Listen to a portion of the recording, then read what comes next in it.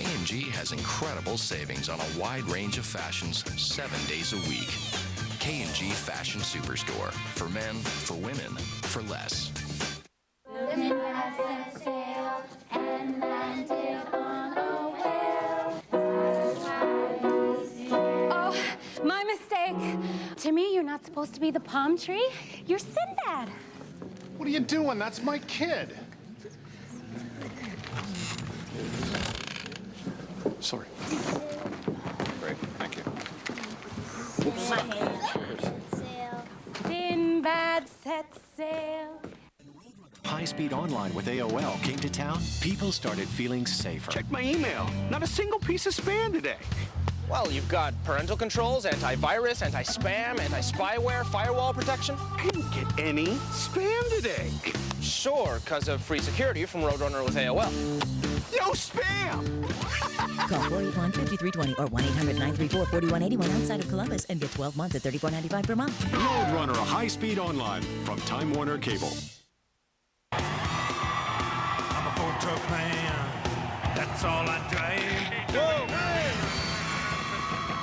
Hey, anybody driving a Ford truck? You left your lights on.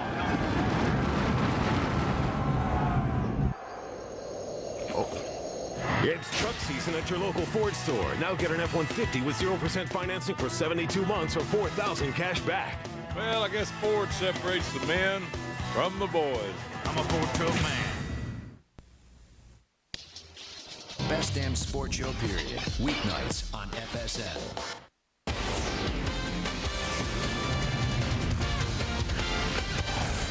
Welcome back on FSN. On CMI this week, John Gruden of the Bucs, who has a knack for developing quarterbacks. I think you adjust your system to the quarterback. In Philadelphia, Ty Detmer had some really good work there. Rodney Peete played well for us. Donald Hollis played good in Oakland before Rich arrived. So we prefer a guy that can make the throws and a guy that's into the game, that can manage a team and make some quick decisions. And let's be honest, Brad Johnson and Gannon, although they were criticized as maybe not being, superstar caliber players, they were great quarterbacks. Find out what Gruden has in common with rap music on CMI. What?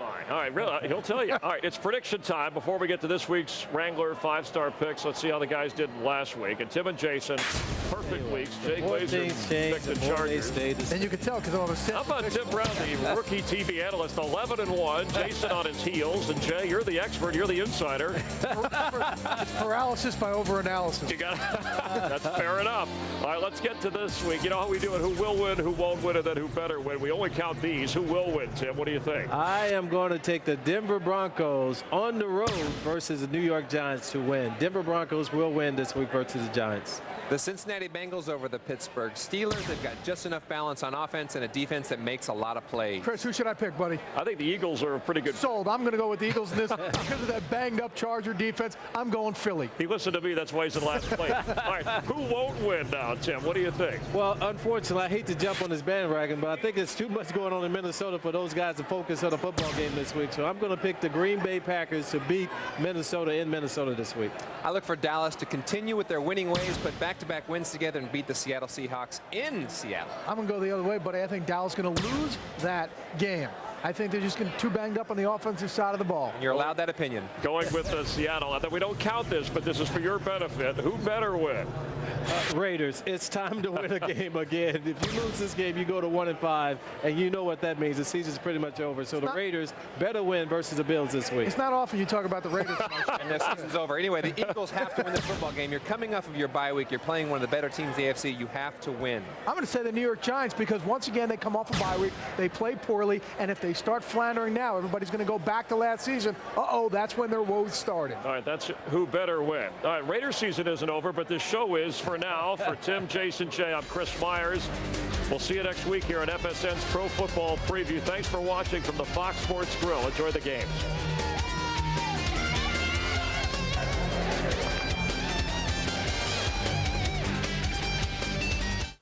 MAC College football returns to FSN Ohio. The Ball State Cardinals are fired up for a MAC showdown, but the Ohio Bobcats are up for the challenge. Today at 2 on FSN Ohio. When they arrive, expectations are very high. Emotions, they're even higher. However, the road to rebuilding a football program is filled with hard knocks, very emotional moments, and yeah, missed opportunities. However, as the mascots rant, the flags wave, the bands play, a team finds its way. Discovering the path to success, they thrive. Steps become strides, and a football program comes alive. Today, two Mid-American Conference teams continue to build the bridge to success. It's Ball State and Ohio. Coming at you next in the MAC Game of the Week.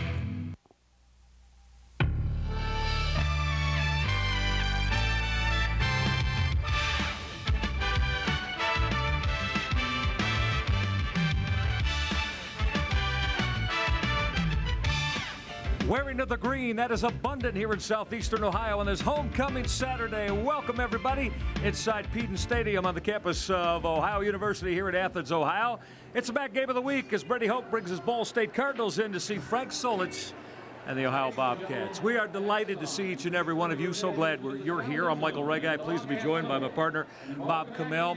Young football teams, both for Ball State and Ohio. You're going to see freshmen and redshirt freshmen in abundance today on both sides of the football.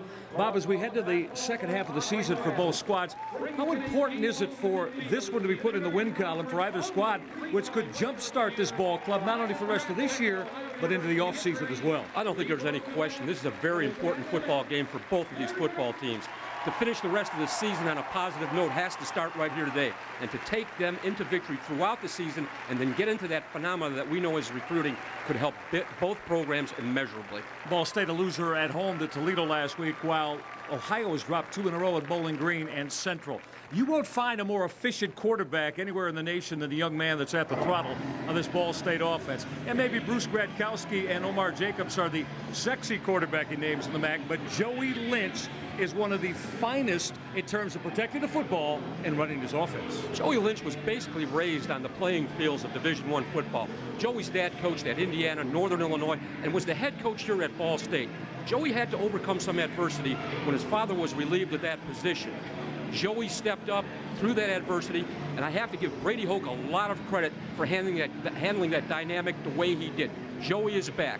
Yeah, 2 weeks ago, remarkable in engineering that 60-57 5-overtime win for Ball State over Western Michigan.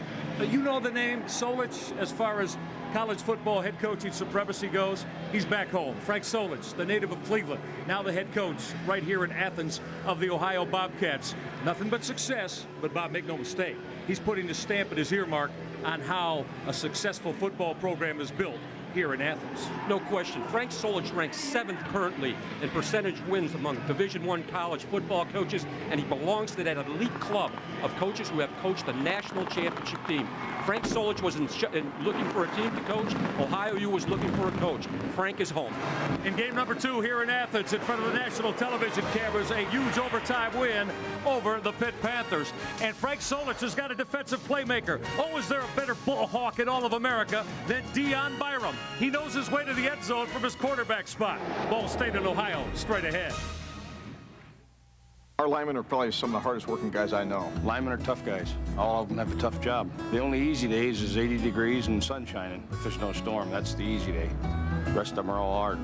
When storms roll in and you look out the window and the trees are coming down and shingles are coming off the roof, you wouldn't even think that there are people out there. And we're out there putting your power back on. In our effort to get the customer back on, that's what we do. That's what we do.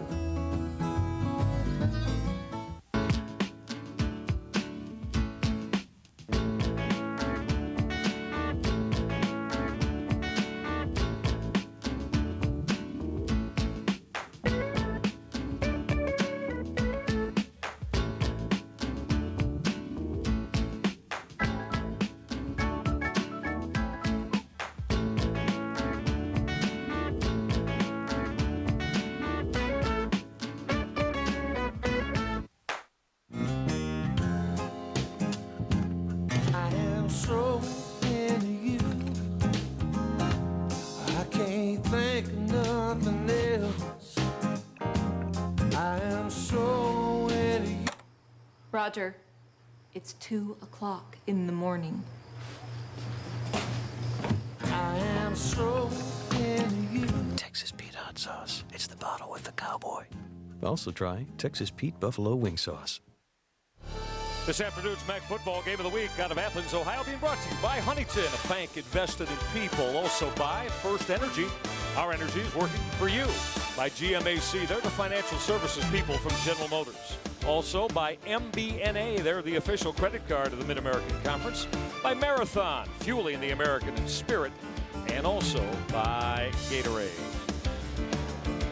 Homecoming Saturday, as we said, great to see the alums and the undergrads as well mingling all throughout this weekend here in Athens. It'll drizzle today a little bit as we take a look at the weather conditions in southeastern Ohio. Temperature, it'll get up to about 50 degrees. The wind shouldn't be much of a factor. And yeah, we're going to have to go through the spitting rain at intervals during this afternoon of MAC football. Frank Solich likes to talk about making explosive plays offensively. Let me welcome in the third member of our telecast team, MAC veteran Jeff Phelps. And Jeffrey, in particular, he wants to unleash one of his speedsters with that home run potential. I think the speedster on this team, Michael. He is a wide receiver. He is number 82, and his name is Scott Mayo. This guy is fast. He's been clocked in a 40-yard dash at 4.23 seconds, and he's shown that speed on the football field. He has 3 of the 5 longest pass plays in Ohio football history, an 89-yarder and 2 80-yard plays. Now, the coaches think they need to get him the ball early this game, and they want him to have about 11 to 15 touches. He'll do that in a variety of ways. He's caught 14 passes this year, over 17 yards a catch. He's run the ball 14 times for over 5 yards a carry, and he's second in the MAC in kickoff returns at 26.7 yards. So look for Scott Mayo in a variety of ways today, Michael. Yeah, Jeff Phelps and Jeffrey will have to have his track shoes on maybe to catch Mayo as things progress here in this afternoon. Settle back and enjoy it, won't you? Brian Jackson has got it teed up on the 35-yard line as Mayo waits in that deep spot. And this is Scott Mayo of Ohio for the 7. With that 4.3 speed. Flag down as Mayo bounces his way up near the 30-yard line. That flag was thrown by referee Don Amicone, and that's going to be for a block in the back, and it'll set Ohio back as they begin their first series of downs.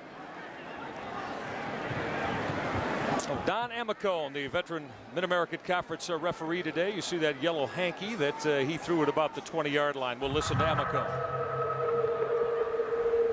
Holding. Number 25, the receiving team. 10 yards from the spot of the foul. First down. Let's introduce you to the Ohio offense, and at the throttle there is the junior Austin Everson, young man from Brentwood, Tennessee. Very engaging personality. Had a chance to speak to Austin and a couple of his teammates yesterday. You see Everson at only 50% and throwing for just a couple of touchdowns. We'll also see Brandon Jones here today, the true freshman. Calvin McCray, the lone back, as this series will start from the 10-yard line. First touch of the afternoon to McCray. He tries to power his way out near that 14-yard line, so give McCray 3.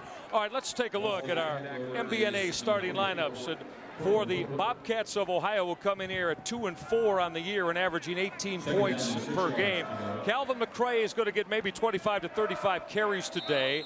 Scott Mayo and Justin Fitzgerald, both with good size, and David Cody, the big tight end, they want to get him involved. There's the big heavy lifters on the offensive line. Matt Coppage and Cole Wesley, both very strong, weight room strong. They're the bookend tackles. Let's call it 2nd and 6 now. Everson will give the football to Mayo. So there's that first touch. Scott Mayo with that tremendous speed. Just had a little bit of a seam out over the 20-yard line, and that's going to be good enough for an Ohio first down. We talked about Mayo getting the football out of motions on the reverse. Frank Solich and his offensive coordinator, Tim Albin, did not waste time in getting Mayo a touch, Bob Kamel. I don't think there's any question. You've got a football player like this on the field. You have to find ways to get him the football. One of the things about that play, a reverse of that nature, a little close to the line of scrimmage, tough to get your shoulders square and get downfield. Now Anthony Hackett, the senior wide receiver, with Justin Fitzgerald, the wideouts with motion from tight end David Cody. Everson will start option right. Wants to keep the football. Austin Everson finding a little bit of a crease and bounces his way to the 28-yard line. Significant. 5-6 yards on first down. That'll serve Tim Alba, the offensive coordinator, well. The Ball State defensive line in the 4-3. Blair Kramer is the bellwether, the 260-pound, 50-year senior. Kramer the best on that front four. The linebackers, Brad Cease, who wears number 42, the fourth-year junior, he patrols the middle. Ryan Holmes, the leading tackler on this ball club. Ricky Rakestraw is, along with Eric Keys, the two veterans in this backfield. Calvin McRae with not much room to operate as the left side, Bob Kamel, of that Ball State defensive line. William Wise, that 263-pounder, they caved everything down. One of the things that Brady Hoke wants from his defensive line is to create a new line of scrimmage every time they attack the offensive set. In other words, you want to get the heels depth of the offensive linemen and then let the linebackers behind them run around and make the plays. Certainly a great example of that on the last play.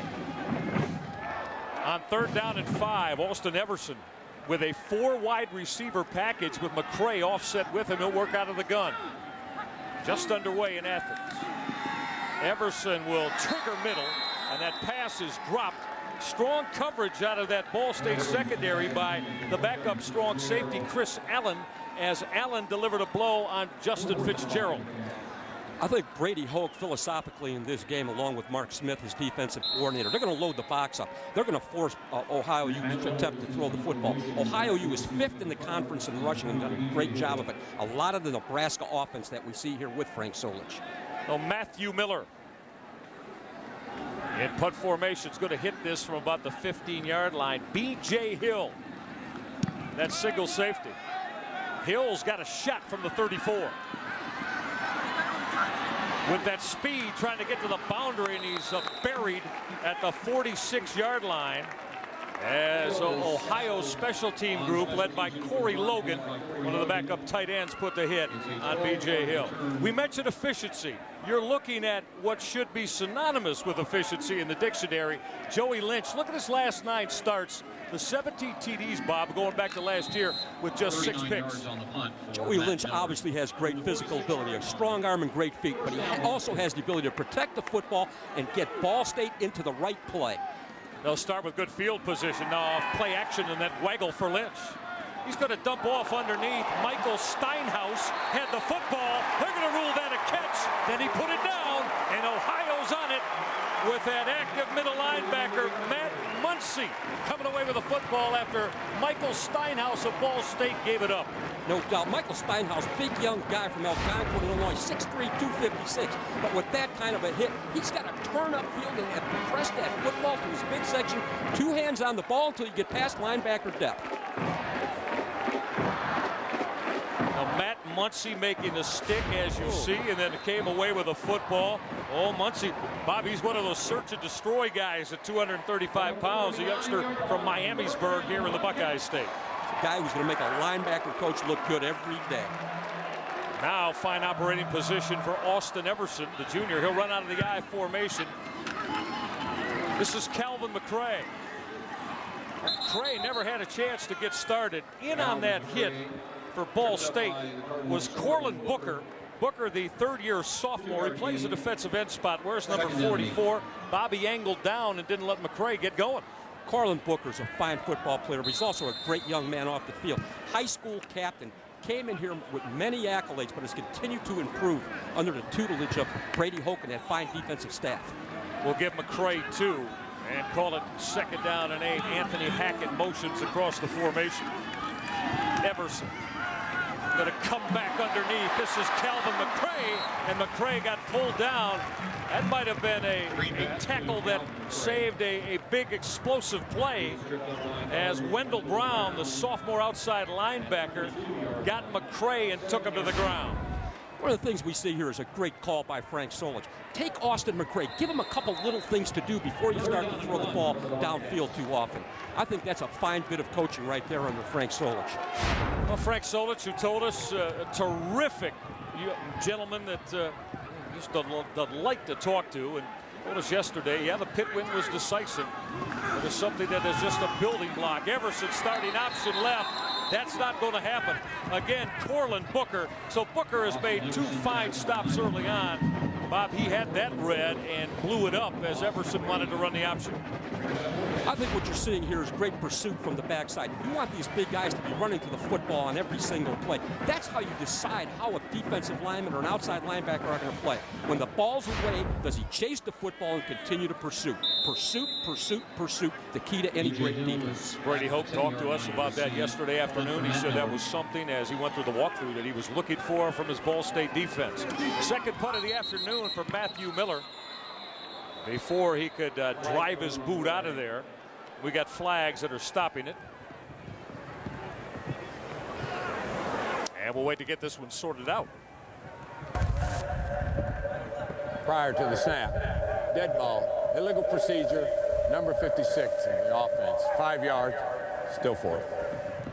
Michael, if I may, how do you feel? This is the second or third year that they're starting to identify at the collegiate ranks the number of the Well, you're hitting me with that early. Well, I had to, because I know we disagree. We do. We do disagree in that We do, regard. yeah. Well, we'll get into that. What Bob is speaking of is identifying at the collegiate level the perpetrator of the infraction. There you go. Matthew Miller to hang his punt high at B.J. Hill near the 18-yard line will settle for that fair catch. Just getting underway, 5 minutes and some change into it. A homecoming Saturday here in Athens. Scoreless.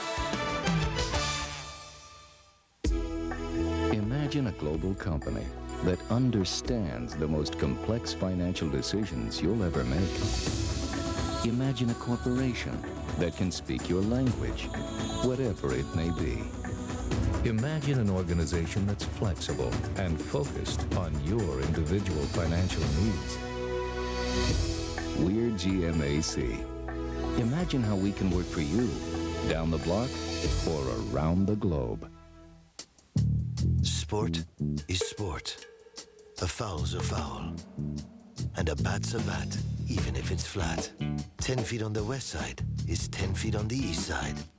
Football is football, unless it's football.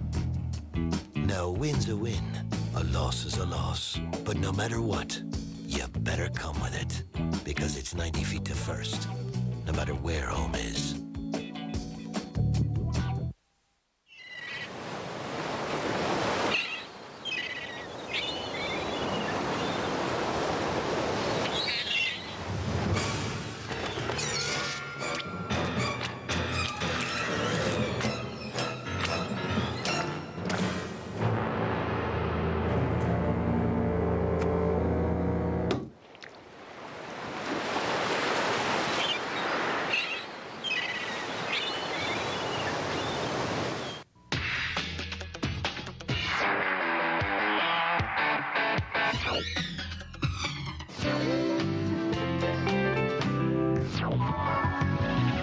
Who said today's chips are just for technology? Mike Sells introduces new kettle-cooked potato chips, a modern take on an old-fashioned flavor made with 100% premium peanut oil in our reduced fat original and 3 amazing flavors. So whether you're a techno geek or a flavor freak, remember, it's all in the chip.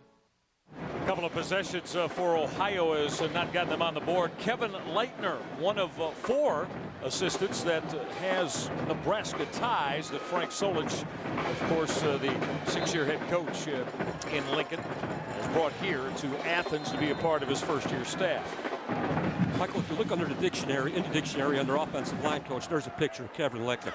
This guy is an old-fashioned football coach, and he can coach that position. And these guys are valuable. That'll be a lot of movement you'll see that Frank Solich was concerned with the Ball State offense. And we've got, speaking of movement, as you look at big Landon Cohen, the sophomore for Ohio, wears number 55. He jumped that snap count. Now the question was he drawn by Ball State movement?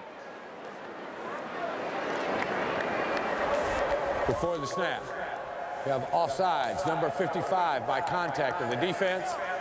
5 yards, still first. Landon Cohen got caught trying to anticipate the MBNA Ball State lineups. This ball club averaging about 14 points a game. Charles Wynn, one of 3 tailbacks, will see time. It's a young receiving core. Brandon Hawkins and Lewis Johnson with the tight end. And, of course, that offensive line also with a couple of freshmen, Dan Gerberry along with Robert Brewster. Toss sweep, tailback, Charles Wynn. Wynn over the 25-yard line and got taken down. Ohio's linebacker Michael Graham, the junior out of St. Xavier in Cincinnati, had the hit. One of the things with the toss sweep was in vogue in the 60s and 70s in football. Now we're starting to call it the outside zone. In other words, it's zone blocking. Everybody steps to a man. The back has to be patient. He waits until there's a lateral seam in the defense and takes that lateral seam. And they call it the stretch play. It used to be the old toss sweep, as you mentioned it, Michael, but it is basically the new phenomenon of the stretch play to the outside zone. Charles Wynn got 4. Wynn, the senior tailback, the 5th-year senior. Nice change of direction by Wynn as he'll bounce his way over the 30-yard line.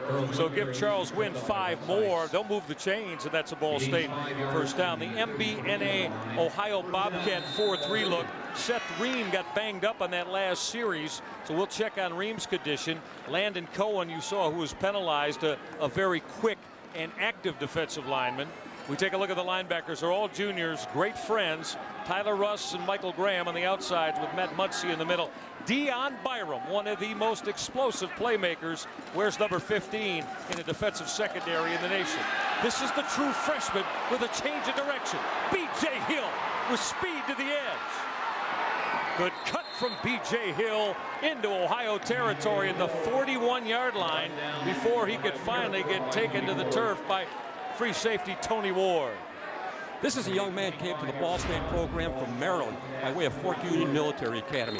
Watch this change of direction here. Nowhere to go. Bounces it back. Jukes inside, then takes the football to the outside. Great fundamentals. The ball's in the proper hand. Great move right there. And yet upfield. He kept his feet moving through the entire play. Watch his leg. Watch the leg drive on the contact. 25-yard scamper for B.J. Hill, the true freshman from Maryland, who actually averages the best among the ball carriers at better than 5. Lynch out of the shotgun. He'll trigger middle. That's caught by the backup tight end, Darius Hill. We've got a flag in the area where usually you're going to find a hold, and that's probably going to negate Darius Hill's reception.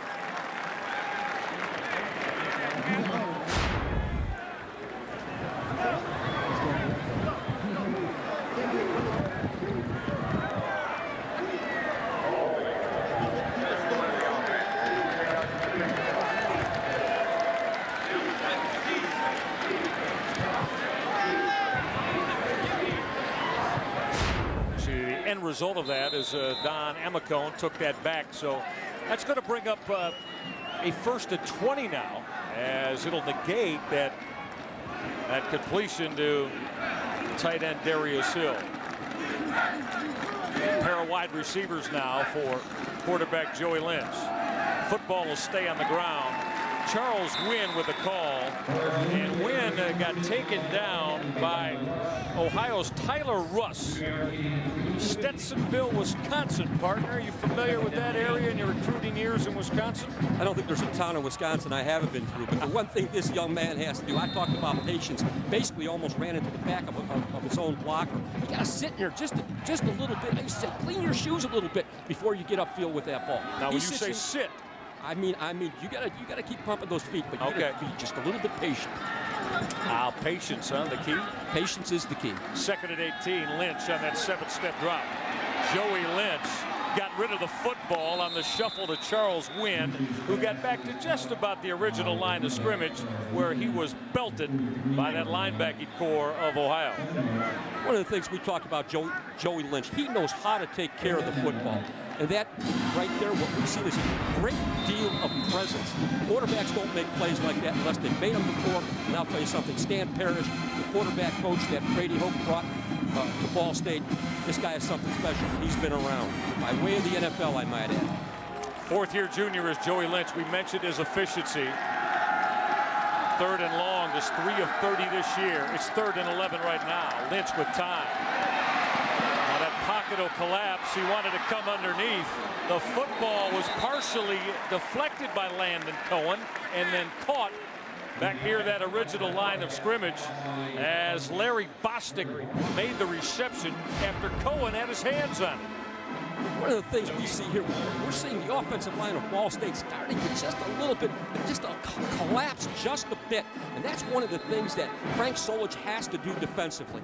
He has to get Joey Lynch out of rhythm. They can get Joey out of rhythm, they'll have something going. Also, Joey has a great ability to distribute the football to many receivers, including the fullback and tailback. Ryan Jackson's going to hit that. Dion Byram will signal for the fair catch. Look what Ball State has here as that football settles down at the 2-yard line to be down by that Cardinals punt cover team. So Ryan Jackson, the field goal and point after touchdown specialist, dropping that kick at the 2-yard line. Frank Solich at his offense with 98 yards of real estate to try to travel. Ryan Jackson got it put down deep in Ohio territory. The biggest party in college football is at Detroit's Ford Field, home of Super Bowl 40, with the Marathon MAC Football Championship game. Kickoff is at 7:30 p.m. on Thursday, December 1st, as East meets West for MAC bragging rights. Get your voucher for a $5 lower-level seat, a $15 savings with an 8-gallon fill-up at Marathon. Log on to mac-sports.com for a list of participating Marathon locations. Show your MAC pride and see some great football. Head to Marathon today for your Marathon MAC Football Championship game voucher and join us at Ford Field December 1st.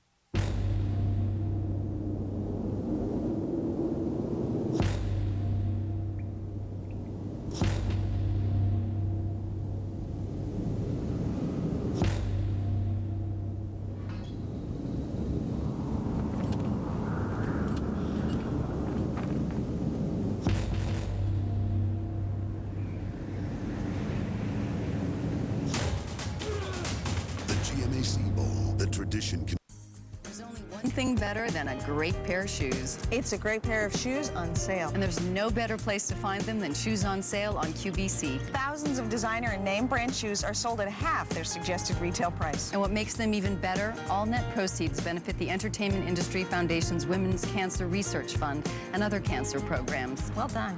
Tune in and just imagine what you'll save.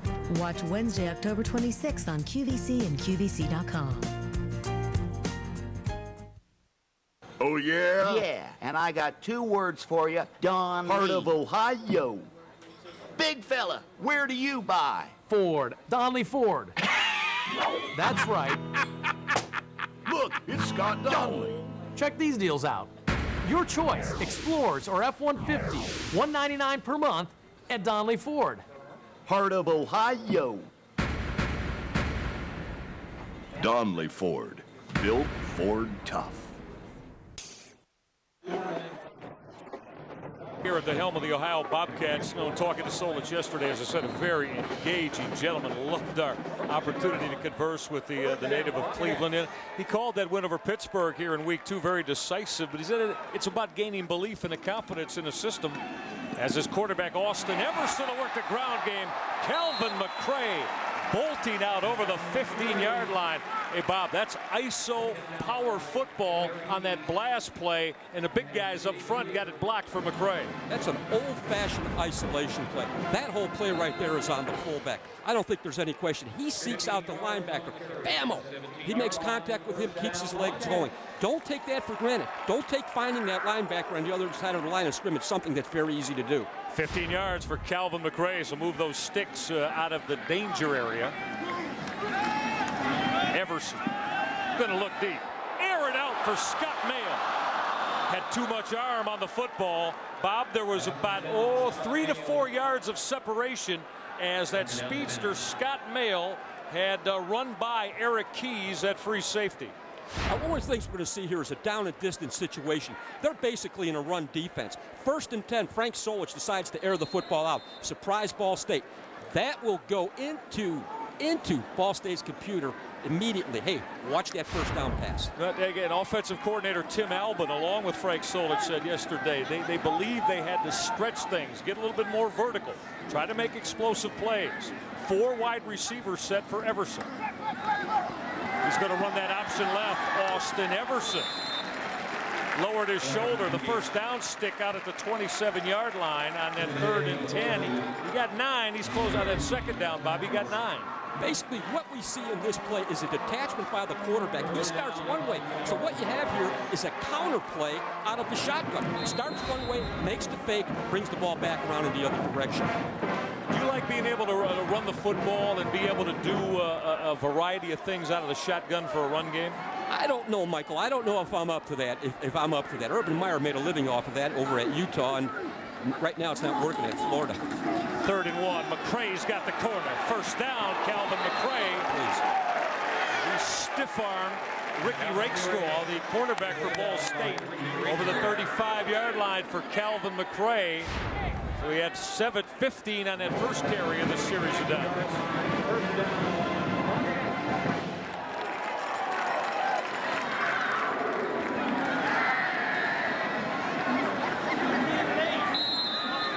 There's how that developed, as you see all 22 there, Bob, for Calvin McCray.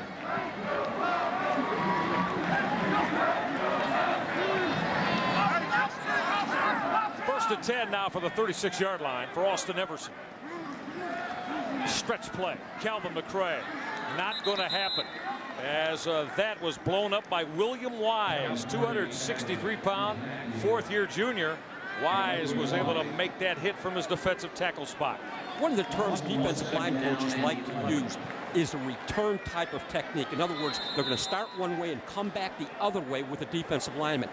When you run a return defense, if you get penetration, you've got a chance to make a play. If you don't, you get wiped down to the sideline, and that play's got a chance to go the distance.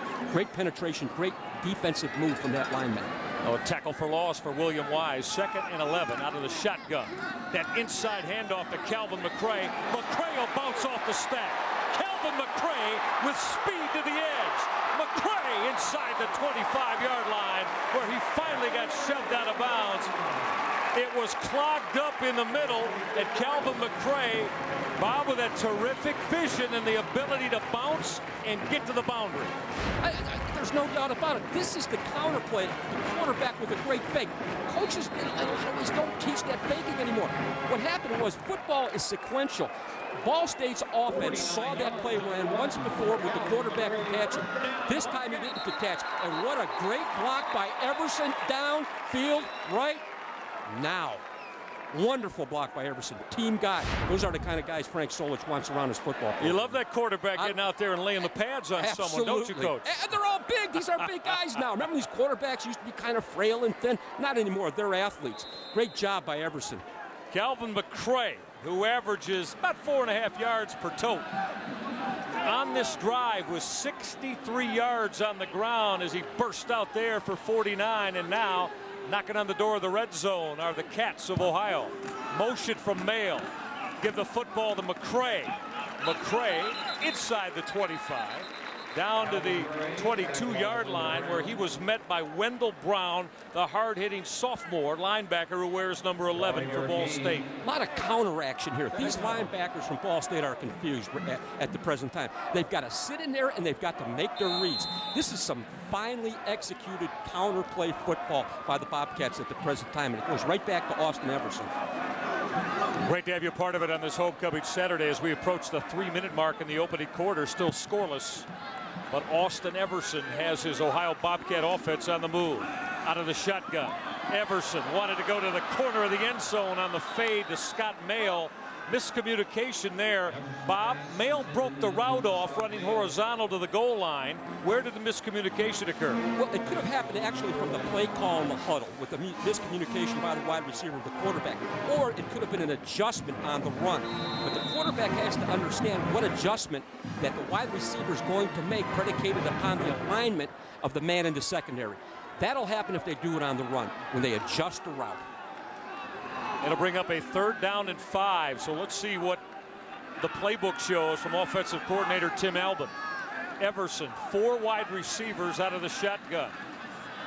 Everson on the roll right, looking end zone. Had to throw it away. Well, there were 3 receivers in the area of that pylon, Bob, as everything got forced to the boundary. He wanted Scott Mail, his burner, on the outside. You know, here more so on Sundays than you hear on Saturdays. They moved the pocket that time, which gave Everson an opportunity to either throw the football or run with the football. And we're talking again about a guy who's 6'2", 222. He starts to roll out. The pocket's moving. He can run the football here if he has the opportunity or throw it as he did. We spoke to Frank Solich about the problems of his kicking game yesterday, and he's going to send Matthew Miller on out of the hold of Austin Everson from that left hash. Everson kneeling at the 29, a 39-yard field goal attempt from Matthew Miller. Plenty of leg. And he'll split the uprights from 39 yards away. Matthew Miller. How big a confidence boost, not only to that young man, but to the head coach, Frank Solich, who has been rather worried and perplexed about his kicking game.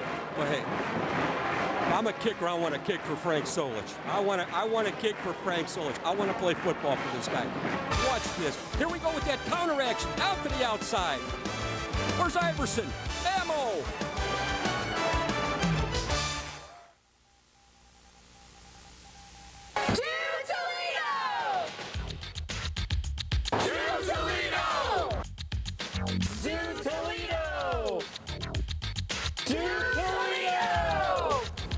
Do the MAC Volleyball Tournament. The MAC's top 8 volleyball teams converge on the Seagate Center November 18th through 20th with the league's automatic NCAA bid as the prize. Order your tickets by phone or in person at the Seagate Center box office or at your nearest MAC campus. And do Toledo. I own this marathon station, and I'm proud to be part of this community. That's why at my marathon station, we treat you the way we would want to be treated. It's like neighbor helping neighbor around here, and I love that. We know what our customers want. We see these people every day.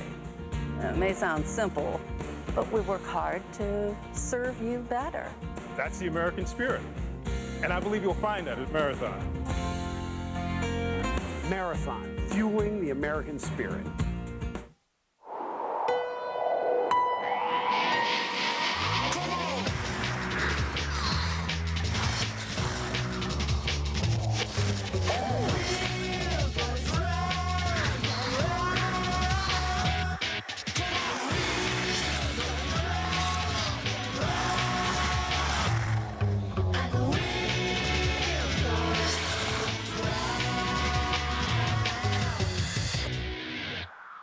Introducing the new fresh toasted chicken Parmesan sandwich from Subway restaurants. Tender chicken, zesty marinara sauce, melted cheese on toasted freshly baked bread. The new fresh toasted chicken Parmesan sandwich. Molto delicioso. Subway. Eat fresh.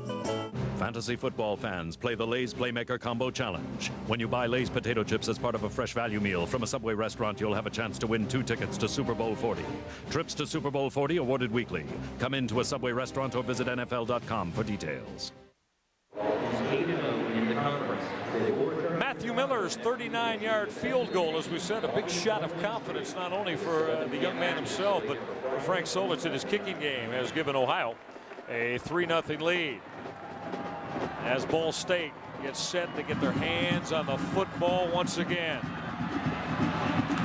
That kick down to the 2-yard line, and you see the Ohio special teams work on that kick cover team, making things very, very difficult for Ball State to get good operating position on that kick return from Darius Hill. 77 yards on that 10-play drive and 3:14, and see Calvin McCray, Bob, 68 yards of real estate.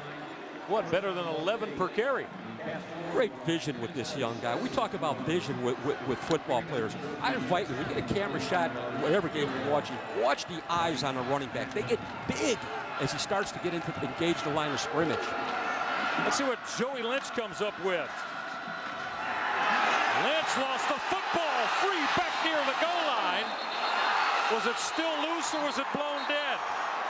It was blown dead as Jamison Hartke, the junior defensive end, ultimately came up with it, number 90 for Ohio, but it was blown dead by Don Amicone, the referee at the 2-yard line. But Joey Lynch, problems here as pressure came. Well, one of the things you see as you get into the play action, the lengthier the play action is, the more susceptible you are to a fumble, a handoff, a fake, back the other way. Protect the football. Ball State's done a great job of this up until this time. They've lost basically 2 fumbles throughout the entire year. He has to protect the football. Field position's critical. Yeah, they led the nation last year. Brady Hoke's team in fewest turnovers. Michael Graham had the heat on. Now keep the football on the ground. Michael Graham, stack it up, Charles Wynn. Are they going to give him forward progress out near the 2-yard line? And they will. Wynn, the 5th-year senior out of Northview High School in Sylvania, up near the Toledo area. Michael Graham has made 2 plays in a row. He's been where the football's been for Ohio. But watch this. Landon Cohen makes that play go. He gets a big push right up the middle, creates a lateral seam. And his other defensive players have the opportunity to run through that lateral seam. This guy's 6'3", 274 pounds, and he's only a sophomore.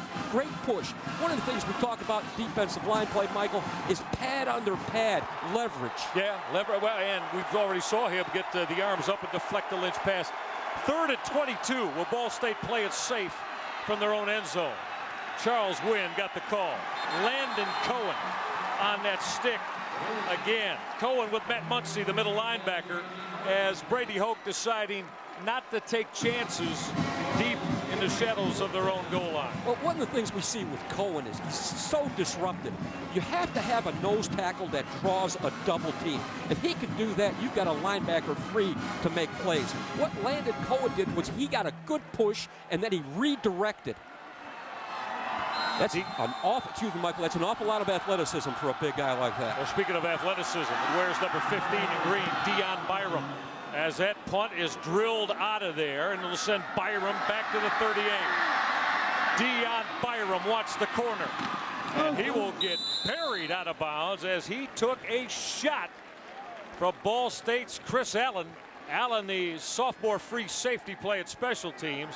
He popped the pads of Dion Byram. They're hitting down there, Coach Cabell. Well, one of the things on special teams, listen, Bamo. One of the things on special teams, you got to have a bunch of guys that you refer to in college football as want-to guys. They've got to fly down there. I mean, that hit rocked the stadium. Oh, Dion Byram, who has taken 3 opportunities to the end zone for 6 from his defensive quarter spot. A 57-yard boot there for Ball State's Chris Miller. And a 14-yard return. Nice operating position for Austin Everson to work out of the I formation. Everson wants to come middle. Anthony Hatchett tried to lay out inside the 30-yard line. There was a lot of separation there as Hatchett was running free. Well, one of the things you see here is the belly fake. He comes out, fakes the football one way, detaches off the line of scrimmage. Good footwork there. He's got to make that play, though. He has to make that throw. It's inside, a little shake inside, and then right across the field. He goes past 2 linebackers wide. Both linebackers were frozen on the play-action fake. Well, see, there where Frank Solich was telling he wants to get Austin Everson a bit more active. He's only hitting about 50% of his throws. Solich and offensive coordinator Tim Albin would like him at 60. Calvin McCray with a shake. Calvin McCray levels off inside the 25. McCray again. 24 more yards and another Ohio first down. This young man is over the 100-yard barrier in the first 15 minutes of football. What we see here, he starts out to his right side. This is kind of like the things we see with great backs. They pat their feet, they wait, single, and then come down to the outside. Right on down the line. He sees that collapse. Now he jumps to the outside. Important coaching point, hips square to the line of scrimmage as you make that cut. He had 200 yards on the ground rushing on 28 carries in the big win against Kent State.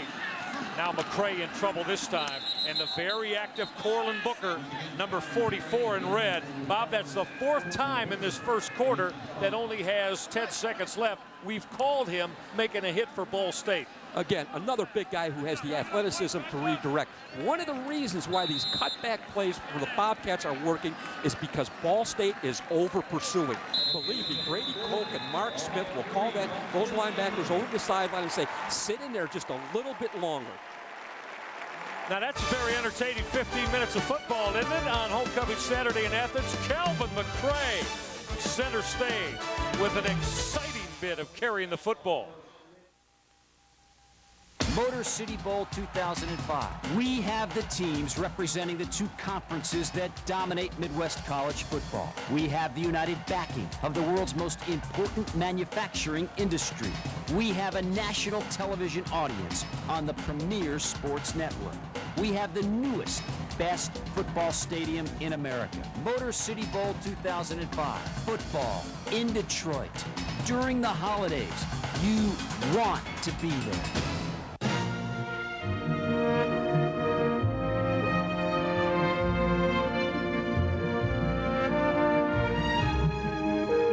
The Mid-American Conference and MAC Properties salute all of the corporate partners for their valuable support and commitment. Their belief and participation in Mid-American Conference athletics have helped the league thrive, and we look forward to many years of successful partnership.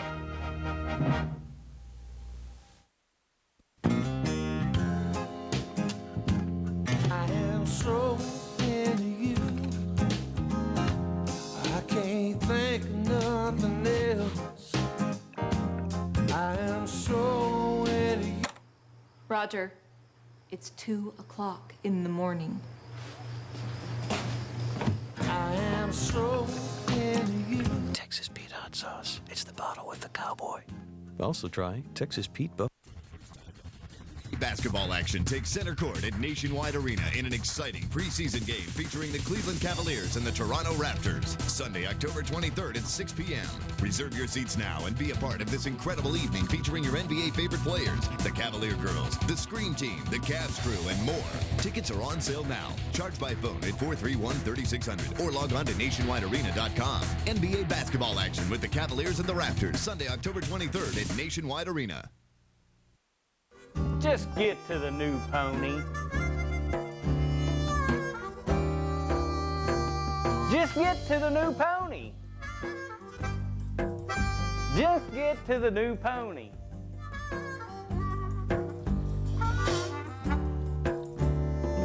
Just get to the new pony. Just get to the new pony. Just get to the new pony.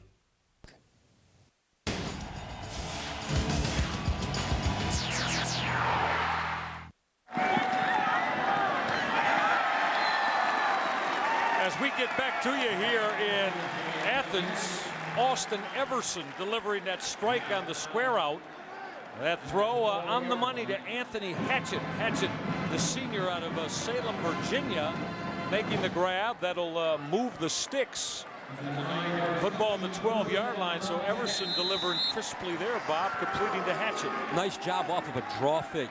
Froze those linebackers, had the receiver go across, find that dead spot in the zone coverage. Nice throw. The total yardage, all Ohio. McCray, big hole inside the 5, drives his way down near the goal line. Did he get in? Oh, that side judge is putting the football down inside the 1-yard line. 11 more yards for Calvin McCray. He is now officially over the 100-yard plateau. I invite you to watch this fullback right here. Seek out that linebacker. Look at that contact right there. That is something special. Those fullbacks don't like to do that anymore. And I mean, his legs are churning. That pile is moving. Great football. Everson on the keeper. Trumps that final strike. Touchdown. Ohio's Bobcats on the Austin Everson keeper.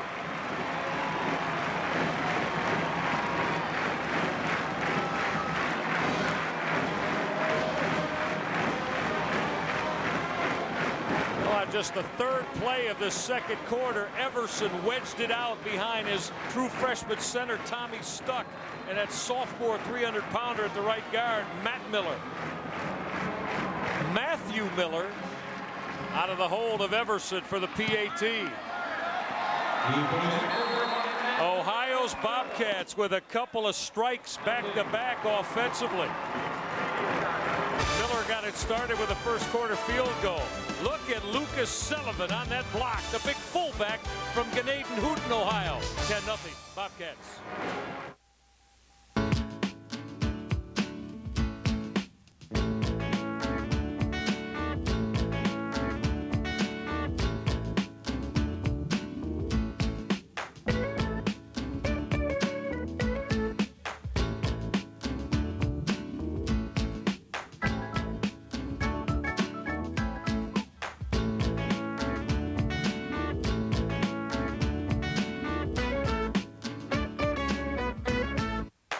Where do die-hard Mac fans go for the latest in Mac news and information? Mac-Sports.com, the official website of the Mid-American Conference. That's Mac-Sports.com for news, notes, stats, standings, and contests. Read headlines from across the country in the Mac Beat.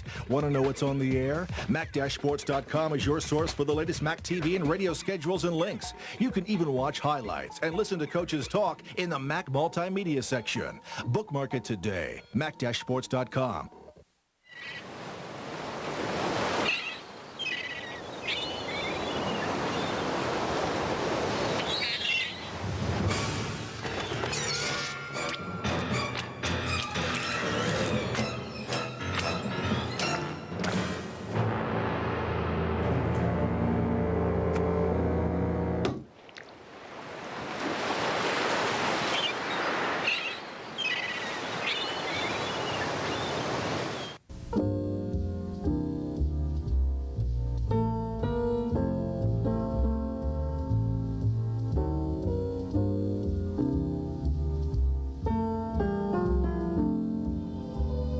Believe it or not, Can I help you with something? minimum coverage can be very attractive. This is from my wife. Right. Introducing 1-800-SAVE-AUTO. Minimum coverage for minimum budgets. Shall I wrap it, or do you want to wear it home? What we see here is the linebacker waiting on the block right there of the fullback Sullivan. He comes through inside here. The handoff comes this way. We get the handoff. He's in on the linebacker. The back gets into the end zone. And blocked tremendously well up front. Now a lot of space on that kick return game for Ball State. Streaking down that right sideline, Dante Love, and he's going to take it all the way to the end zone. Touchdown, Ball State. Dante Love, a 94-yard kickoff return as he took it the distance. He doesn't need much of a crease. He got a little bit of a seam at about the 30-yard line, and then he used his blazing speed. They really like Dante Love, this freshman out of Withrow High School in Cincinnati. Great effort right there. Great speed, phenomenal athleticism, but let's give a lot of effort to those guys going downfield and engaging those blocks. Take another look at that momentarily as Brian Jackson adds the PAT. So just like that, wow. Dante Love and Ball State quieting the homecoming throng here in Athens. Cardinals go down 10-0. They got an early lead on Toledo at home in Muncie last week, and then an early second half touchdown kept them in the game before the Rockets blew it open. But Dante Love showing his tremendous speed for Brady Hoke. One of the things, we have two football teams in the situation that these teams are in, playing a tight football game. The special teams are even more magnified than they would in other situations. Special teams and field position in this football game may actually give us what the result of the game will be. I don't think there's any question. Special teams, can't talk enough about it. Well, let's go back and take a look at Dante Love as he gains separation, and there was not a Bobcat to catch him as he burned up that right sideline. My goodness, talk about pure speed. Talk about pure speed. I mean, he is just flat out outrunning guys. And he's got some effort guys right in front of him there. They understand the importance. You achieve what you emphasize. Brady Hoke emphasizes special teams. Ohio's strong safety sophomore Chris Hall in pursuit and went in vain. Now Scott Mail from the 13-yard line. Mail, the sub 4-3 burner. Scott Mail, do we have back-to-back touchdowns? See you later. Mail is gone the distance for Ohio.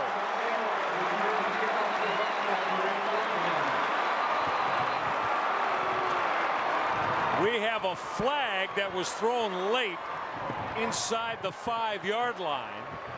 Now that could be for a celebratory infraction, but Scott Mail, Jeff Phelps set the scene for you with Scott Mail, who the young man from West Virginia that runs the sub 4.3 40, and I'll tell you what, he put that in a different gear. Yeah, unsportsmanlike. Touchdown is good.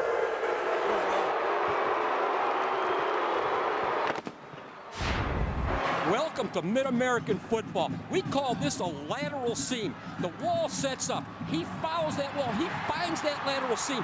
That's called in the huddle on the sideline. It's either a return left or a return right. Everybody engages a defender, and he finds that little bit of opening, and he takes it. Ryan Jackson laid out in vain trying to derail Scott Mayo, but the burner out of West Virginia not to be denied. As we said, had excessive celebration called on Ohio's Bobcats. They're going to tack that on the kickoff against the Cats. So Matthew Miller out of the hold of quarterback Austin Everson to attempt the PAT.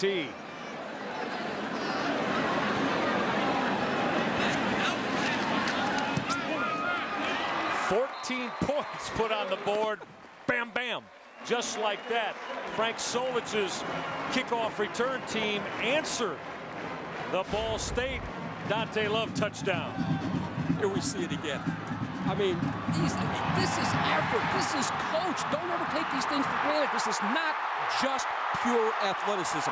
This is orchestrated. And on special teams, you use the whole field for that orchestration, and that makes it more difficult. The hardest thing, the most difficult type of block is a block in space, in a large space. Anybody been a part of back-to-back kickoff returns for touchdowns? All of you at home and our viewing audience, Coach Cavell, I can't remember 3 straight.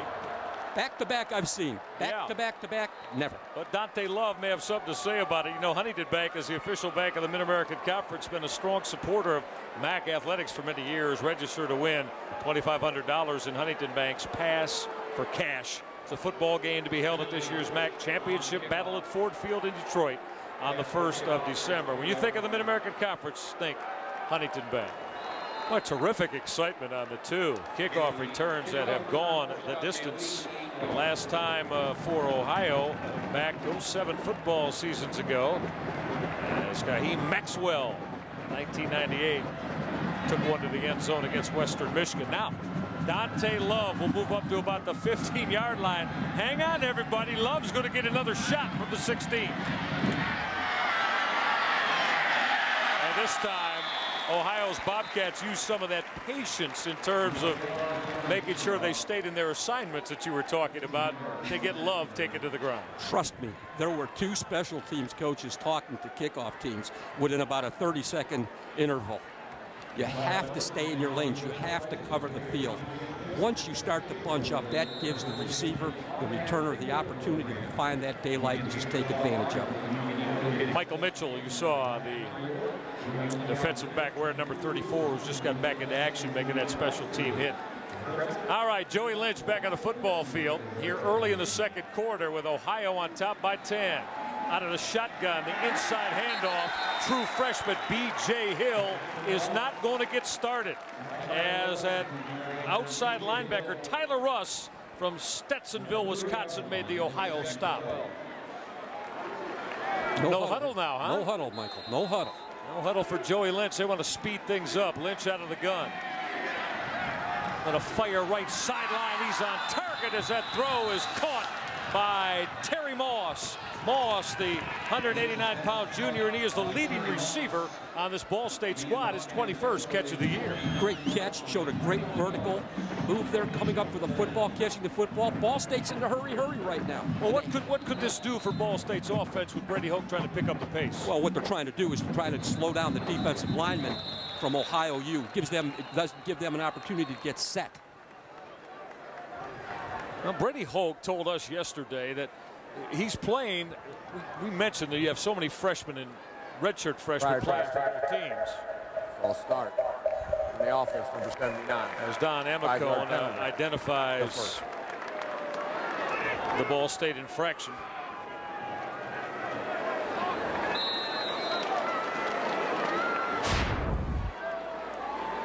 Now we go back to the previous completion from Joey Lynch to wideout Terry Moss. Look at him go up for that football. Got a foot down. It looks like clean to me, huh? Looks clean to me too, Michael. Well, even though he was in the air too, it was Tony Ward giving him the push. Now some option football. B.J. Hill gathered it after the reverse was being run with Dante Love, and then Love wanted to play option football with tailback B.J. Hill. One of the things I have to just disagree with that call at that particular time. One of the things we're seeing is, again, Ohio University creating a new line of scrimmage, and the reason for that is the play-action passes and the counter-action passes that Ball State is calling right now. They need to get into a quicker rhythm, maybe put Joey in the shotgun, maybe eliminate the play-action fake. Ohio U's not biting on the running play anymore. All right, Joey Lynch will look at 2nd and 11, the football right at the midfield stripe. Well, that's, again, back to Dante Love, who's in the shotgun. Love's going to fire. He threw that football well, but it was off the hands of wide receiver Lewis Johnson. So how about Dante Love, who was a quarterback last year at Withrow High School, and Bobby threw for over 2,000 yards as a senior and passed for 20 touchdowns. Well, one of the keys defensively for Ohio for me before the game was to get Joey Lynch out of rhythm, and that's what they've done. Because this young man has the ability to distribute the football, and when he's in rhythm, he can distribute the football. He's disruptive right now. Well, 3rd down and 11 for Ball State. The Cardinals this year came into today operating at about 33% on 3rd down conversions. Lynch feeling the heat. Flags down. Joey Lynch going to keep the football. Lynch lowered his head before he took the stick by Tyler Russ at the 40-yard line, but that's coming back. Looks like a hold on the Cardinals, Bob. Frustration sets in with offensive linemen, and they begin to do things they wouldn't normally do outside the realm of normal technique. We listen to Don Emicone, our referee today here in Athens, as it's being marked off against Ball State. Holding 79 of the offense. 10 yards from the previous spot. Still 30. We're delighted you're part of a homecoming Saturday in our MAC game of the week. Peden Stadium, beautiful facility on the campus here of Ohio and Southeastern Ohio, alongside Bob Kamel and Jeff Phelps down on the sideline, and all of our MAC crew. I'm Michael Regai, as Ohio looking to even things up with their 2nd MAC win against a couple of losses, and Ball State would like to do the same after they registered that wild win over Western Michigan 2 weeks ago. More problems for Joey Lynch in initiating offense for Ball State. They get a timeout here first. They got a timeout before that play clock was ready to expire. One of the things that happens is when you go from a shotgun and then you put in a backup quarterback, they're doing a myriad of things. As I mentioned before, rhythm is critically important to a quarterback such as Joey Lynch. He knows how to protect the football. He's a bright young guy. He's going to distribute the football. I think the Ball State coaching staff has to be a little bit more patient in the play calling right now and try to get him into some type of a rhythm. Perhaps a dump pass here, maybe a quick seam, quick in, things like that, and let him walk the team down the field. I know that extreme situations may call for extreme measures, but I think it's a bit premature in some of the things they're doing right now. Either stay under center or run the shotgun, stay in the play action, what have you. We mentioned how well that Joey Lynch protects the football, how efficient he is. Let's head down to Jeff Phelps to find out more. Jeff? Well, Michael, kind of an interesting situation for Joey Lynch. He went to Ball State thinking he would play for his dad, and he redshirted his first year with his dad as head coach. Well, his dad was reassigned. Brady Hoke came in. Kind of a tough situation for a kid. He wanted to play football for his dad. One of the first players on Ball State's team that Brady Hoke met with was Joey Lynch. They sat down. Joey immediately said, "Coach, I'm with you. I want to be here. I want to play for the Cardinals." And that's exactly what's happened here. Brady says he's had no bigger supporter than the Lynch family. In fact, after the big win over Western Michigan in 5 overtimes, Bill Lynch, the son and the brother of Joey Lynch, sent Brady Hoke a congratulatory note. That's terrific stuff, Jeff. Yeah, Brady Hoke broke that down for us yesterday afternoon, and shows what kind of character Joey Lynch has in that football family. Now Lynch going to scramble out of the pocket. Joey Lynch diving into Ohio territory, as again Tyler Russ, we've called Russ's name, number 26 in green for Ohio, put the stop on Joey Lynch. You know, one of the things we talk about, Joey, the respect that Bill Lynch, the former head coach, and Joey's dad has for Brady Hoke is phenomenal. My hat is off also to Bill Lynch as well as his wife, Linda. They've done a magnificent job during this transition. Joey was a fine player at Muncie Delta High School and has done wonderful things at Ball State. Now, Ball State to get that punt away and tried to down that before it got to the goal line for the Cardinals. David Gator, that senior free safety. It got in the end zone as Joey Lynch, ball club down by 10. Looking to get his club back into it.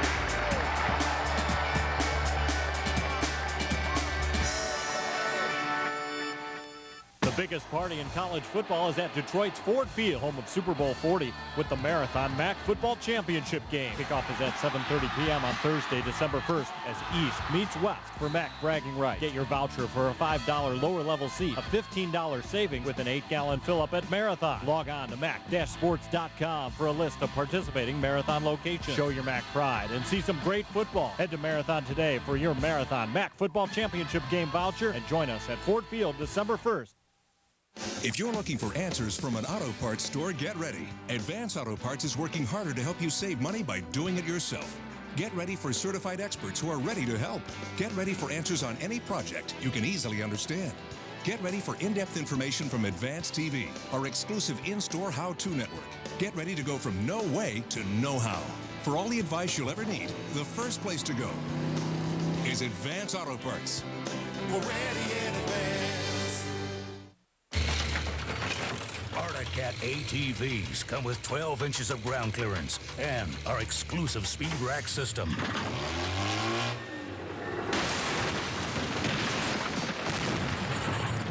And since they're so indestructible,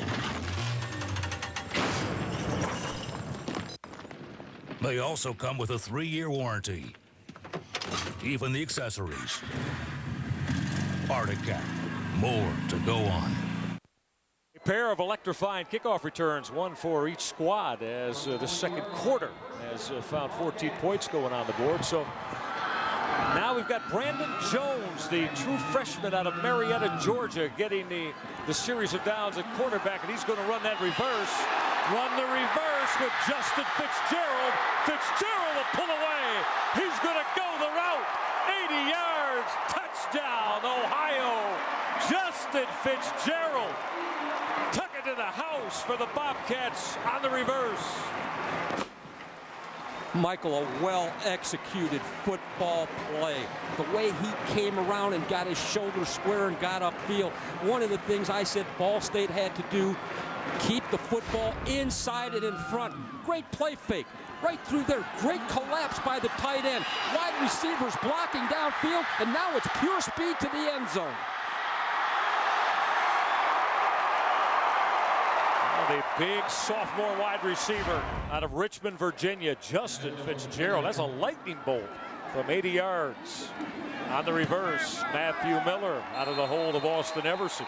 They had the PAT.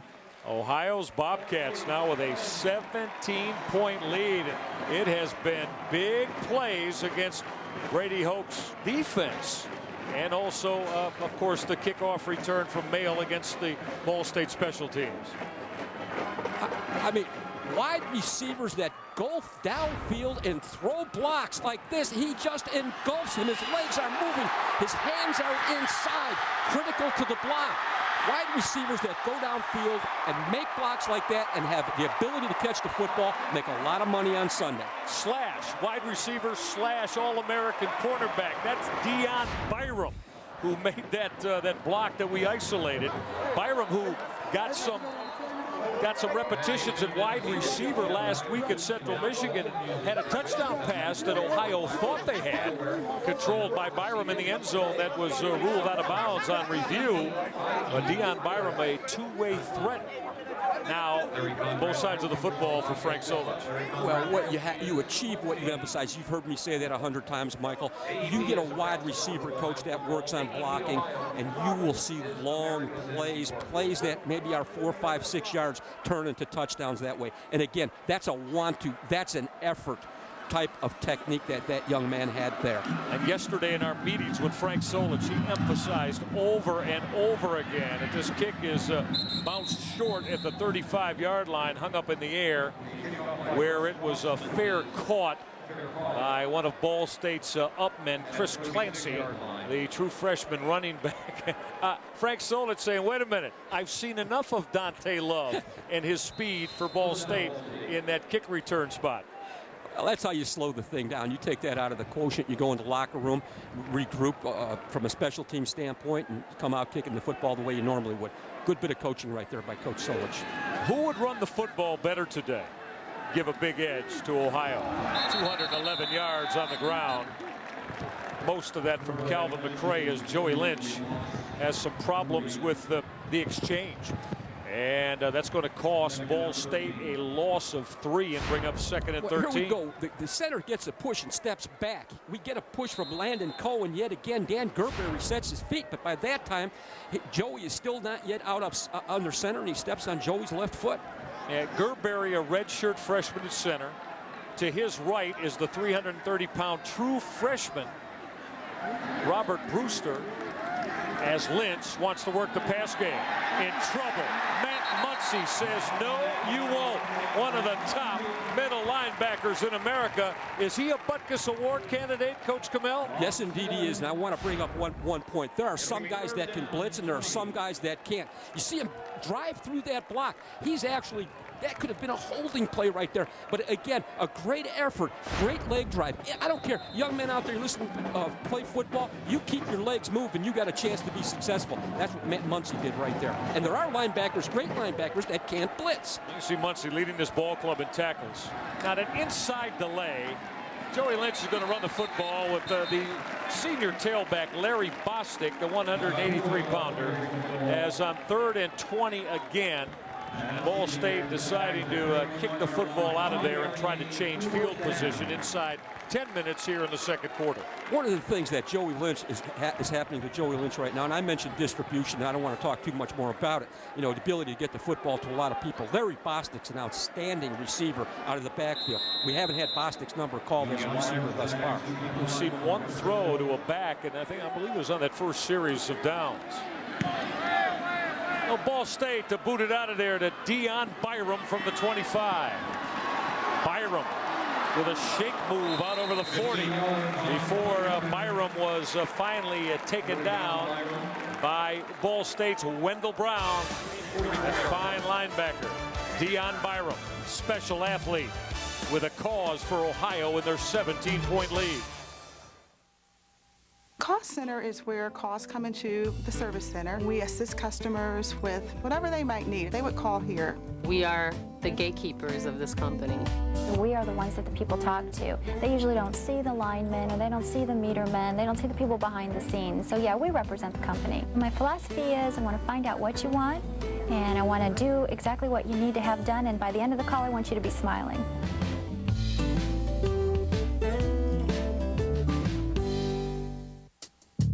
Sport is sport. A foul's a foul. And a bat's a bat, even if it's flat. 10 feet on the west side is 10 feet on the east side. Football is football, unless it's football. Now, a win's a win, a loss is a loss. But no matter what, you better come with it, because it's 90 feet to first, no matter where home is.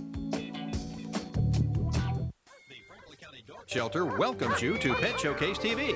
Animals for adoption from shelters. Our showcase today has... Ripley is a 2-year-old Aussie mix. He's looking for a home with an unlimited amount of tennis balls. Eva is a 10-month-old Lab Retriever mix. She's gorgeously goofy and good with other dogs. Wally is a 1-year-old hound mix. He's bashful, but is warm and loving and eager to please. Char is a 10-month-old All-American mutt. She's super smart and knows basic commands. Ike is a 5-year-old German short-haired pointer. He's an athletic dog looking for a workout buddy.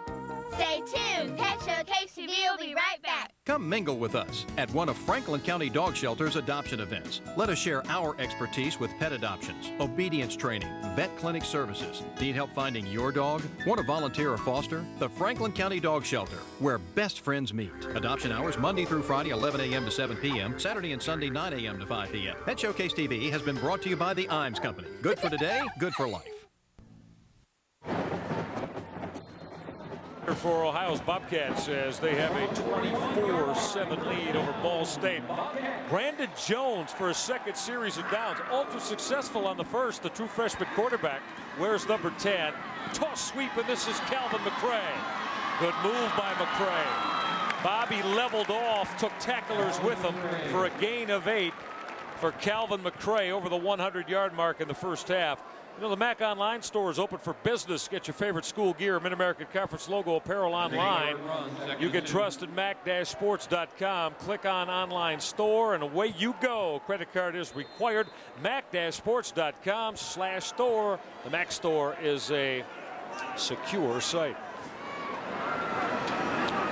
Let's call it 2nd down and 2 now after the 8-yard jaunt from Calvin McCray. Brandon Jones, his first throw of the afternoon, but it's going to get wiped away as he was able to connect on that short out route. Prior to the snap. Well, start. Number 85 of the offense. 5 yards. Go second. One of the things that's taken for granted in football in a lot of ways is the cadence. The cadence has so much to do with the ebb and flow of the game. You switch quarterbacks, the inflection of his voice, the interval between one count and another count changes. The offensive linemen have to start to get used to the new guy in there and the way he calls the plays, the way his cadence, the inflection, the staccato of his voice. Frank Solis told us yesterday that this young man here, Brandon Jones, physically gifted young freshman quarterback. They want to get him some reps off play action. Air it out deep. He wants Mail, who tried to make that adjustment to the football as the throw from Jones, the true freshman, came over the left shoulder as he was, looked like he had separation inside that 20-yard line. Football right there was not thrown to the right place from a direction standpoint, but was also underthrown, Michael. You want to lay that football out there for a guy like this and let him run underneath it. If you're going to air deep. Never underthrow a deep pass, never overthrow the short pass. All right, that's going to bring up 3rd and 7. Outstanding arm, throws a football with tremendous velocity, and now getting reps. That delay draw. This is Calvin McCray, first down and more. McCray on that counter, that delayed draw. Bob, I really like it. Action going one way, and then you get defenders to commit, and McCray cuts it back. The execution of this play, he starts in one direction, comes back the other way. It's an old-fashioned type of counter play that we've seen time and time again. Great execution by Calvin McCray. Shoulder square, legs are going, cut back, and he gets upfield. Legs are constantly moving. Ohio on the move again. This time the Bobcats under the direction of true freshman Brandon Jones. Calvin McCray nowhere to go there. Well, Ball State's interior got a strong push, and they got that shut off in a hurry. William Wise, the 4th-year junior, 265-pounder on the initial hit for Ball State. This kid gets a little push. Wise, number 74 out of Gary, Indiana, a fine high school football player. Actually, a first cousin to the Irons family, Grant Irons, Jaron Irons, and those guys. Great football player, good football at his high school. Got a good push there. The rest of his buddies up front got to do the same thing as we start into this next series. Give Wise a tackle for loss of 1 yard. This is 2nd and 11 now. Motion from Justin Fitzgerald. Draw play McCray with a burst. Calvin McCray. See you later. Touchdown. McCray in Ohio from 42 yards away. One of the things with this play, he starts out one way, the quarterback to his right, comes back around to his left. They get the handoff. What a great push by that offensive line. Watch the play action here. These linebackers have to sit until they know that he's detached. Comes back with the football one way, gives it back the other way. Yet a great block again by number 44, Lucas Sullivan. 6 feet, 226-pound freshman fullback. I'm going to give a whole lot of love to that interior front five of Ohio's offensive line as Matthew Miller on the PAT. From left to right, Matt Coppage at the left tackle, Mike Nelson, the true freshman center, Tommy Stuck, Matt Miller, the 301-pound sophomore right guard, and Cole Wesley from Vandalia, Ohio. That group, Bob Camille, has been getting it blocked in a big way this afternoon. Oh, Kevin Littner, the offensive line coach. This is a fundamentally sound offensive line. But I got to take my hat off yet again, Michael, to Lucas Sullivan. 6 feet, as I mentioned, 226 pounds. These fullbacks, they like to get the football in short yardage. Going out and seeking a linebacker out like that and making that type of contact and with that type of technique, this guy's a throwback fullback. I love this kid. Calvin McRae has had just an extraordinary afternoon, as I mentioned, behind those heavy lifters up front. Jeff Phelps, Calvin McRae might rewrite some of the Ohio record books if he keeps on this pace today. Yeah, Michael, and he's making Brady Hoke's nightmare come true. Brady told us yesterday we can't have what happened to Kent State when OU came up with 385 yards rushing. Well, they're well on their way right now. McRae had 200 yards against Kent State, and he's looking good for maybe even more against Ball State today. He really has. He had everything generated on that drive, and you see Dante Love having to take a knee as that kick carried into the end zone. So now Ball State down by 24, and this is an area that gentleman right there, and you know, Brady Hoke is about Ball State Cardinal football through and through. An all-MAC linebacker during his playing days, won a couple of championships, and then as an assistant coach as well as his alma mater before he spent 8 years with Lloyd Carr at Michigan. Toss sweep to the senior tailback. This is Charles Wynn. A Wynn with a lot of acceleration, banging out over the 30-yard line. So Charles Wynn with 12 on that first down carry as Ball State will move the sticks. 59 yards from Calvin McRae. Again, he's 26 yards away, Bob, from his high water mark. As we've mentioned, Jeff Phelps just did as well. He whambled for 200 yards on the ground against Kent State in their last home game 3 weeks ago. Great back.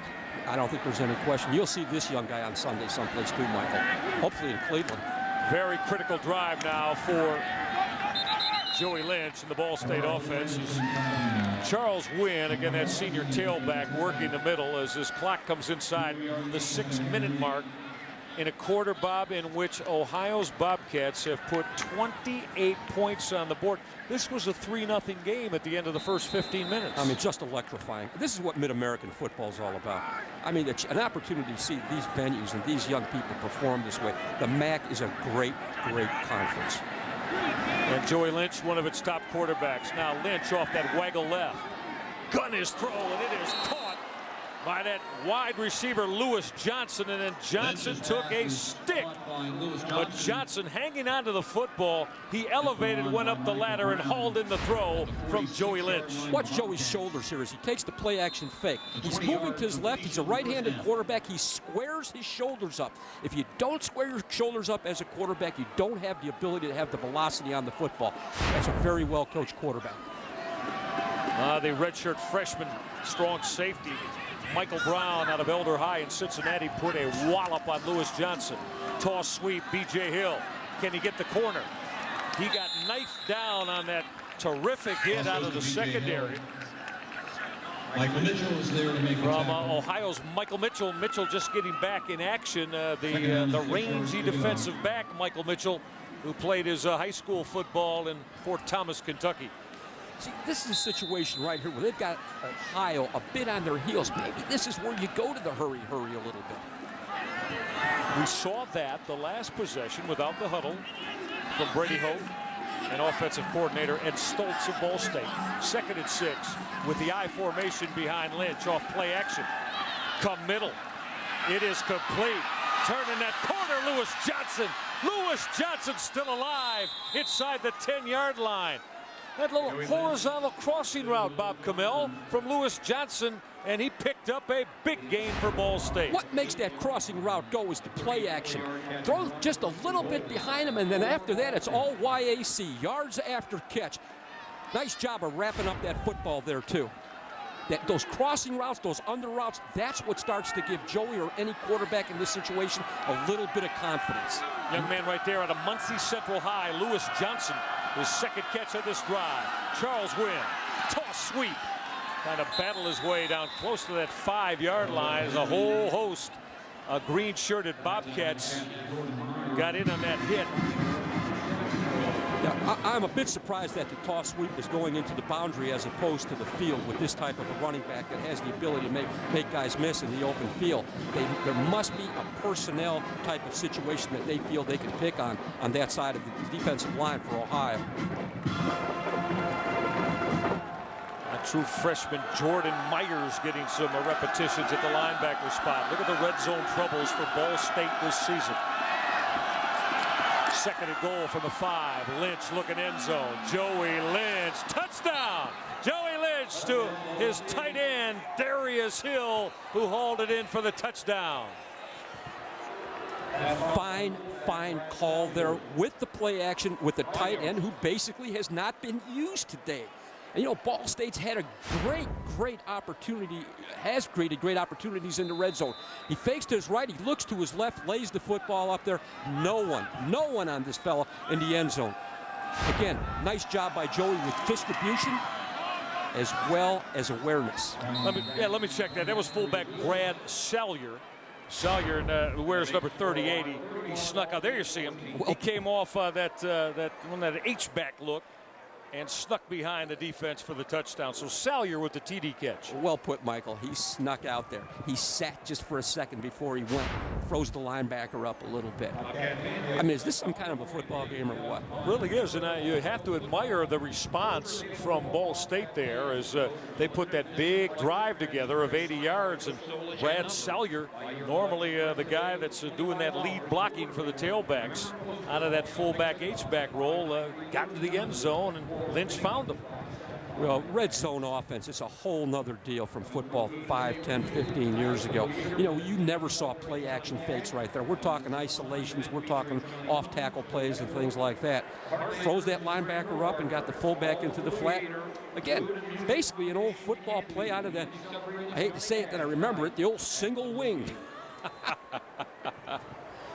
Dating yourself just a little bit. Oh, that's all right. Well, that's what we see a lot, but we're seeing a lot of that with Frank Solich here, with the counters and coming off the counters with play action, quarterbacks running the ball. No, to boot it away, Brian Jackson. He's going to hang that up short. That's a free football. Ohio's got to get on it, and that they do with David Cody. Cody, their starting tight end, the senior.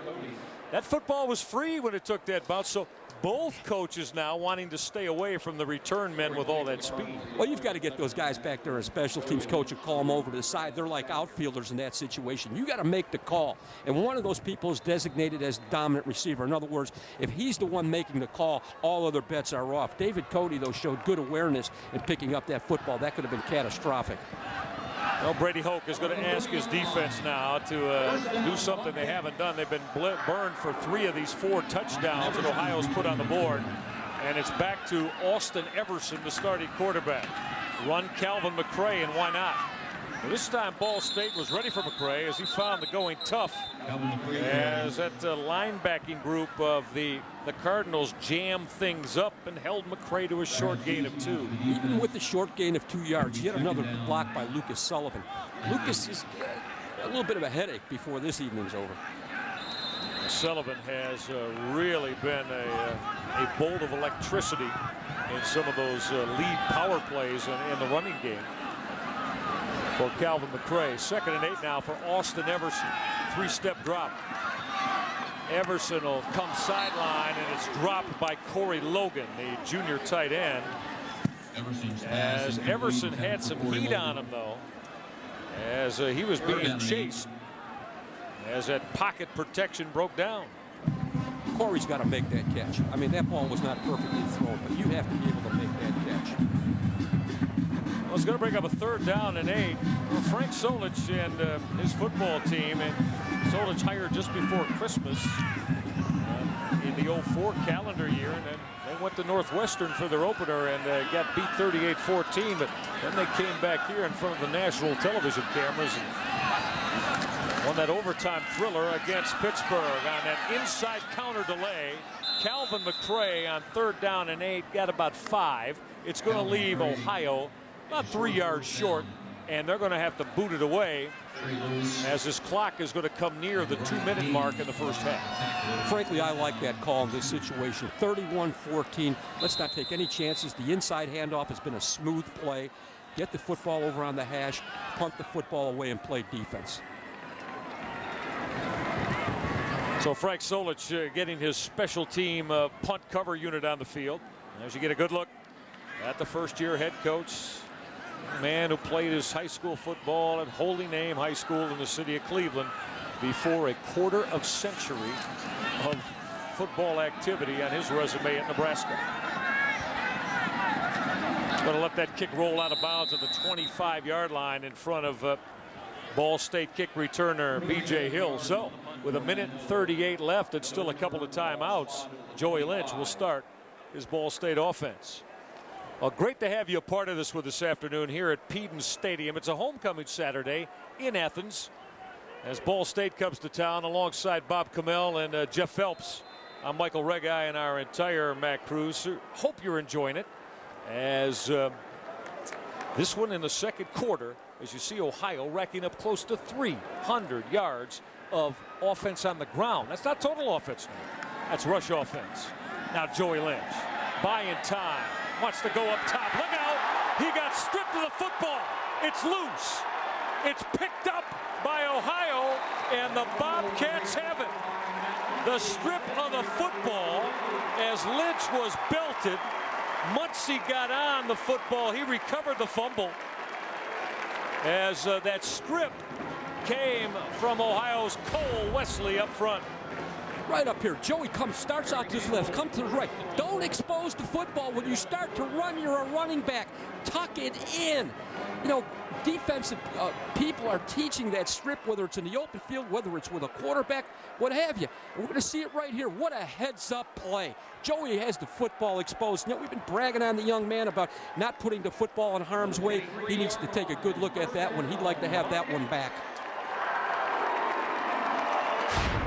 Well, Muncie on the recovery and a big turnover. Everson running toss sweep. McCray looking for a block from Sullivan as he comes inside the 20 down to the 18-yard line. Ohio has all 3 timeouts, and they are going to burn one of them right here. They'll burn one right here as Matt Muncie recovered that fumble. Now that initial hit a moment ago was caused by true freshman defensive lineman Eric Kenkel out of Elder High School in Cincinnati. So it was Kenkel who had the strip of Joey Lynch with 1:15. Terrific operating position here for Ohio, but big plays have come in the form of back-to-back kickoff returns for touchdowns today, started by Dante Love of Ball State. Well, as I mentioned earlier, one of the things we talked about was keeping the football inside and in front of the defense, but at the same time, how do you beat this pure speed? How do you beat the ability of a young guy to beat 1, 2, 3 ball carriers and take the football off field? There's only one way to do it, Michael. You've got to keep him in the cup, and you've got to keep the football inside in front of him. And Marathon Stats Flash shows you that, well, let's see if the mathematics are correct. That would be about, 182 yards of back-to-back kickoff returns that put 12 quick points on the board and a 2-point-after touchdowns. 14 points like that, 7-point exchange for each club. I'll certainly leave the mathematics up to you. Yeah. Now, getting back to Joey Lynch just a little bit, and I don't want to belabor the point. He is forcing the issue right now. And there was a point in time, basically, about midway through the second quarter, where he needed to be settled down. He needed to be given a little drop pass here, the under route here, a little bit of confidence. He comes into the huddle. He feels better about things. Some sequential plays, perhaps off of play action. I think that's what we'll see in the second half after Brady Hoke has a chance to get into the locker room and regroup this football team. And we've spoken just, how not only cerebral Joey Lynch is, but he protects the football. He doesn't give it up. And this is a young man that, you know, turnovers are something that's really not in his vocabulary.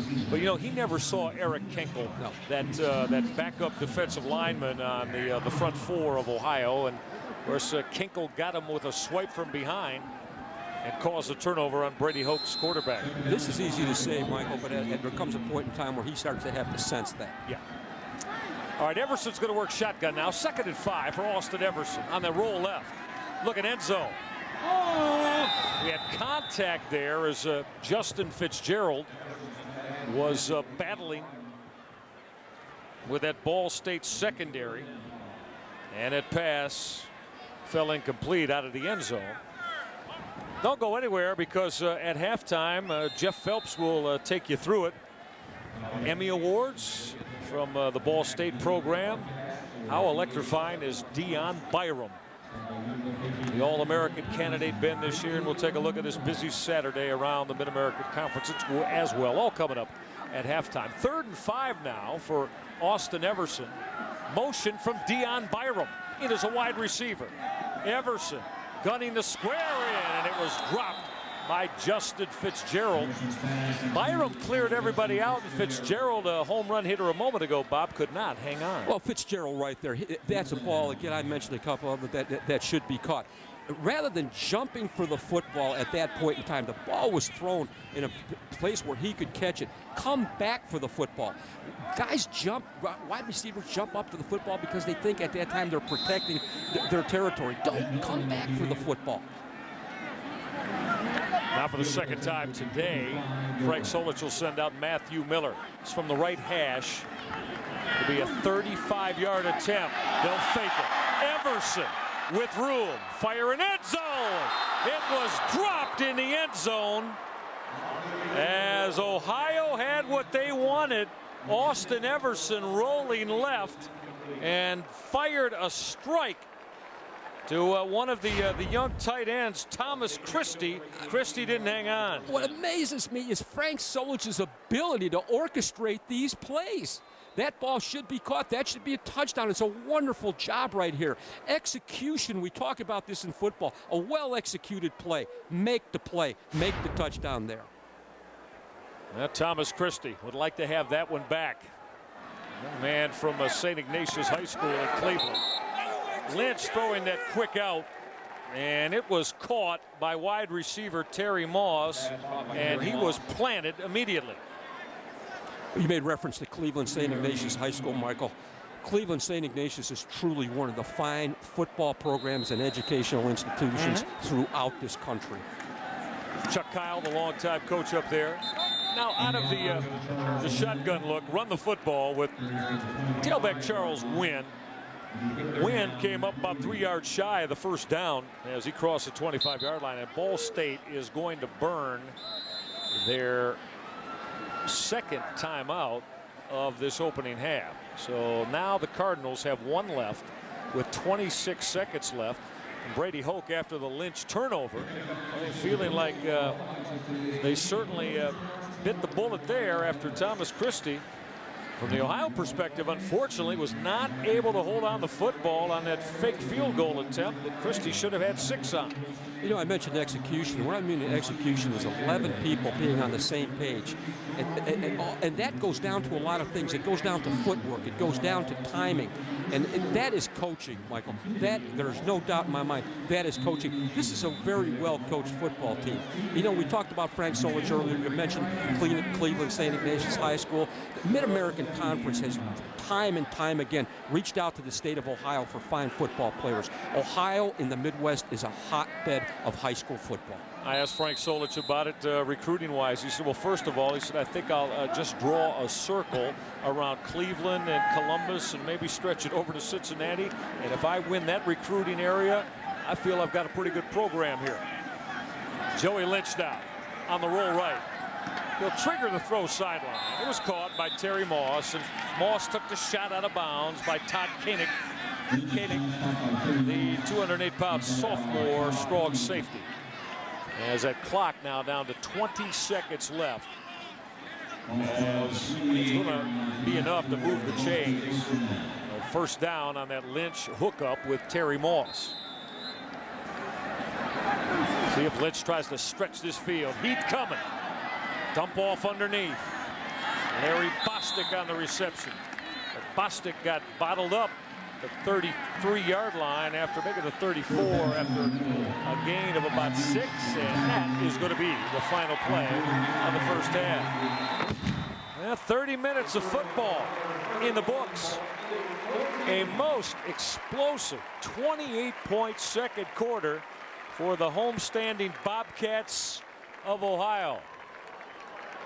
Let's check in with Jeff Phelps here at halftime as he's ready with Frank Solich. Jeff. All righty, Michael, thank you very much. Coach Solich, big plays in this first half. Your team had more of them. How happy are you with the way the Bobcats played? Well, you know, that was one objective that we wanted to meet, was to have more big plays than the opponent. We've not been having that as of late, and so it's good to see us getting a lot of big plays. So some encouraging things there. How about the way you've been dominating on the ground? Well, you know, we need to keep working at establishing a ground game. We want to be dominant on the ground. Although we want to be balanced, we want to be able to be a better throwing team than what we are. But the fact that we're running the ball successfully, I think, will help us in the second half. We'll continue. Thank you very much, Coach. Appreciate it. Big plays in this first half. 94-yard kickoff returns, 88-yard returns. It's been terrific. Only 3 points in the first quarter, 42 for these two teams in the second. It's a good one at halftime. 31-14, Ohio with the lead over Ball State.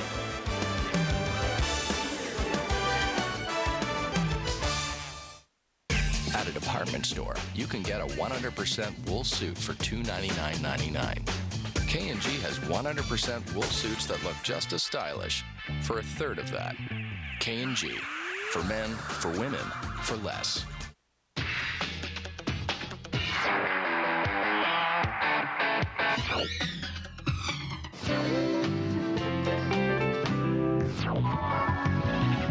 Who said today's chips are just for technology? Mike Sells introduces new kettle-cooked potato chips, a modern take on an old-fashioned flavor made with 100% premium peanut oil in our reduced fat original and 3 amazing flavors. So whether you're a techno geek or a flavor freak, remember, it's all in the chip. Join the Cincinnati Reds and make your childhood dream become a reality. Spend 7 days in Sarasota, Florida with some of your favorite Reds greats while basking in the big league lifestyle. Let's stay focused on the field, okay? Play defense, play hard, hit the ball hard on offense, and we'll win this game, all right? For more information on this dream of a lifetime, call 1-800-755-REDS. Cincinnati Reds Baseball, your ticket to heaven. Introducing the new fresh toasted chicken Parmesan sandwich from Subway restaurants. Tender chicken, zesty marinara sauce, melted cheese on toasted freshly baked bread. The new fresh toasted chicken Parmesan sandwich. Molto delicioso. Subway, eat fresh. Fantasy football fans, play the Lay's Playmaker Combo Challenge. When you buy Lay's potato chips as part of a fresh value meal from a Subway restaurant, you'll have a chance to win 2 tickets to Super Bowl 40. Trips to Super Bowl 40 awarded weekly. Come into a Subway restaurant or visit NFL.com for details.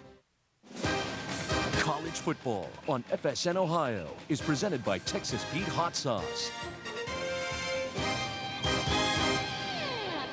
Even the most responsible among us can feel lousy after a night out. Even after just 2 or 3 drinks. Unless you take Chaser Plus. Just 2 Chaser Plus caplets with your first drink and 2 more later can help put hangovers on ice. So why take chances when you can take Chaser Plus?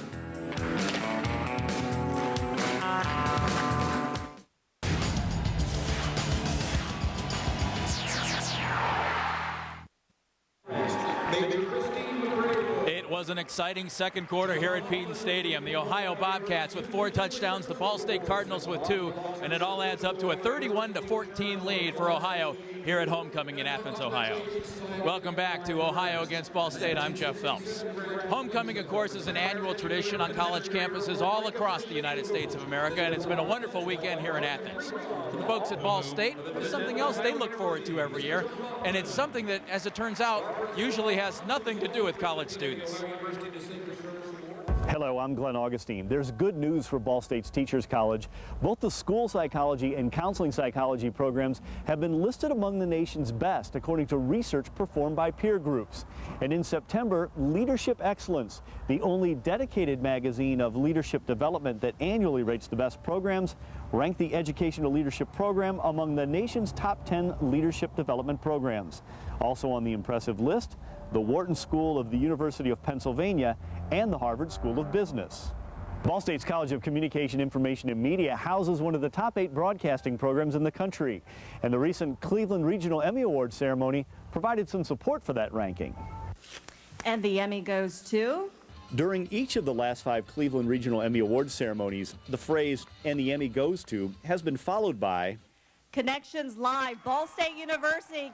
Coming up next on Connections Live, we'll show you how one mother-daughter duo keep the colors of their relationship bright. Connections is a news magazine produced by Ball State students. It has earned 4 student Emmys for Best Student Program and 2 straight professional Emmys for Best Magazine Format Show. Thank you. This is such a group effort, all these guys up on the stage. It takes hundreds of students like these to produce the 8 local programs Ball State's telecommunications department airs on WIPB-TV. Department Chair Nancy Carlson says the awards represent the work of all the students and their outstanding faculty mentors. The Emmy Awards that our students recently won are as high an honor as they could get for televised programming. They won awards against network affiliate stations in cities the size of Indianapolis, Cleveland, Toledo, Fort Wayne.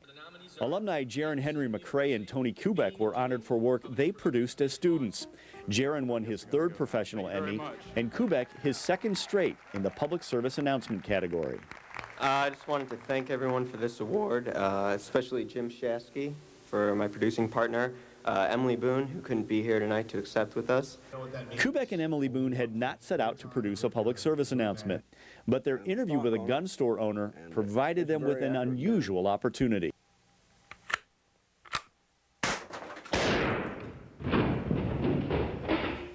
Went off, didn't it?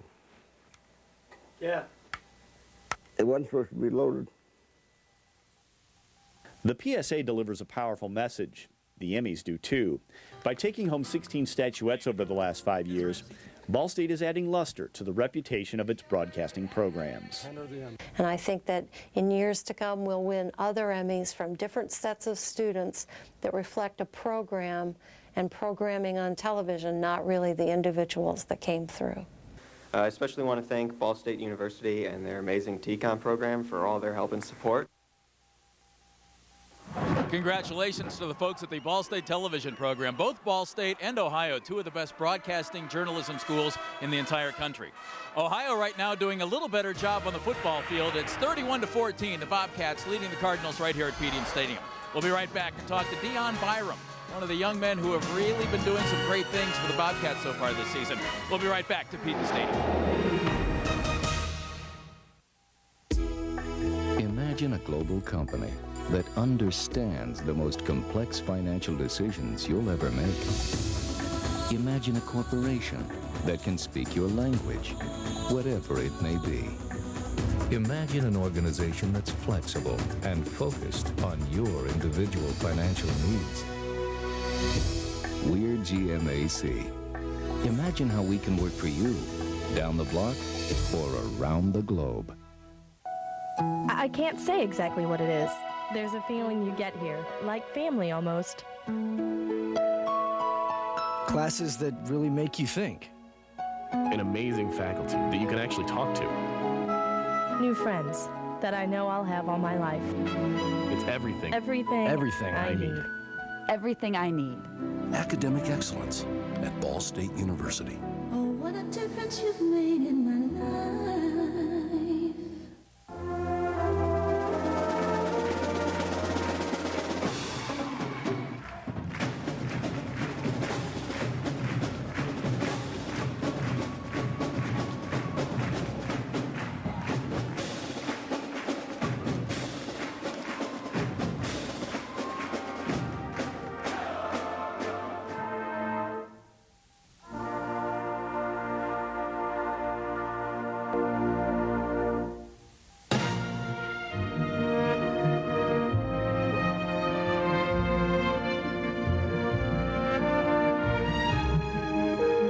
The Mid-American Conference and Mac Properties salute all of the corporate partners for their valuable support and commitment.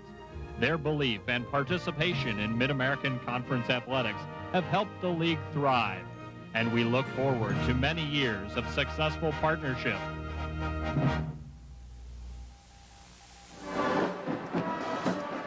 Coming into today's game with a record of 2-4, they're in a good position to pick up win number 3 this season. They have a 17-point lead on the Ball State Cardinals at halftime at homecoming here at Peden Stadium. It's 31-14. Hi, everybody. I'm Jeff Phelps, and welcome back to Athens. One of the big reasons the Bobcats have had some success on the football field this year, a cornerback out of the state of North Carolina. His name is Dion Byram, and he has been absolutely outstanding. He's intercepted 4 passes. He's returned a fumble for a touchdown this year. In fact, he had 3 touchdowns coming into today. Leading scorer touchdown-wise for this Bobcat team, and he's mainly been a defensive player. Played a little wide receiver last week, almost got a touchdown pass, and threw a great block on offense today. He could end up with an offensive touchdown. You wouldn't be surprised at all before his college career comes to an end. Quick drop, Palco. And it's intercepted. Once again, Dion Byram, who picked off a pass and ran it back for a score earlier, and he's going to win the game for Ohio. Touchdown, Bobcats! Dion Byram is turning heads all over the country, on and off the field. The 5'11", 192-pound senior from Matthews, North Carolina, is having the season most players dream about. Byram is the first player in school history to return 2 interceptions for touchdowns in the same game. The 85-yard interception return is the 3rd longest in Ohio history and the 2nd longest to go for a touchdown. His 126 interception return yards are the 3rd most in the country. Every day, winning games and playing for championships is the first thing he thinks about. You know, we got to take it one game at a time. We just need to win, at least so I can leave and say, you know, well, we started to rebuild the program my last year. Coach Frank Solich knows he has a special player on the defensive side. Probably has as good a hands as any player that I've been around in my career, and that's an awful lot of players, and that's saying an awful lot, but he has that kind of ability. Byram's list of watch lists are impressive. Bronco Nagurski and Jim Thorpe awards are tracking him each and every day. Dion is thankful, but knows there are more important items. I don't really think about the awards or what's going on and what they have me up for. My main focus is finishing the season and helping the team accomplish and win some more games. Whether it's returning kickoffs or punts or playing defense, Ohio football fans know Dion Byram is a triple threat. For the Mid-American Conference, I'm Paul Ladwig reporting. Here's the kind of season that Dion Byram has been having. 6 weeks so far in the season, twice this year already. He's been named the MAC East Division Player of the Week. Don't be surprised if he adds another one to that before the season is over. We have had big play after big play here at Peden Stadium this afternoon. A 94-yard touchdown by Dante Love, 88 by Scott Mail, 42 by Calvin McRae, and this 80-yarder by Justin Fitzgerald. If you're looking for answers from an auto parts store, get ready. Advance Auto Parts is working harder to help you save money by doing it yourself. Get ready for certified experts who are ready to help. Get ready for answers on any project you can easily understand. Get ready for in-depth information from Advance TV, our exclusive in-store how-to network. Get ready to go from no way to know-how. For all the advice you'll ever need, the first place to go is Advance Auto Parts. We're ready in advance.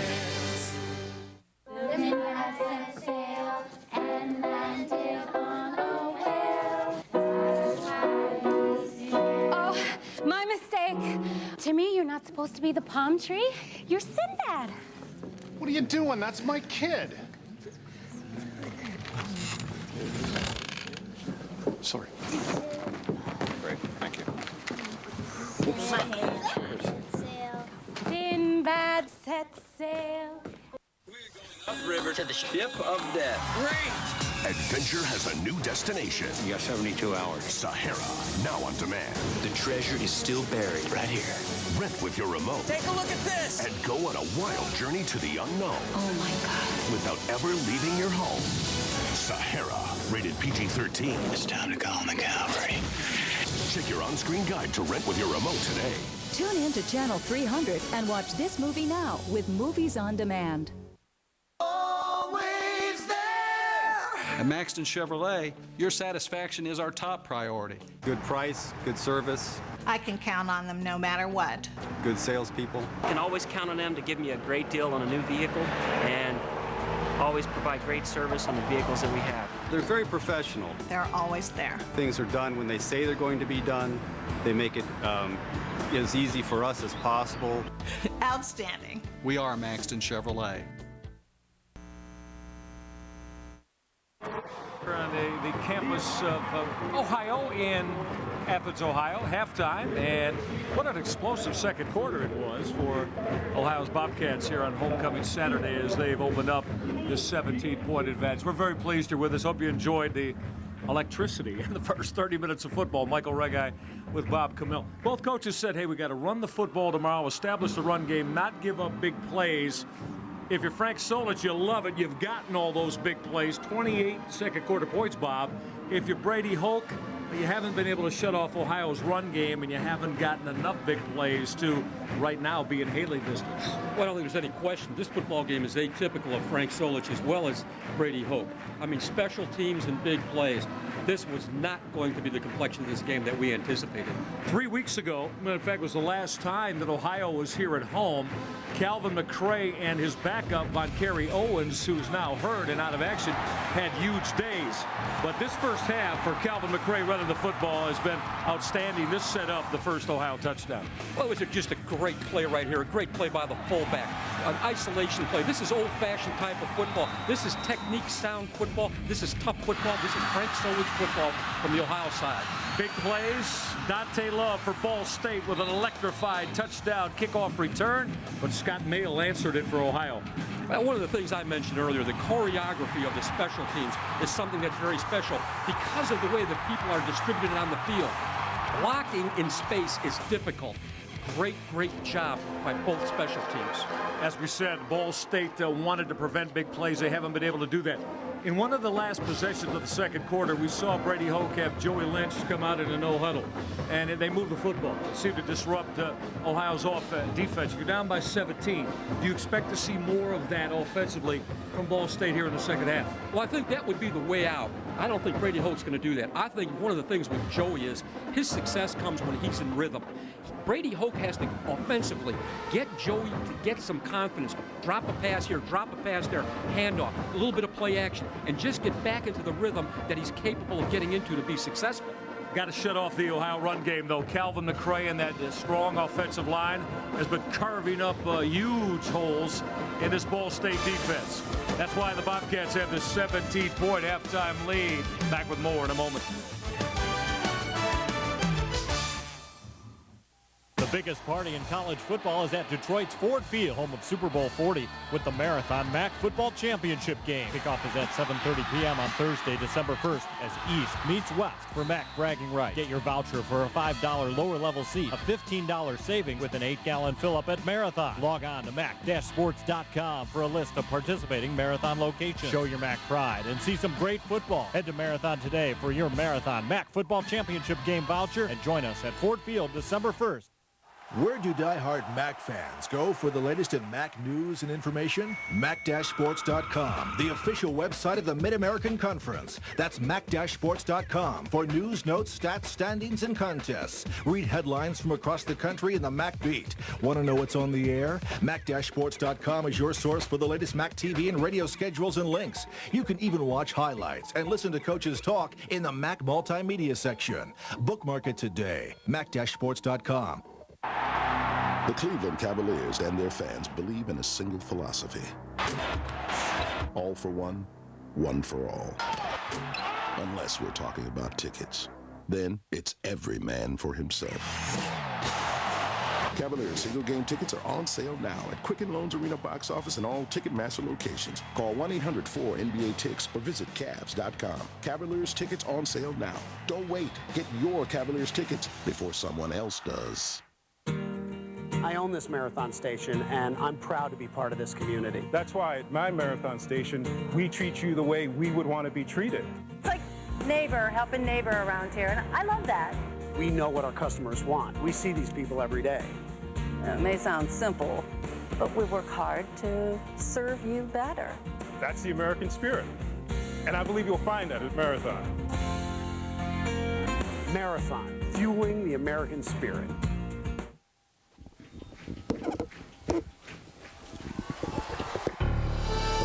This afternoon's back football battle between Ball State and Ohio being brought to you by Huntington. It's a bank invested in people. Also by First Energy. Our energy is working for you. By GMAC, they're the financial services people from General Motors. Also by MBNA, the official credit card of the Mid-American Conference. By Marathon, they are fueling the American spirit. And by our good friends at Gatorade. What a delightful autumnal afternoon. Homecoming, colors. Who could ask for better down here on this third Saturday of October? Picturesque, absolutely beautiful campus. And they've been happy, all the alums, as they've seen Ohio bowled out to the 17-point lead. Let's check in to see how Brady Hoke sized up the first half with Jeff Phelps. Jeff. With Ball State head coach Brady Hoke. Brady, you told us yesterday you had to run the ball and you had to stop Ohio from running the ball. You hit the nail on the head. How do you stop them in the second half? Well, we've given up some big plays that you can't give up in the running game. I mean, we haven't fit the defense right, and I don't think we've tackled very well, and that concerns me a little bit. Now we got to shore it up. Even with those big plays, though, it could be a lot worse than 17 points. What do you do in the second half to erase that deficit on the scoreboard? Well, we're going to get the ball right now, and we got to take the ball down and get a touchdown. And then we got to play good defense, stop the run, get some conversions, and then give it back to our offense. Thanks, Coach. Appreciate it. Thank you. Brady Hoke, Ball State coach. Michael, Bob? Yeah, one of 18 head coaches that run programs that they played at in their undergraduate days. Brady Hoke, and a guy that very intent upon not just today, but getting things turned around here with this Ball State Cardinal program. We take a look at our halftime numbers. Bob, some of these are eye-popping now.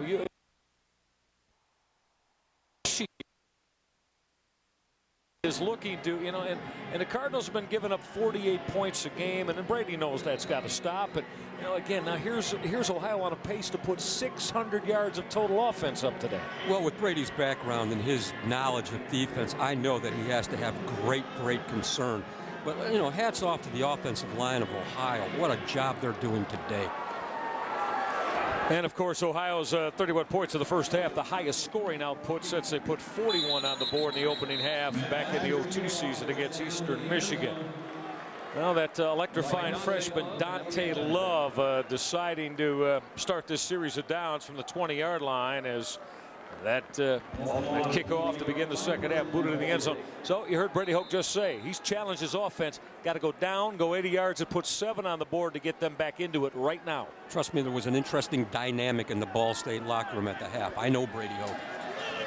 Joey Lynch, fourth-year junior, to run this offense. He'll go off play action and wants to go up top. Heat coming. And Lynch is trying to scramble his way back toward the line of scrimmage as that Ohio front four has been putting pressure on Brett Sykes, a young man from Eastlake, Ohio, up in the Cleveland area off his rush end, had some pressure on Joey Lynch. Great job by Sykes. The young guy has got what we refer to as a great motor. He just keeps coming and coming. But a bunch of these sacks have come off of coverage. The coverage in the secondary by Ohio has been wonderful today. And there's Sykes along with his mate Sean Yates and Landon Cohen on that front four. Out of the shotgun, Lynch. This is 2nd and 12. Lynch was being dragged to the ground by Landon Cohen. And Cohen was getting some help from Jamison Hartke. Hartke is in for Seth Ream, who got dinged in the first half at the other defensive end for Ohio. One of the things you have to see is persistence by defensive linemen, and that's what you see from Ohio. They're persistent. They just keep coming and coming. And another term we like to use in coaching is pad level. They keep their pads down. They're almost like fullbacks. And when you're pad under pad, you've got a chance to usher an offensive lineman right back into the quarterback. The bunch formation now for Joey Lynch. He's got 3 wide receivers, and he's got to put it up 3rd and 12. Lynch looking middle. Got it away and found his tight end, Michael Steinhaus. Steinhaus rolling up near the 30-yard line before he was dragged down by Brett Sykes. But that's going to come up a couple of yards shy of the first down sticks. Good presence by Joey, but I'm a bit surprised by the play calling in that first sequence. I thought we'd see a little bit of settling in, some play action pass, perhaps the ball being dropped off to backs, maybe a tight end delay, things like that. I mean, they just come out winging the football with the play action. They've got to get settled into something. They need to find an identity for this offense yet within this football game. A 3-and-out for the Cardinals of Ball State. Dion Byram will await this boot of Chris Miller. Driving spiral sends Byram back to the 23. Byram trying to reverse his field and having none of it on that Ball State cover team is Michael Hay. Hay, the long snapper out of Coldwater, Ohio, who made the tackle. One of the things I like to talk about when we talk about special teams. Bob, hold that thought for a second. We're going to take a look at what's going on around the MAC as Northern Illinois. Well, on the road, Joe Novak's Huskies doing the tap dance on Doug Martin and Kent State, 34-3. Clemson in that non-conference affair continuing to make life miserable for Bobby Wallace. Western Michigan with that high-octane offense just getting going at Bowling Green. The Falcons 3-0 in MAC East play. Keep an eye on Miami at Eastern Michigan tonight as the Redhawks try to stay on a roll. Toledo welcomes in Buffalo, and Akron's out of conference against Bobby Ross and the Black Knights of Army. You mentioned Joe Novak in Northern Illinois. I think the athletic department here and the administration here at Ohio University should look to DeKalb as possibly a model, because Joe Novak and Frank Solich have an awful lot in common when it comes to football philosophy. The administration will have to be patient with Frank Solich, but I'm convinced he can get the job done. Kerry Groff, the former athletic director at Northern Illinois, hung in there with Joe Novak through some tough times. But Joe Novak, like Frank Solich, is a coach with great integrity. Frank Solich has used 2 quarterbacks today as his starter Austin Everson, the junior, and he's gotten a couple of series for true freshman Brandon Jones. Wide receiver screen. Everson delivering the strike as he hit that senior wideout, William Norwood. Norwood, make that a junior wideout, the JC transfer, as the young man that hails from Racine, Wisconsin. William Norwood with his first catch of the day. What we see here, you mentioned that it was a screenplay, and it was a quick screen. The problem was Matt Coppage, the left tackle, wasn't able to get out quick enough. He needed a little bit of more, just a bit of hesitation on that play, and let him come and clear out that corner. You're asking that tackle to get out there about, 12 to 15 yards from that left hash. Toss sweep, the man of the day, Calvin McCray. McCray got hunted down from the backside as Corlin Booker made the hit the defensive end for Ball State. In response to your comments, Coppage is on scholarship, Michael. So, Coach, you're telling me that because of that, he better get out there that 12 yards. He's got to get out there, or what they have to do is kind of bring the wide receiver in just a bit closer. That's impressive. 10 yards per tote of the football, for Calvin McCray. And, of course, a big day. He's 10 yards away from his high watermark in his career. Again, 3 weeks ago today. Rushed for 200 yards right on the money in the win over Kent State. Got whistles now before Everson can get that snap count going. And that is going to cost Ball State 5 on the delay of game. Number 9, the offense. Clock ran out. 5-yard penalty. Still first. That's one of the setbacks, or one of the downsides of alternating quarterbacks from time to time. I mentioned that before. The way the play is called, the way the play is sent in, how long it takes him to get the play, look at his wristband, get into huddle, call the play, and then get into the cadence. Austin Everson, the junior out of Brentwood, Tennessee, 222-pounder. Had an interesting conversation with him yesterday here in the Ohio football building. Calvin McCray on the bounce to the outside. McCray got into, Bob, when we speak of second and third levels after you take contact, that's what McCray's been doing all afternoon, and you can break that down for us. There's no question. When you see a running back have the ability to do that, first of all, it's vision after the execution of the play. Then it's pad level, keeping your pads underneath the pads of the defender, and then finally it's leg drive. And then we had the mental aspect of it, determination. Intangibles? Intangibles, determination. Some things us mere mortals don't have. No, we don't have. We do not have those intangibles. 2nd and 10 now as McCray got back the 5 that it cost Ohio. Option right. McCray took that late pitch. Can he get to the corner? McCray will turn the corner. Sensational run from Calvin McCray. He was hemmed in and then turned what could have been a 2-yard loss into about, a 16-yard gain as McCray worked his way out near the 45-yard line. This is speed option with a lead back. In other words, the fullback, number 44, Lucas, has the primary responsibility of getting him to the depth of the flat and then letting him cut the ball upfield. Speed option, no fake inside, zingle. I'm going downhill right now. Well, Trey Lewis, that speedy free safety for Ball State, looked like he had a positive angle, too. Again, wide receiver screen in and out of the hands of Anthony Hackett. Hackett, the senior from Salem, Virginia. Well, Bob, you know, it's tempting. I think any of us have played at any. They all been there. You want to catch that football and go because you're hearing footsteps. I don't like that play. I've said it. I've argued with people. I don't like that play. All right, specifically, what don't you like about it? Because I've seen Bama, the ball going about 100 miles an hour in the opposite direction. You get a corner there who starts to sense the play. Coach, every program in America runs it. I'm aware of that. I'm aware of that. On 2nd and 10 now, run the draw. Draw play with that third tailback that is getting time today for Ohio, and that's James McGee. McGee, he's 5'9", he's a redshirt freshman. How about you? You talk about recruiting boundaries expanding. Out of Los Angeles, California, is just getting back from injury is James McGee. James McGee out of Los Angeles, California is a long way from home, but I will tell you this, he's found a home. He has an opportunity to flourish in this offense. You asked about the screen. I coached for Bo. That was the thin door that we used in the summertime. I can visualize that. That's a strong visual. Look out, Everson had heat on him, but he got it away. His pass is caught by Norwood. And wide receiver William Norwood, there was that delay wide receiver screen. They sold it, and Everson, Bob, he stood tall in the face of a lot of pressure coming from Blair Kramer. I like this. The offensive linemen sell it. Again, great presence by the quarterback. Everybody gets a hat on a hat. You don't need to knock guys down. Just get a hat on a hat and let the wide receiver make the run. Whoa. And that was Blair Kramer, the All-MAC defensive end candidate, the fifth-year senior for Ball State. Shotgun now for Everson. Off that inside fake. Everson's going to keep the football and wedge out about 4 yards down to the 40-yard line, where he was hit again by the very active Corlin Booker, but Booker is slow to get up from his defensive end spot.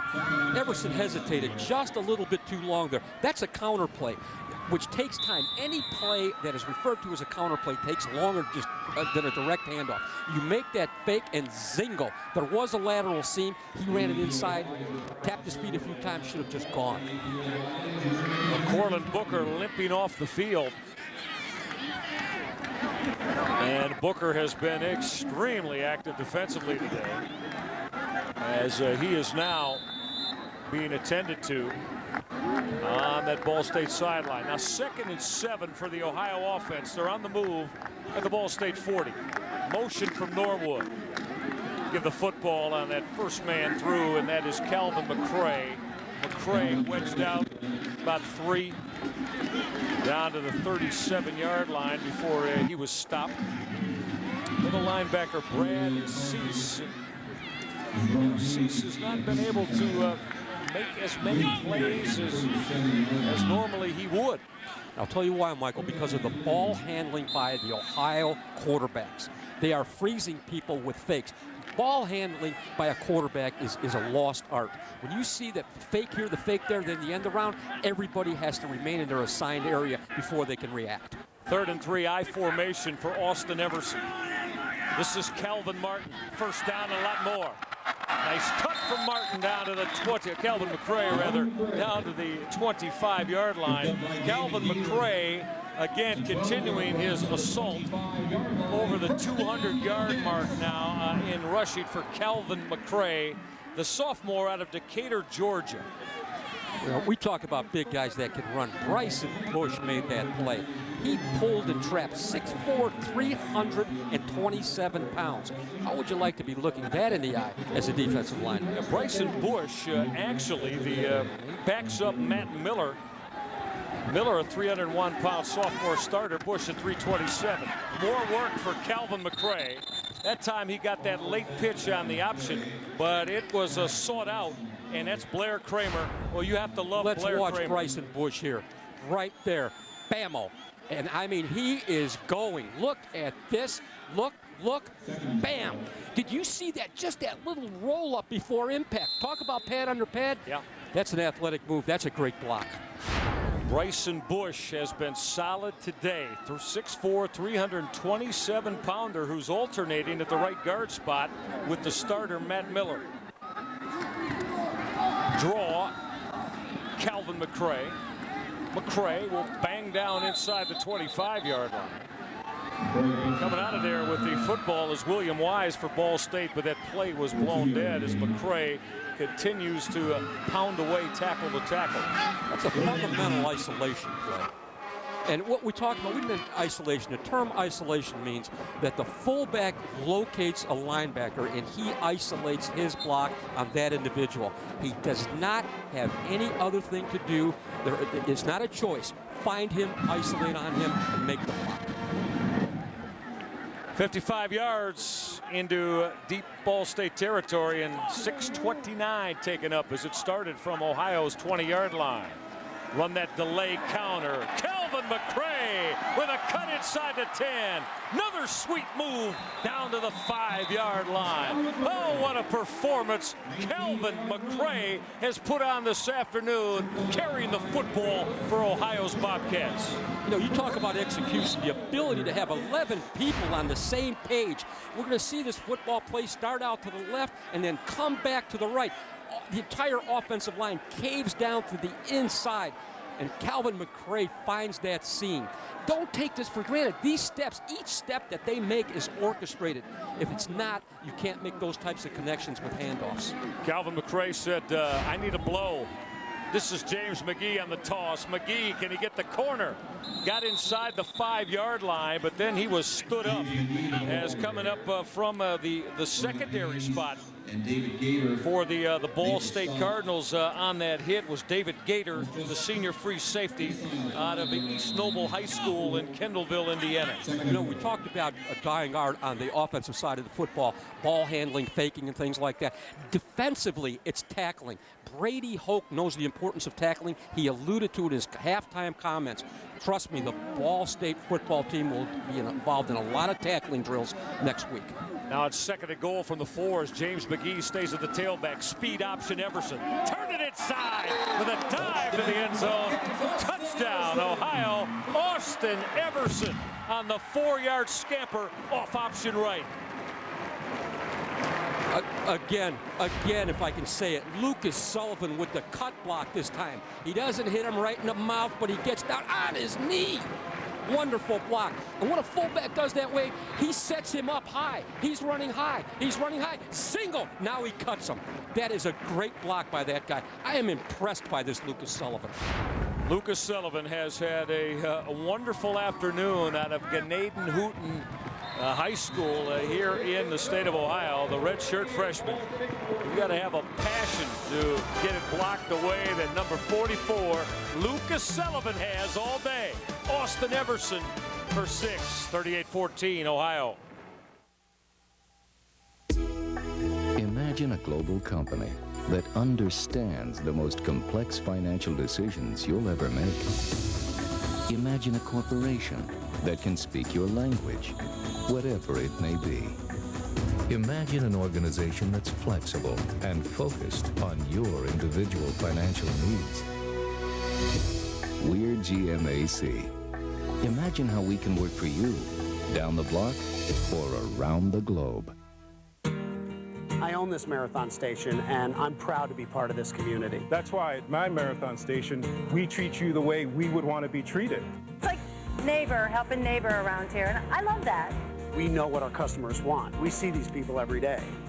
It may sound simple, but we work hard to serve you better. That's the American spirit. And I believe you'll find that at Marathon. Marathon, fueling the American spirit. Time ever, NBA basketball action takes center court at Nationwide Arena in an exciting preseason game featuring the Cleveland Cavaliers and the Toronto Raptors. Sunday, October 23rd at 6 p.m. Reserve your seats now and be a part of this incredible evening featuring your NBA favorite players, the Cavalier Girls, the Scream Team, the Cavs Crew, and more. Tickets are on sale now. Charge by phone at 431-3600 or log on to nationwidearena.com. NBA basketball action with the Cavaliers and the Raptors, Sunday, October 23rd at Nationwide Arena.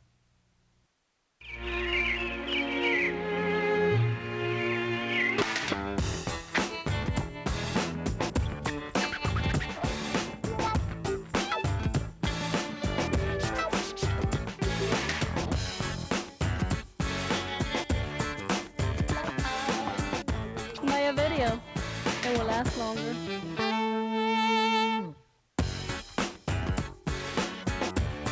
Bring home some fun tonight.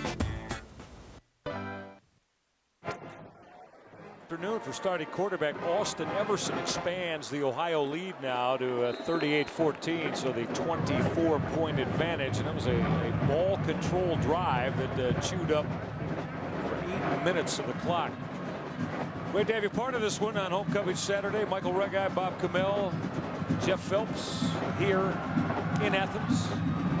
It's Dante Love, the electrifying freshman from Cincinnati, from the goal line. Oh, did Love get drilled?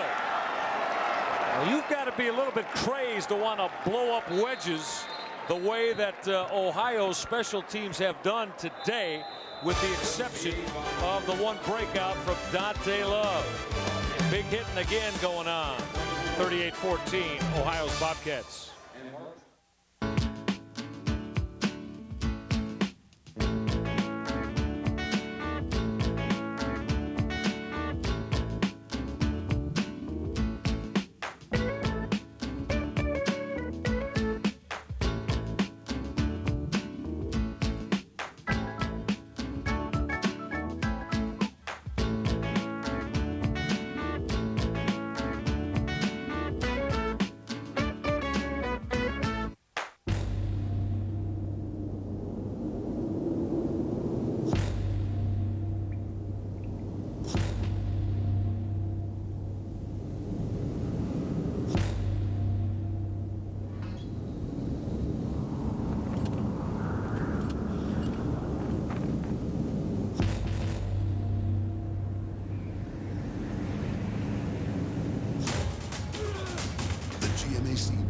Tradition continues.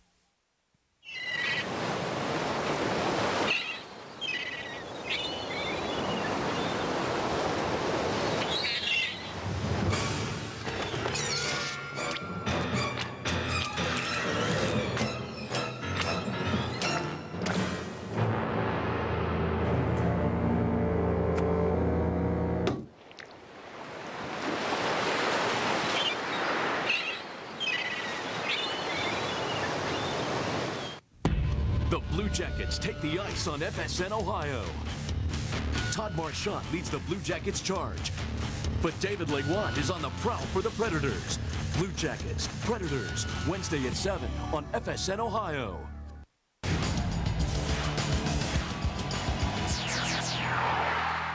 A beautiful campus here in southeastern Ohio by the Hocking River. And yes, all the alums in green and white, welcome back today on a Homecoming Saturday.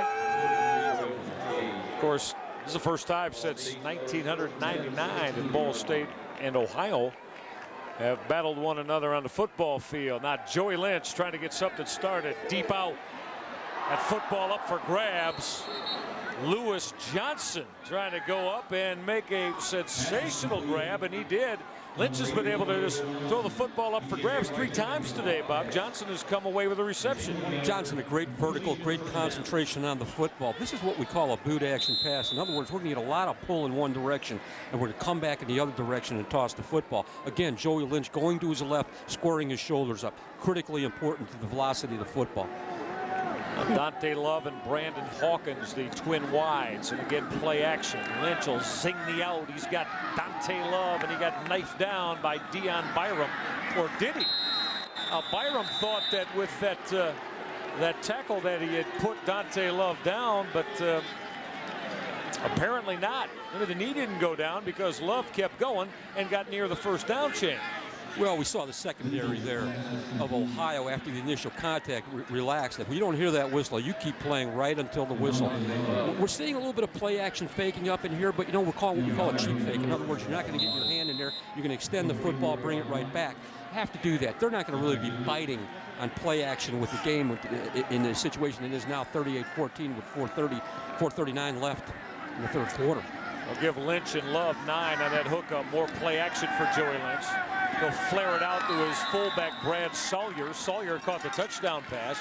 That'll move the sticks. Line to make was at the 45-yard line. Lynch and Sawyer got 3, and that's the first down for Ball State. I like this sequence. I like the sequence at that point. I would have liked to see the sequence about midway through the second quarter. Just a little bit of play action, a drop pass here, a dink pass there. Move the football. Keep the sticks moving. Be patient. And multiple formations. And that's something that the defensive coordinator, Jimmy Burrow, wanted discipline from in his Ohio defense. Now that inside handoff,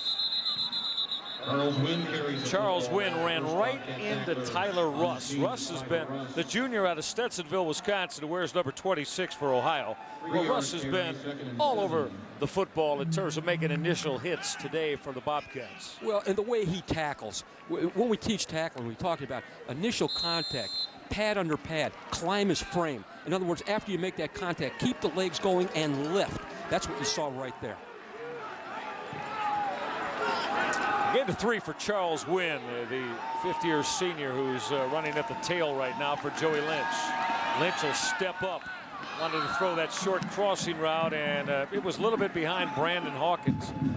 Hawkins been very quiet today. They have not got their junior wide receiver involved in the pass game. And Bob, how about a year ago? Dante Ridgeway, All-American at Ball State, a Bolitnikoff Award candidate. Dante Ridgeway caught 105 passes for over 1,400 yards and 9 touchdowns. You take that away from your offense, a lot of folks got to come strong to make up for that. Huge void. A huge void in that offense without that young man. And playing in the National Football League. Yeah, with the New York Jets right now is Dante Ridgeway. This is 3rd and 7 for Lynch. Look out! Oh! Deion Byram thought he had 6. He jumped that route, that square route, and Deion Byram was, Bob, that far away from going to the house for his 4th defensive touchdown of the year. I mean, what you're going to see here is you're going to see yet again a great blitz package by Ohio. Here he comes. And then as the ball is thrown, he's throwing it on his back. He steps right in front of it. Took his eye off the football just a bit, or he'd be running into that end zone on the south end there. That was true freshman Mark Parson coming on the blitz from the other side. Now Byram will await this kick. Deion Byram fumbled the football and got it back on a very true hop and was able to ramble his way to the 30-yard line. It's about a 12-yard return after he looked like a point guard trying to push that dribble in front of him, Bob. Great example of knowing the ball bounces in your way. Deion Byram. He has been a defensive catalyst supreme this year for Ohio. Motor City Bowl 2005. We have the teams representing the 2 conferences that dominate Midwest college football. We have the united backing of the world's most important manufacturing industry. We have a national television audience on the premier sports network. We have the newest, best football stadium in America. Motor City Bowl 2005. Football in Detroit. During the holidays. You want to be there. I can't say exactly what it is. There's a feeling you get here, like family almost. Classes that really make you think. An amazing faculty that you can actually talk to. New friends that I know I'll have all my life. It's everything. Everything I need. Everything I need. Academic excellence at Ball State University. Oh, what a difference you've made in my life.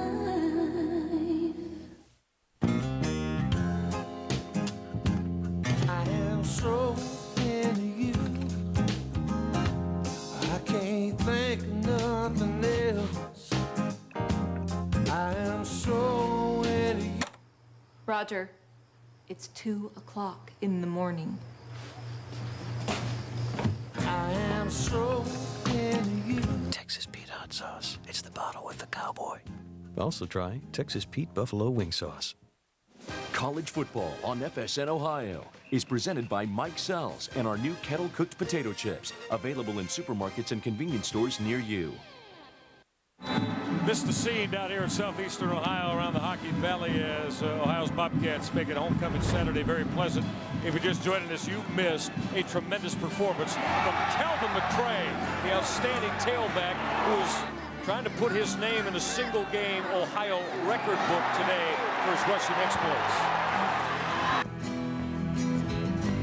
He has been extraordinary, and for Calvin McCray on the afternoon.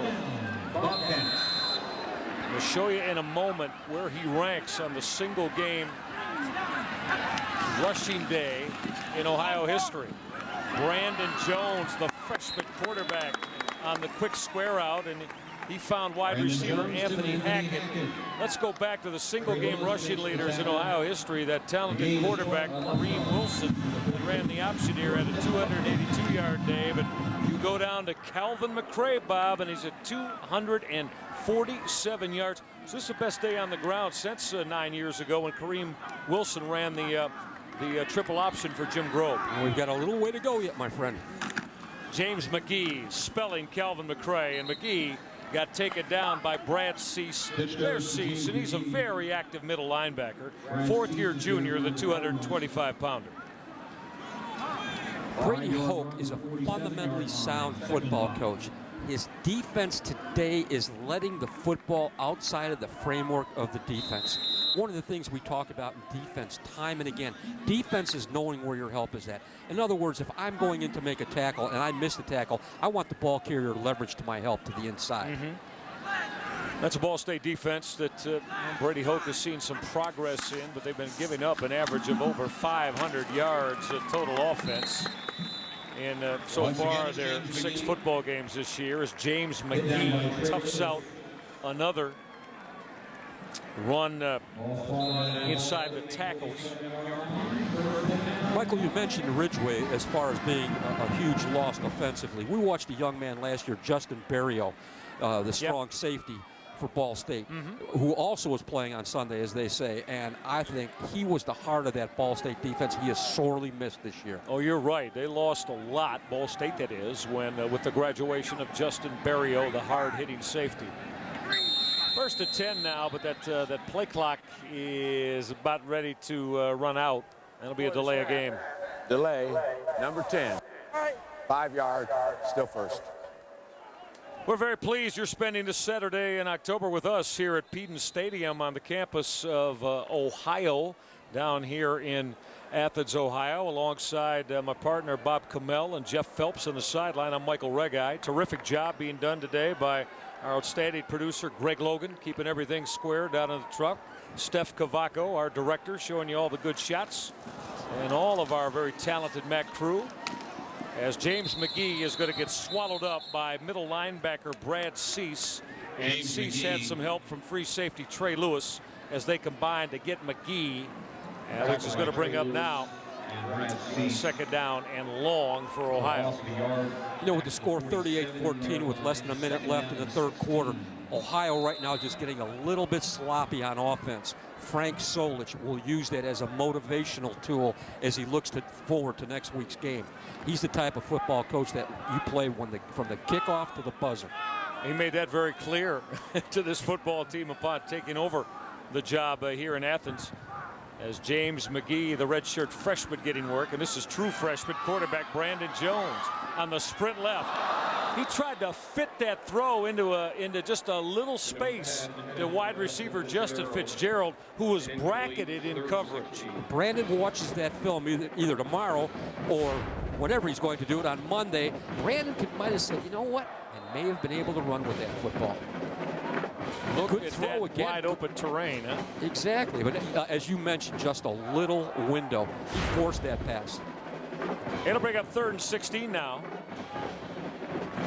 What a wonderful looking athlete on the run. It really is, and this is why this coaching staff wanted this young man. He got reps last week and only went 3 for 16 throwing the football in the loss up at Mount Pleasant to the resurgent Chippewas of Central Michigan.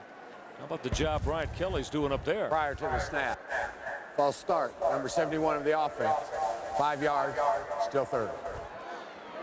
Brian Kelly waited for an opportunity. He was offered many jobs throughout his coaching career. Waited for the right job. Waited for a job that he'd be comfortable with.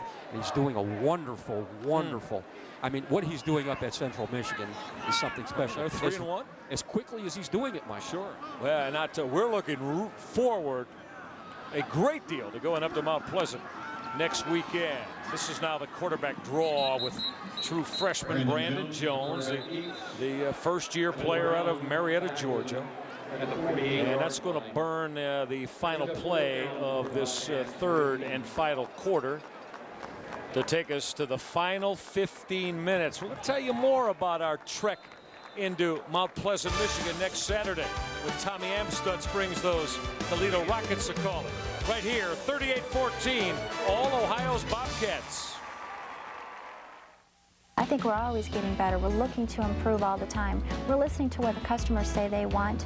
We know what we have to do, and our standards are very high. The commitment has been incredible as far as bringing in the technology needed to give the best service to our customers. Our system withstands a lot of heavy weather because we build it good, and that's all so that the customer can rely on that electricity to be there every day.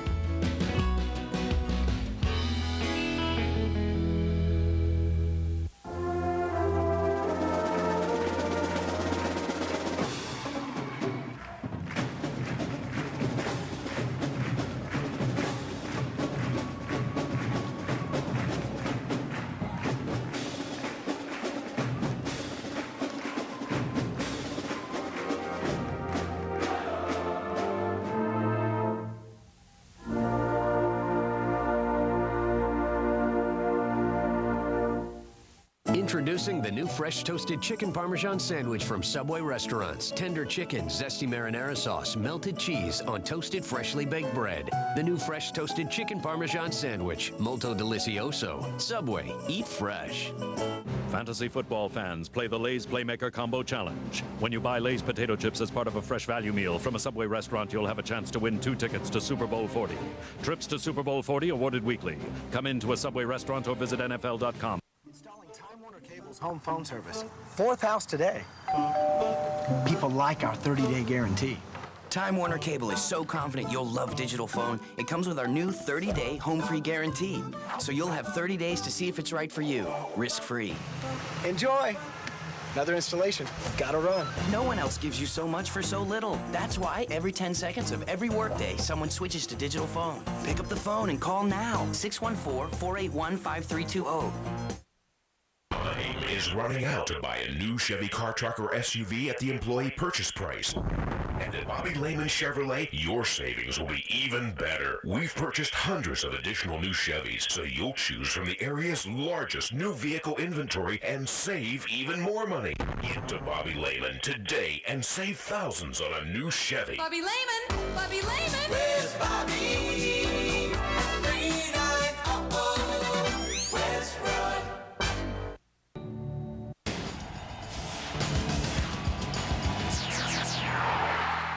Fourth and long for Ohio's Bobcats. And they're going to boot the football away as Matthew Miller will hit it from the neighborhood of his 40-yard line as he awaits his snap. Rush coming. And Miller got it away.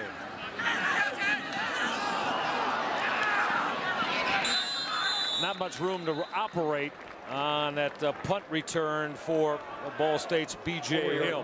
How do you build a program if you're Frank Solich after so much success, bowl appearances and wins, top 10 finishes at Nebraska in your home state at Ohio? You've got to be a part of making sure the students know that you want them to come to Peden Stadium. All right. Good job. You gotta love that. I mean, you have to love it. Talk about a team guy. People to the football game. Well, you heard Frank Solich. He was in the cafeterias in a few of the dorms and making sure that the students were revved up for homecoming. Charles Wynn now on that carry of the football as he took that inside pitch and got run down by Matt Muncy. As we'll get Wynn going back to the line of scrimmage as Ohio now on the defensive side. There's Frank Solich in the resume. It is replete with success. The 6 bowl games and, of course, Holding Aim High School, as we said, and he replaced Tom Osborne. And talking about a man who was in a Nebraska program for a quarter of a century as a player, assistant, and head coach. Well, we got a change at the quarterback spot as Dante Love, who we saw earlier, now running out of the shotgun, and he was greeted there rather rudely. as Love took a real shot from Eric Kinkle. Kinkle, the young man from Elder High here in the Buckeye State in Cincinnati, was chasing down Love. Jeff Phelps got more on Frank Solich and his return to his home state here in Ohio. Yeah, after being let go at Nebraska, Michael, rather than just sit around and think, all right, let me take a year off, Frank hit the road last year. He kind of called it his own recruiting trip. He spent time visiting some other programs. He went to Oklahoma, Texas, Miami, Wisconsin, USC, even visited some NFL teams, the Kansas City Chiefs, Minnesota Vikings, Indianapolis Colts. He spent 2 days to up to a week with these programs. He said he did more than just shake hands. He really wanted to update his knowledge and broaden his football perspective. He said he wanted to run a more balanced team, Michael, and I think that's exactly what we've seen from the Bobcats here today. Oh, no question, Jeff and Bob Kamel. That's not uncommon for a coach, as that shows the intent that Frank Solich has in terms of going and seeing others that he respects in the game. Well, as was mentioned by Jeff and yourself, Frank was ensconced in the fabric of Nebraska football. 2 years ago, Frank found himself out of the game. That was basically his life. When this happens to a football coach, you take an introspective look at yourself and try to determine where you want to go. He chose to remain in the culture of coaching by visiting successful professional football programs throughout the country. But remember one thing. On 4th and 1, this is the 7th fourth down pickup of the year for Ball State. They ran Charles Wynn to the short side. The Cardinals will move the chains. First down here early in the fourth quarter. As I was about to say, Michael, remember one thing. When Frank Solich visited these schools, it was reciprocal. Because every place he visited, he exchanged information. And trust me, those coaches that he visited couldn't wait for Frank Solich to get there and pick Frank Solich's brain over this. Well, they're well on their way to racking up their 3rd win of the year. And, of course, this is a football team that next week goes up to Buffalo, and they have home games remaining with Miami and the Toledo Rockets here at Peden Stadium. Joey Lynch off that inside delayed draw. That backup tailback now going to get some work. That's Larry Bostic. Bostic, the 183-pound senior. He played as a sophomore in the run game, the young man from Fort Wayne South High School. One of the things when you're building a program, the learning is cumulative and consecutive. He not only wants to win football games, he wants to improve on a weekly basis. Well, Joey Lynch triggering that throw right on time, and he fit that into just a little bit of a window as he was able to find Dante Love. Well, Dante Love has been a force today. You've got to love this true freshman, no pun intended, young Mr. Love, out of Withrow High in Cincinnati. Done a little bit of everything today. Caught the football from his wide receiver spot, played quarterback, and now Lynch is airing it out deep. There was some contact around the 15-yard line as he wanted to hit Brandon Hawkins on that seam route. No call there, Michael. That was reciprocal contact. Both players turned into each other.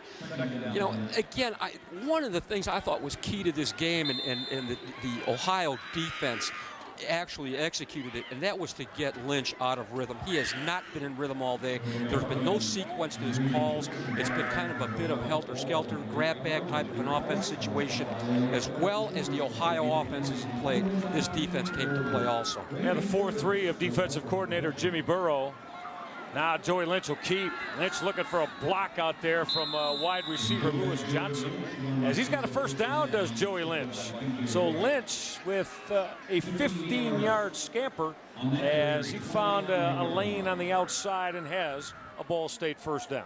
He was able to break contain at that time. That gave him an opportunity to get downfield. Anytime a quarterback sees that where the tackle or the tight end cave down inside, you want to jump outside and get into the flat. 4 wide receivers for Lynch. Going to throw the out route. Look at Lewis Johnson make an exceptional grab. Johnson continuing to extend that 6-foot 1-inch frame. Redshirt freshman has been a big target today. Remember one thing, you catch a football with your eyes, not your hands, and that's in regard to concentration. He is off the ground. When he turned around to accept that football, his head popped down on the football. You coach that, you teach it. Don't catch the football and look upfield. Catch the football and pop your head right down on it. Coach, we mentioned Dante Ridgeway. Maybe we have the next outstanding wide receiver. Cardinals can only hope. Here in Ball State. football program. Fade route. Why not? To Brandon Hawkins. But Hawkins ran out of room to navigate in that left quarter of the end zone as Lynch's pass fell incomplete. You know, as we watch football at whatever level, and we talk about the fade route, the fade route is a route that has to be executed like any other route. It looks very simple, but where the ball is thrown, how much air underneath the football, when do you think it's going to be a jump ball, and when do you think the receiver's just going to turn over his outside shoulder? That's going to bring up 2nd and 9. Toss sweep. This is Charles Wynn. Look for the cutback. He's in the end zone. Touchdown, Ball State. Change of pace for Joey Lynch. Quick toss sweep, but Charles Wynn hit it up strong into the end zone. 5th-year senior out of Sylvania Northview High School here in Ohio with the Ball State touchdown. Trying to bring the Cardinals now back to within 18. He's thinking maybe does Brady Hoke go for 2 here to make it a 2-possession game, but he's going to get the PAT with Brian Jackson. Great matchup, kickoff. Michael, later in the game, I'm going to go for 2. At this point in time, 11-19, I'm going to take that point. He's got to get a little bit of confidence. And again, nice sequence to that play. Lewis Johnson with a very impressive afternoon.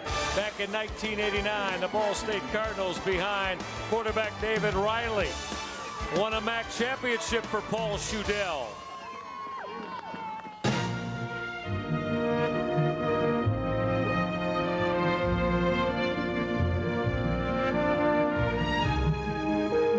The Mid-American Conference and MAC Properties salute all of the corporate partners for their valuable support and commitment. Their belief and participation in Mid-American Conference athletics have helped the league thrive, and we look forward to many years of successful partnership. The biggest party in college football is at Detroit's Ford Field, home of Super Bowl 40, with the Marathon MAC Football Championship game. Kickoff is at 7:30 p.m. on Thursday, December 1st, as East meets West for MAC bragging rights. Get your voucher for a $5 lower-level seat, a $15 savings with an 8-gallon fill-up at Marathon. Log on to mac-sports.com for a list of participating Marathon locations. Show your MAC pride and see some great football. Head to Marathon today for your Marathon MAC Football Championship game voucher and join us at Ford Field December 1st.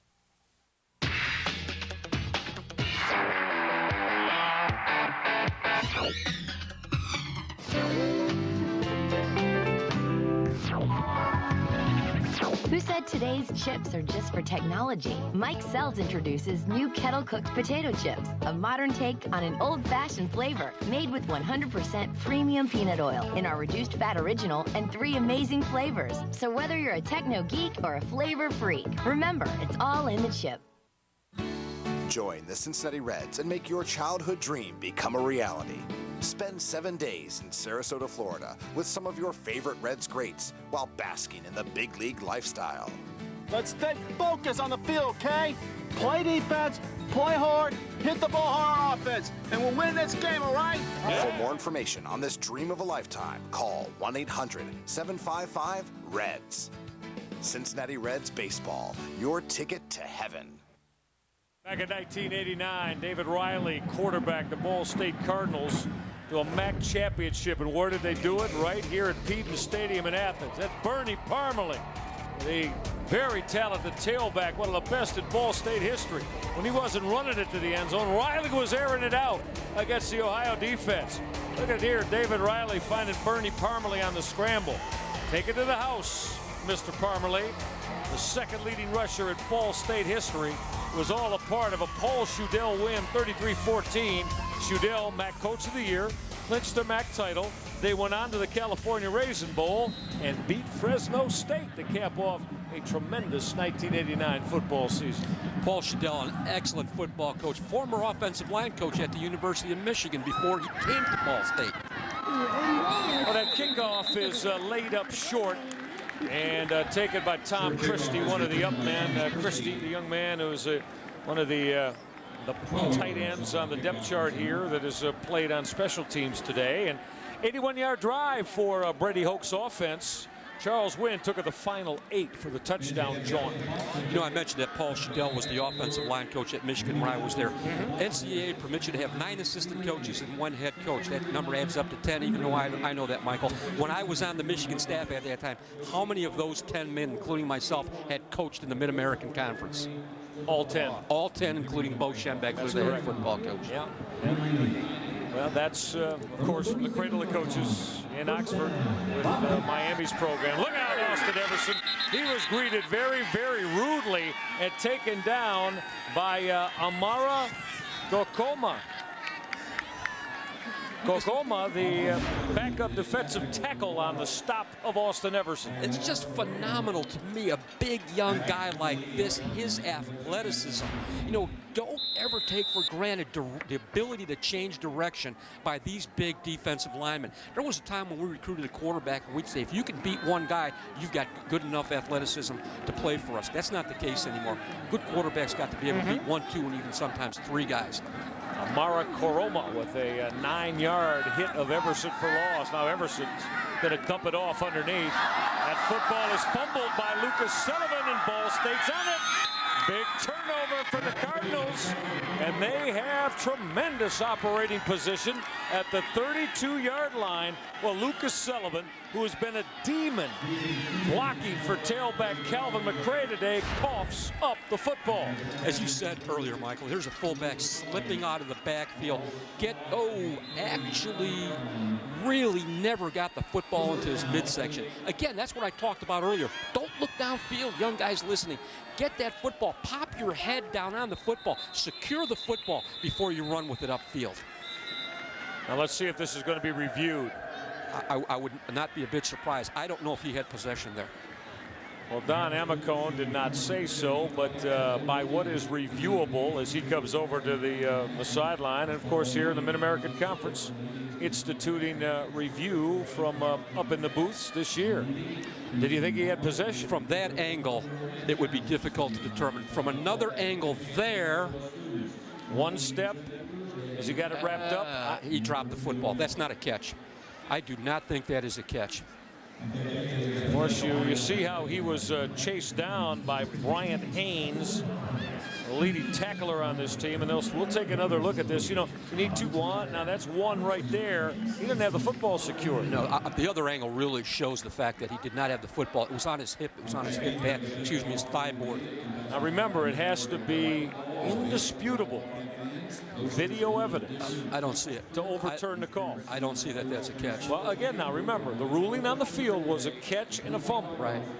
Is that indisputable video evidence that Lucas Sullivan had not secured this football and put it away? In my opinion, yes. Now, I've been a little bit on the Lucas Sullivan bandwagon, and I was almost going to come out and say, Coach Solich, would you hand him the football at least one time in the second half? They threw it to him instead out of the pass game. Let's see what Don Amicone will hear from up here in the review booth. And this could be huge. I mean, think about it now. 70 points. If Ball State was to take it in here and put 7 on the board, or maybe 8, now you're down to a 9 or 10 point game. Now, just right there, when that ball was on his hip, you see young Mr. Sullivan's head begin to look upfield. It's not the way to do it. I still think, I don't believe it's a catch. Well, a great look from our camera crew, and we salute all the men and women who are, well, not only manning the cameras, but videotape, in audio, and all the positions that are required to put on a quality college football telecast. Let's listen to Don Amicone, today's referee. After review, it is ruled an incomplete pass. It will be 3rd down and 19, Ohio. Partner, you are smiling because you had it right. I had it right because of the good camera work. That was great, great camera work. No, right excellent there. camera work.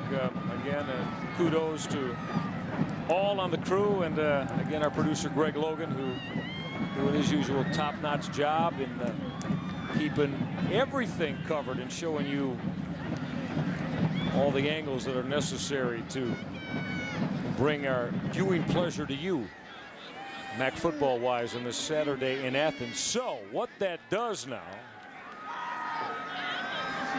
is on the incomplete pass. Now, and I got to tell you, in all the excitement, see, they'd already swung over on the scoreboard, the down box, to 1st and 10 for Ball State.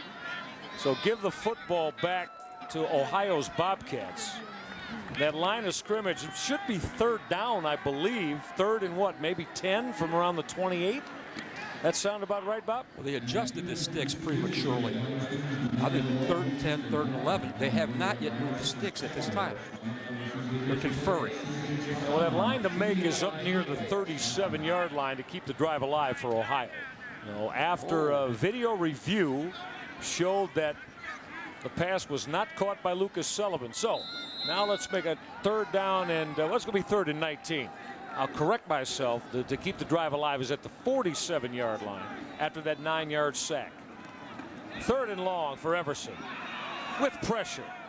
Delivered on time to wide receiver William Norwood, who made the grab, and that'll move the sticks. 1st down, Ohio on 3rd and 19. But wait a minute. Wait a minute. We've got a hold on the Bobcats to negate the throw to William Norwood.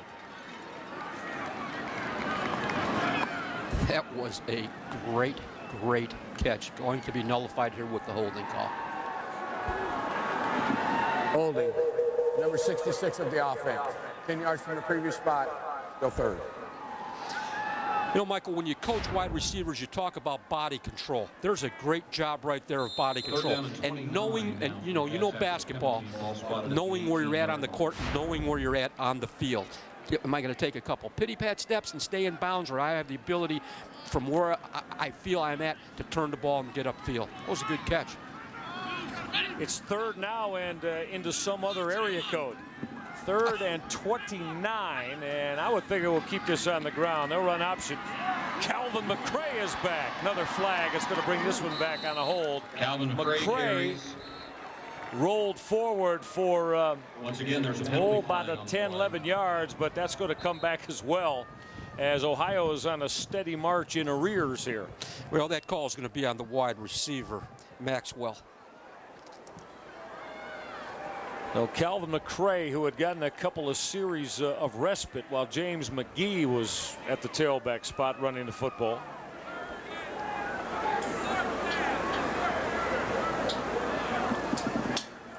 After we get through with this call, I want to talk a little bit about a block on option, which is referred to as a stalk block. Don and McCone will explain. Holding. 21 of the offense. It is declined. 4th down. He reached out and held him. There's a term in option football called stalk blocking. In other words, all you're going to do is front up the defender. Slide your feet, keep your shoulders square on his outside number. He goes to the inside, you slide with him. And then give the back or the quarterback the opportunity to make the cut off of that block. He didn't need to grab him that time. He just needed to front him up. And Brady Hoke and Ball State to decline it. They want the football back. Down by 17. B.J. Hill from the 28. Take it down on a very fine special teams hit. As running down on punt coverage, Jordan Myers, the true freshman out of Harrison, Ohio. 38-21, Ohio.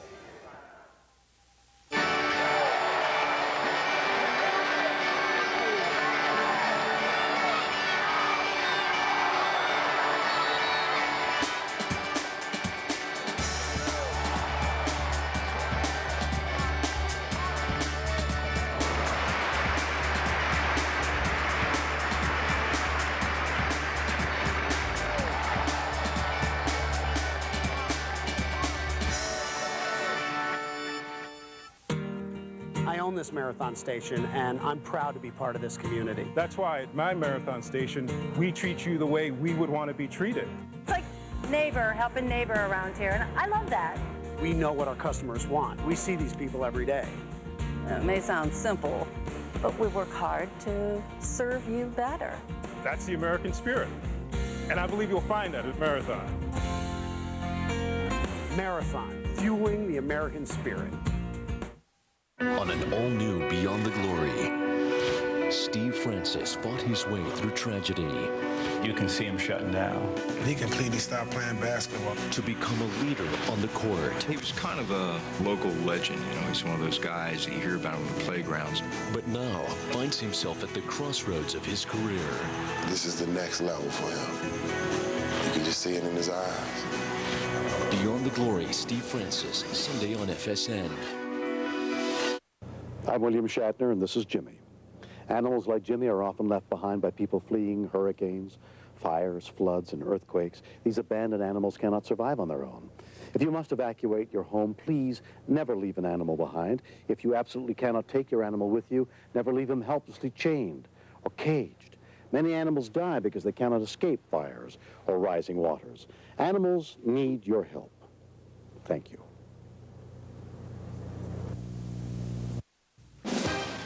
College football on FSN Ohio is presented by Texas Pete Hot Sauce. Saturday here at Petey Stadium. Well, you know, you can win $2,500, Mac fans, by playing Huntington Bank's Pass for Cash. 4 lucky winners will win the chance to compete in head-to-head football skills in the MAC championship game. Be a winner and stop at your Huntington locations. Now, that first down throw from quarterback Joey Lynch is caught over near that Ball State sideline, and then being ushered out of bounds as a flag comes down, is making that reception for the Ball State Cardinals. Terry Moss, the leading wide receiver on this football team, the junior out of Huber Heights, Wayne High School here in Ohio. Incidental face mask on the defense, 5 yards from the end of the run. Face mask, Bob, on the Ohio secondary. Now, you know, it is a world of time left, 9:49. If Joey Lynch can engineer a drive here and get Ball State into the end zone, as we said, this is going to take this down to a 10, maybe a 9-point football game. This is as critical a drive as Ball State has had all day. As you mentioned, if they can get into the end zone here, they can make a ball game out of this. Now Lynch will fake that inside handoff, but it did not fool that Ohio defense. T.J. Wright, the smooth 169-pound senior out of Beaumont, Texas. He, along with Tony Ward, the free safety, both from Beaumont, Texas, they've been running away from Wright today. But one of the things you have to do, certain plays, if they don't express themselves immediately, you still have to try to stay with the play a little bit. If he'd have stayed with the play and come back to the wide side of the field, I think he would have had something. Joey Lynch delivering that strike as he found Lewis Johnson on that quick out route. That'll move the sticks for the Ball State Cardinals as they now are in Ohio territory at the 39-yard line. 12 yards on the connection from Lynch to John. Lewis Johnson has been impressive today. You know, Muncie Central High School, a great athlete. He's a high jumper. He's a hurdler and a phenomenal basketball player, a pure athlete. And then the multiple sets that offensive coordinator Ed Stoltz of Ball State runs. Back to Dante Love taking the snap. He's going to come back misdirection with that bubble screen to tight end Darius Hill. Dante Love on the throw. We've seen Love do it all today, but that was stopped for a short gain of just a yard. Well, Joey Lynch in that particular play, he forced that deal. That ball could be going in the other direction. That was a throwback screen, as you mentioned. He should have thrown that ball up into the seats. You know, you're in a situation like this that you're fighting the clock. You're trying to make things happen. Well, after Love took that snap from the quarterback spot, Joey Lynch back, and we got flags as it gets sorted out. Did we have motion from the Ball State wide receivers? On the offense, encroachment, number 86 of the offense. 5-yard penalty, still second. You know, this is the third or fourth time I've mentioned this. When you get into a multiple quarterback type of situation, that's when these things happen. These offensive linemen, they become, you know, it's spontaneous what the call's going to be. They know when they're going to move based upon the inflection of the quarterback. Start to change quarterbacks, you start to lose that. You lose that continuity, Michael. Sure. 2nd and 14. Well, we see Dante Love take 5-6 snaps today. This is Joey Lynch setting up screen, and it was almost picked off. A D lineman's delight right. Josh Luke, the 275-pound freshman. Bobby had 6 in his sights if he could have held on to the football. I mean, he has not yet been in the weight room on a regular basis. The guy's a freshman, big vertical, gets his hands up. You know, another want-to guy, a play of determination, defeats the block, senses what's going on, and you need to know when to jump when you're going to do that. Well, that'll bring up 3rd and 14 now for the 44. More flags. Lynch throwing deep left sideline. Almost had it picked off by the flying TJ Wright. But again, we mentioned flags came down as Lynch was getting back in the pocket. Getting back to that previous play, again, you have to time that out. Don't take batting down the pass for granted. You start to get a sense for that. When do I jump? When do I keep my feet?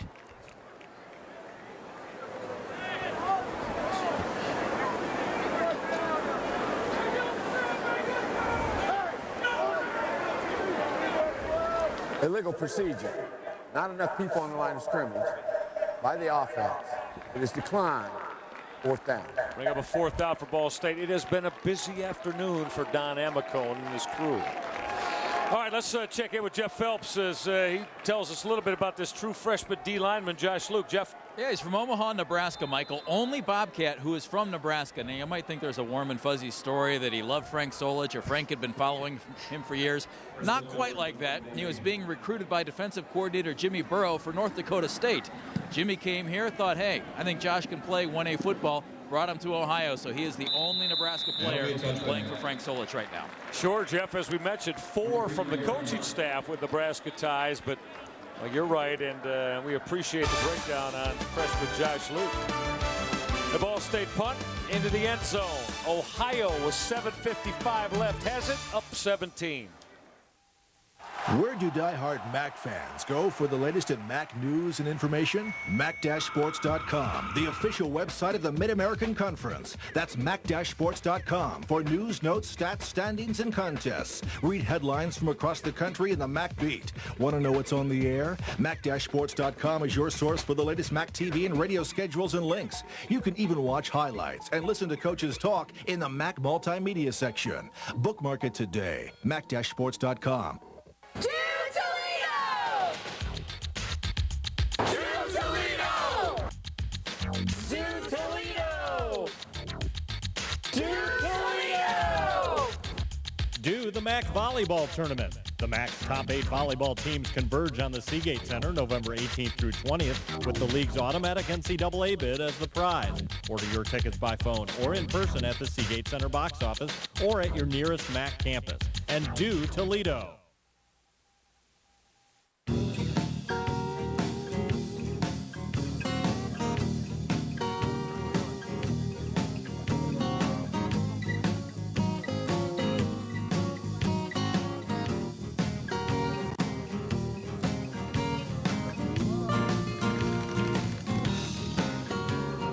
All sorts of riders feel really good riding with Geico. Geico. One call could save you money on your motorcycle insurance, too. At a department store, you can get a big and tall suit for $475. K&G has big and tall suits that look just as good for less than a quarter of that. K&G Fashion Superstore. For men, for women, for less. They lurk in the water, waiting for a fight. It's FLW Outdoors, a season-long tour with prize money worth over $7 million. FLW Outdoors, tomorrow on FSN. Mark, Ohio with a 17-point lead, 38-21. How about the GMAC MAC East Division standings? Bowling Green doesn't have it wrapped up, but Falcons of Greg Brandon in pretty good shape, unblemished in conference play, while Miami, Akron, and Ohio each with a pair of losses. Flip it over West Side. Oh, how about next week? And Mount Pleasant, Toledo 3-0, Central Michigan 3-1, Northern Illinois, big win today. They've gone to 3-1 as well. Austin Everson going to throw the football. Going to come right back to fullback Lucas Sullivan. Had Sullivan leaking out of the backfield, made the catch for a 6-yard gain before he was pushed out of bounds. High percentage play, no question. Good fake, again, yet good execution. As you like to say, snuck him out of the backfield, that fullback, and there he was all alone, Michael. I like that play, and I think that's an excellent first down play. High percentage. And Lucas Sullivan, a redshirt freshman, Ganaden Houghton, Ohio. Coach Kamel, you recruited there? No. No. Everson on that speed option right. Going to move those sticks. First down, Ohio. Austin Everson picking up 9. I like the way, you like the way Everson handles himself with patience when he's running that speed option. The critical thing to that play, to the execution of that play for a quarterback, is not to belly the play and not to remain parallel to the line of scrimmage. You have to come downhill and attack the inside shoulder of the outside linebacker, and then force him to make your decision. And now that clock on the move as we approach the 7-minute mark, as Frank Solich is looking for a sustained ball control drive here from his Bobcats. Work the ground game. That's one of the few times Calvin McCray has had either 0 yardage or negative yardage today, as he was taken down before he could get started.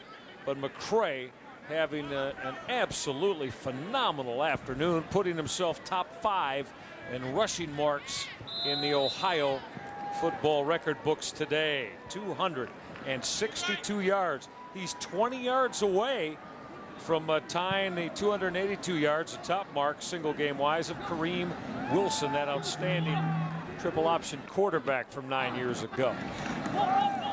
Play action Everson with a roll right. Underthrow the out, as he was looking at tight end David Cody, the 250-pound senior who was tangled up in coverage.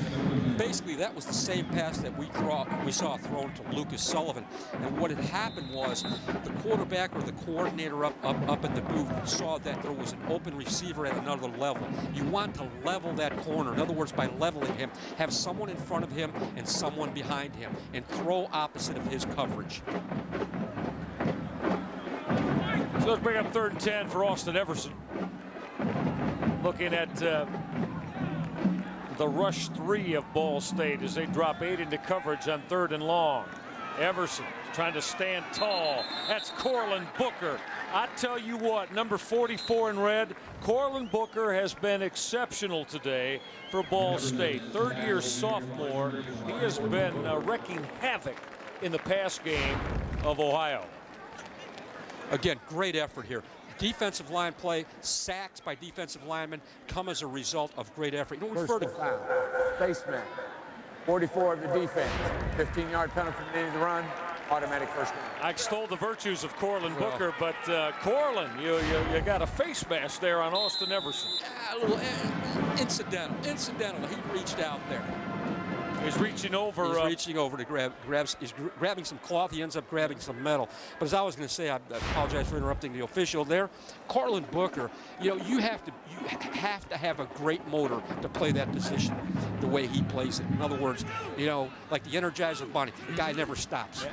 That's going to give Ohio a first down. This is Calvin McCray. McCray got taken down from the backside by that active linebacker, Wendell Brown. You know, Bob, we haven't touched on today, as now this clock under 6 minutes. In fact, and for the first time today, Ball State really getting their full contingent back. Of course, they had the suspensions that were mandated by the NCAA due to the book loan situation that hit Brady Hoke's program that cost 38 players to miss a variety of games for the first 6 games of the year. And we're going to go down to Jeff Phelps and get a little bit more on that, as that throw is skipping right through the legs of Dion Byram, incomplete. Jeff, you know, you and I talked to Brady Hoke about that yesterday, and he was very candid to us about it. It really was, Michael. He had 15 players roughly out for the Iowa and Auburn games, 14 for Boston College, 5 for Western, 1 last week against Toledo. Tough to get anything cohesive going when you have key players who are not out there on the field for you, and that's been the situation for Ball State this year. As you mentioned, this is the first game they're all back. Seems like some nitpicky violations, maybe something that the NCAA should have sent out a memo about. Instead, big-time suspensions, and it really set the Cardinals back. No question about that. Yeah, I remember the night before the opener when it came down word out of Iowa City that they had lost 13. Speed option for Austin Everson, going to move those sticks. Everson's got a little bit of a burst, Bob, when he hits up into that seam and starts running north. Well, you use a good term there. And in term in coaching, when you evaluate players, or whether they're high school players or your own players, does he have burst speed? You know, as opposed to what we refer to as a straight-ahead fast guy, a guy who can't hit that other gear. This young guy, Everson, he hits that other gear. He has burst speed when he needs it. I mean, it's like he just downshifts, bammo, and he's gone. He's going to get a breather here as he ran that option for a first down. So the true freshman Brandon Jones back in. Toss sweep to James McGee. McGee got caught up in the wash. Ryan Patrick forced that inside from his corner spot for Ball State. You know, talking again about Brady Hoke and that situation, understand one thing. Brady Hoke is an honorable man. He will never compensate the integrity of the Ball State program for any reason. He will always do the right thing. As Jeff mentioned, it is difficult to prepare for practice, prepare for games, prepare for conditioning when you don't know who's going to be there and for how long. It has been a large thorn in the side of the Ball State program this year, and a lot of young players are getting playing time now. And Brady telling us that he likes the way they're competing to earn their time and minutes in practice. We're going to go back down to Jeff Phelps. Here's the one thing, Jeff, I had to tease Brady about, though, yesterday. What is the deal with this non-conference schedule going against three of the top programs in America at their place? That's difficult to do with the young football team that's being hit with suspensions. Yeah. Boy, that didn't work out too well, did it, Michael? No. They played Iowa, lost 56-0. Auburn 63-3. Boston College 38-0. Outscored a total of 157-3 in those games. And hey, next year they're at Michigan, at Purdue, and home against Indiana. Ninth most difficult schedule in the country this year. Ball State has it. Glad to hear they got a home game as they get Terry Hepner and the former fine coach of the Miami Redhawks program, now at Indiana, and they will come to Muncie and play Ball State. As you saw that throw from Brandon Jones get slapped down as it was intended for William Norwood. Well, you mentioned that schedule. Auburn, Iowa, Boston College. That's a difficult schedule. Bob, it's for three top any 25s. Any football team. And you're not at full strength? No, and as Jeff mentioned, the 9th most difficult schedule in college football. Yeah. All right, we've got a timeout now as that play clock was getting short for Brandon Jones. And while we have a second, I want to wish a very, very happy birthday from all of us to one of the real veterans of the MAC television production team, our man Ed Warren. Eddie, Infinite operator. Bobby's celebrating, I don't know, it's some anniversary of his 39th birthday, but we won't nitpick or push for an answer. He and his lovely wife, Robin, down here in Athens as they had an opportunity to enjoy homecoming weekend, and we all had dinner together last night. And Ed Warren, happy birthday to you. Truly one of the not only good guys, but tremendously hard workers on the television sports production side. And Eddie will be going up with us, along with his partner down in the truck, Tom Boshenik, our wizard with all the numbers, to Central Michigan next Saturday. I'm looking forward to that. Tom Amstutz going up against Brian Kelly, number 1 and number 2, along with Northern Illinois in the MAC West. Don't sleep on Central Michigan, Coach Camille. There's something happening special up there now. I don't think there's any question up in Mount Pleasant. You talk about Tom Amstutz. I had a chance to work those Michigan camps with him for about 20 years, literally. As an assistant coach, he would always come to work the camp. You know, and you talk about coaches, you talk about guys that you would want your son to be coached by.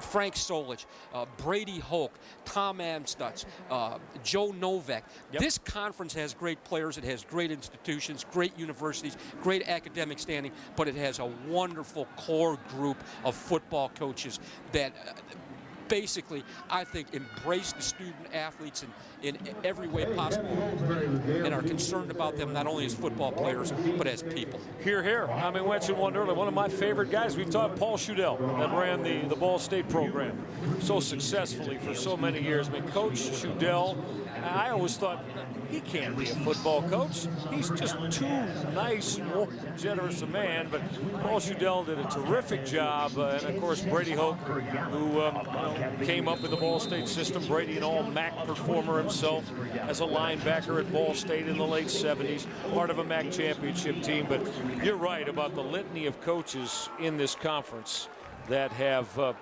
just been so dynamic for the game of college football. 4th and 7. Brandon Jones going to air it out. He wants Dion Byram, and Byram wasn't able to make the adjustment to the football as Byram was in coverage down there as it was broken up in the secondary by Ball State as they will take over the football. From the other side of the coin, being a former high school coach and also being a MAC coach, you will never find a more accommodating group of college football coaches in relationship to the high school football coaches that they serve. And I say serve because they clinic them, they visit them. MAC coaches are something special, Michael. Bob, I've been blessed as we see Charles Wynn gathering that screen pass, middle screen from Joey Lynch. I mean, it's reflecting back on it today, 19th year for me doing Mid-American Conference football. And when I look back at all the truly, again, not only excellent coaches, but fine men who have run programs during the course of now just almost 2 decades of me being in this conference, that's why it's been such a joy to cover these programs all this time. You know, the word I used earlier to describe Frank Solich was integrity. And while we're talking about that, there's a gentleman on Brady Hoke's staff by the name of Ted Huber. I had the pleasure of coaching with Ted at Northern Illinois. Ted's a Ball State grad. He's in the Ball State Hall of Fame. He's one of the offensive line coaches. Ted is retiring after this year. Ted, congratulations on a great career. Best to you and Maureen as you pursue other life's pursuits. 11th year at Ball State as Lynch will gun that throw, and it is incomplete off the hands of that dynamo Dante Love, who was running that post to the middle. And Ted will be sorely missed. I don't think there's any question. He will be missed because of the way he takes care of players off the field. He was always the coach that was in charge of academic advising and things like that. And college football will be a little bit less right now with the retirement of Ted Huber. Still bring up a 3rd and 9. 4 wide receivers now deployed for Joey Lynch. Well, Joey's had a real efficient day throwing the football. You just saw the numbers. 75% completion rate, being chased out of the pocket here. Asking for help coming back to the football, trying to stay in bounds on this near boundary as Lynch fired his throw was Dante Love. Love coming back to the football, but not able to stay in bounds. And that's going to bring up 4th down and 9 now. Let's take a look at our first energy plays of the game. How about back-to-back kickoff returns to the house, Bob Camille? I mean, unbelievable. Talk about a great start to the game, the excitement level of this great game, and the athleticism. But yet, you know, as I said before in the kicking game, the coaching of the kicking game. Spreading the field, making the tackles, making the blocks. Worked wonders today. Huh? Oh, did it ever. Did it ever. Dante Love for Ball State, Scott Mayo for Ohio. 4th and 9. Lynch has got to connect. He will to move the sticks. He drilled a strike to Lewis Johnson. Johnson along with Dante Love. Both these young receivers, most impressive for Ball State. 6'1", 176, Lewis Johnson. Joey Lynch continuing to move his football team. Calvin McCray, why not? Our Huntington Bank player of the game with his 264 yards rushing as Lynch overthrew his swift receiver Terry Moss. Calvin McCray, you know, and again, in talking to Frank Solich and offensive coordinator Tim Albin yesterday, that they love his toughness. Told him you got to gear up for carrying the football 25, 30 times because they're banged up at the tailback spot. But they said, you know, he doesn't have that extra gear. He's not a home run hitter. He'll get you the 12 to 20 yard gains. We saw Calvin McCray break out for some big ones today. He's had a great game. This is a game a young guy remembers for a lifetime. Set up that screen from Joey Lynch as he made connection with his tailback, Larry Bostic. Bostic got inside the 35-yard line for a short pickup. When you talk again about Calvin McRae, Frank Solich was in a football program for years that was the epitome of strength and conditioning throughout all of college football, and I'm sure he's brought many of those ideas with him, and that's why you see a young guy by Calvin McRae able to carry the football as often as he has and be as resilient as he has, as strong as he has, and come back with that leg drive time and again. I'm positive that Frank Solich has brought a lot of those strength and conditioning techniques that Nebraska was so well noted for, and the forerunner, and to be very honest with you. He's getting tremendous backing from the administration here, and things are looking very positive going forward for Ohio Bobcat football. Brandon Hawkins just came back to the ball to make that catch on the 27-yard line. So now Joey Lynch is looking at a 4th and 6 if he wants to move the sticks. He hit a 4th down a moment ago. With Ohio down by, Ball State down 17. That throw is incomplete, and that'll turn the football back over to Ohio's Bobcats as Joey Lynch wanted to find Dante Love. He was facing pressure and had to get rid of it.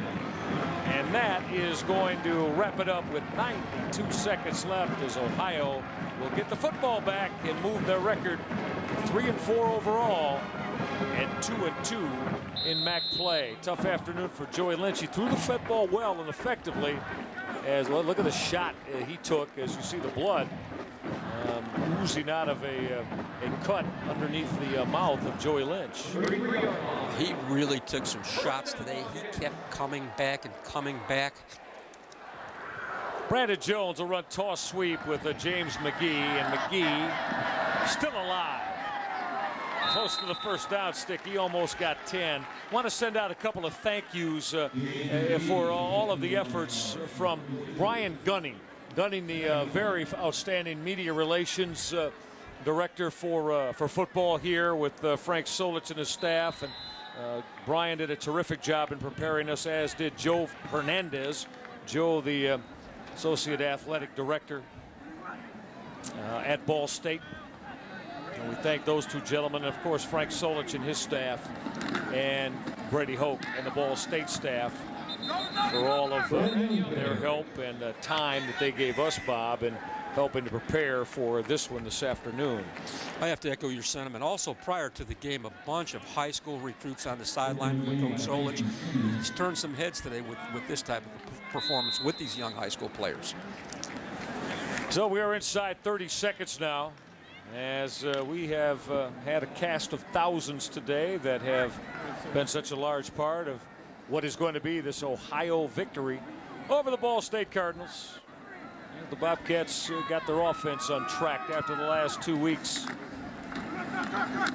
And that is going to be the last snap of the afternoon. It's winding down here at Peden Stadium. Game done on a homecoming Saturday. It's over. Ohio with a 38-21 win over Ball State as Frank Solich and his crew inch a little bit closer to the 500 mark overall and do hit the 500 mark at 2-2 in the MAC East. Ball State falls to now 1-6 overall. Bob Kamel, we talked about running the football today, and it was Ohio with a big exclamation point behind Calvin McRae that ran the football for over 300 yards. As we look at Calvin McRae's day here, our first energy, our Huntington Banks player of the game. Such a wonderful job by this offensive line. Such a well-coached offensive line. But what a determined run. Keeps his feet moving, spins, turns. He's the whole package.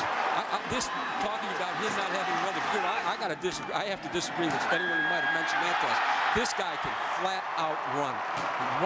Runs over people, runs through them. What a performance.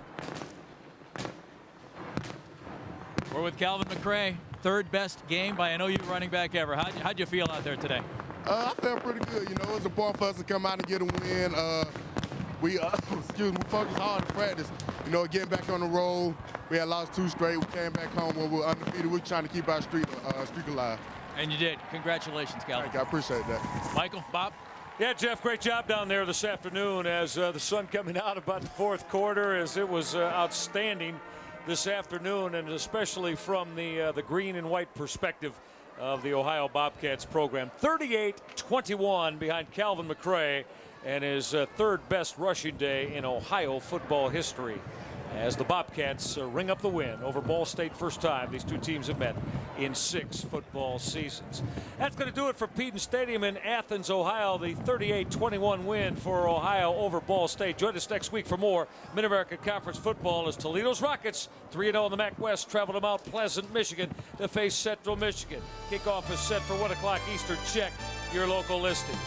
Outstanding work from all that were associated today. Our producer, Greg Logan, our director, Steph Kavako, Elise Steffen, our stats, excellent job, Jill Bateman, our stage manager, and all of our wonderful crew here in Athens, Ohio. Now for Bob Cabell and Jeff Phelps, I'm Michael Regai.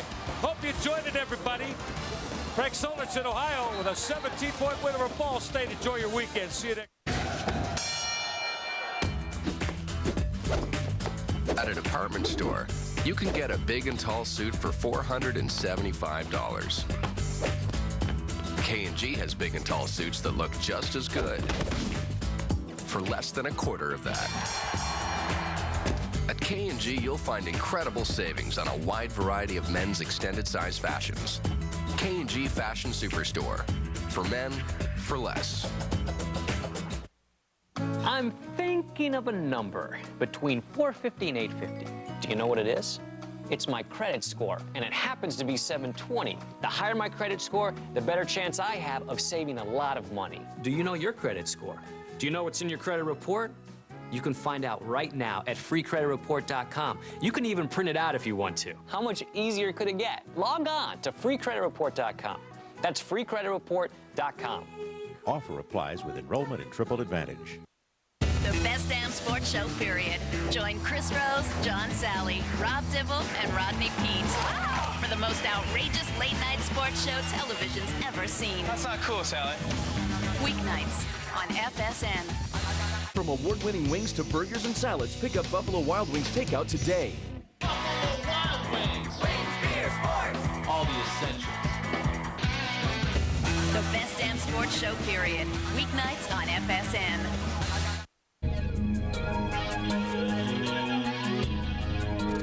The stage is set as the quarterfinals begin on the Poker Superstars 2. The pressure mounts and the stakes are raised as the final 8 players chase Lady Luck and a jackpot worth $1.2 million.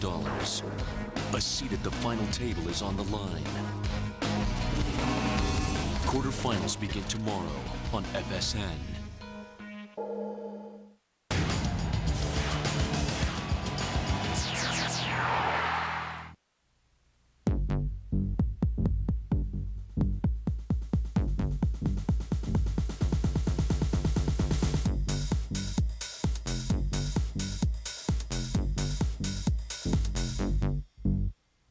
Coming up on Cavaliers Fast Break, the season is just a couple of days away. Hey, get out that suntan oil. Cleveland was looking beautiful. The sun was out, the sky was blue, and the Cavalier girls were turning up the heat at the swimsuit calendar shoot. You don't want to miss that. Good deeds galore. Drew Gooden opened a reading and learning center. Mercedes-Benz brought some real sweet rides to the arena, so we'll check all that out. And, of course, we have Boo with Street Beat to see what's on the minds of Clevelanders. All this and a whole lot more is coming up for you right here, right now on Cavaliers Fast Break. Hi, everybody. Delighted to see you. I'm Michael Regai. Welcome to another edition of Cavaliers Fast Break. Can you feel the energy? Can you feel the excitement? I'm revved up and ready to go, and that's because this Cavalier organization is exactly the same. You know what kind of summer it's been for Danny Ferry and the front office staff, along with head coach Mike Brown. They've put together a basketball team that I guarantee you is as talent-laden as any that this city and this organization has seen in quite some time. All the changes here at the Q, the beautiful Cavaliers Showplace in downtown Cleveland. This arena's gotten a new facelift that you're going to love. So the excitement meter, it's way up here. The atmosphere is absolutely phenomenal. You're going to love Cavaliers basketball that starts in just a couple of days, regular season-wise. Don't go away. This show is jam-packed with everything you need to know about your Cavaliers and the beautiful new Q. All that and a whole lot more is coming up. give us a quick timeout, and we'll be right back to start things rolling.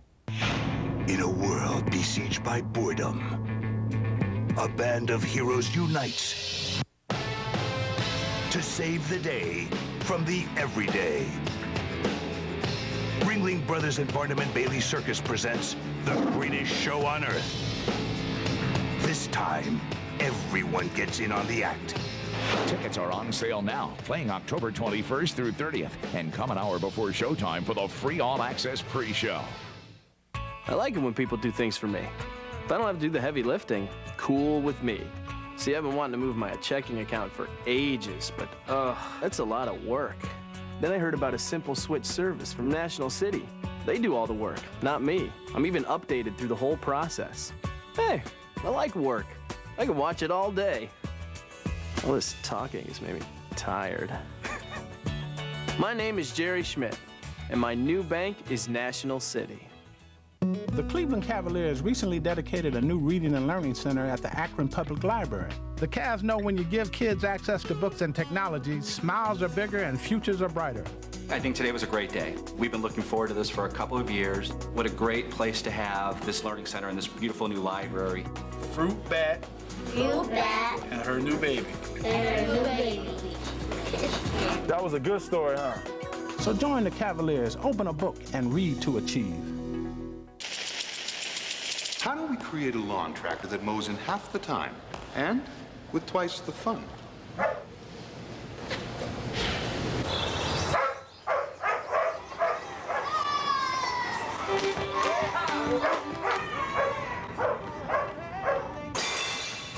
With a zero turning radius, Cub Cadet cuts grass in up to half the time and with twice the fun. Cub Cadet, the science of common sense. We are delighted you're with us on Cavaliers Fast Break as we get ready for what should be an absolutely tremendous Cavaliers season. Speaking of tremendous, you know, last year the Cavalier girls came out with their very first swimsuit calendar issue, and it was so huge and so popular with all of you Cavalier fans here around the city of Cleveland, heck, all over the state of Ohio and beyond, that it's backed by popular demand. And I can tell you, with the beauty that the ladies are bringing to the table this year and all of the talent they'll put on display for you here in doing all of their dance routines, you are going to love what is being put together and has been put together this summer with the Cavalier girls. So without further ado, let's go to some of the beautiful spots in Cleveland with some of the most beautiful ladies that make up the Cavalier girls.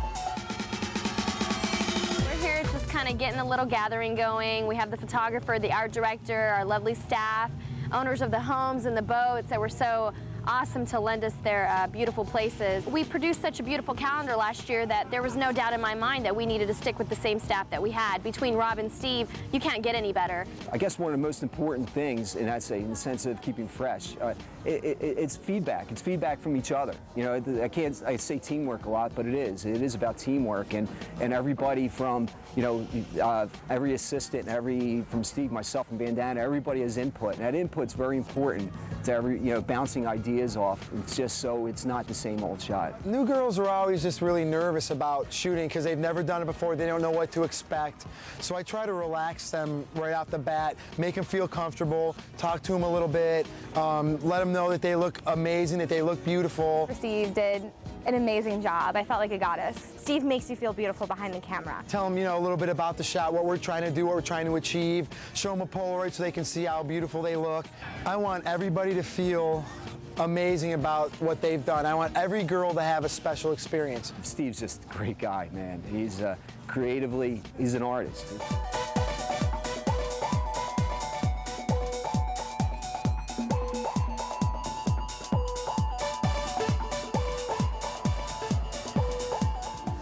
looking forward to just another great experience. There's so many aspects of the calendar shoot that's fun, from bonding with the girls. You know, we're still relatively new to each other in the past month, and so it's 2 long days, but it's a lot of time for us to spend together and spend even more time getting to know each other, and I think that's probably the best part of it all. A lot of the veterans have told us it's the great bonding experience where we really get to know each other and kind of create that sisterhood with one another.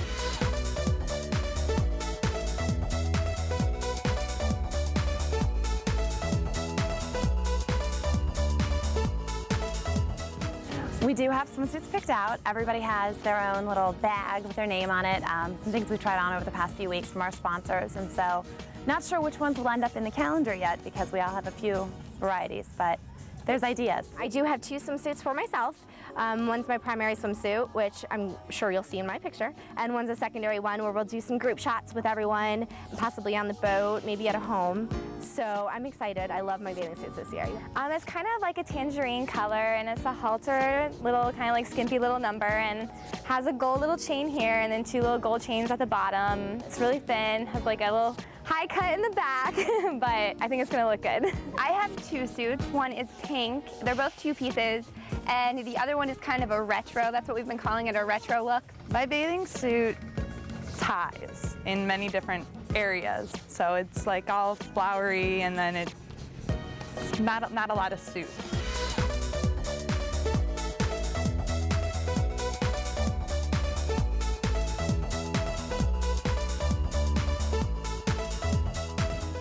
Well, Saturday we're shooting on a yacht. It's docked at Lake Erie. And then Sunday, I think there's maybe 2 or 3 homes we're gonna be shooting at. It's right on the beach, Lake Erie. I just want my shot to be a little different from last year, just get some variety. Anything they do, though, will be great. I'm excited again. I'm so excited. This is my 2nd time doing it, so I'm a little bit kind of aware of what's gonna happen, but to be honest, I think it's going to be a really big surprise too. I mean, I'm extremely nervous just as much as I was last year, so I think it's going to turn out great. Last year's calendar was amazing, so this year's calendar is going to be just as wonderful. I can't wait to see the outcome, just waiting to see the final results. I mean, we're not even going to know what shots they're going to be using of us, which is going to be kind of hard for us because we don't get to see anything. They get to pick for us, so I'm very confident that the choreographer, Vandana, and everybody's going to choose the best picture that represents each girl the best. It's the personal satisfaction of knowing that I went through it again. I set my goals, I set my standards for myself of how I wanted to look, how I want to appear in the calendar. Once I get my shot done, then I'll know that it's right. I'll feel good about it.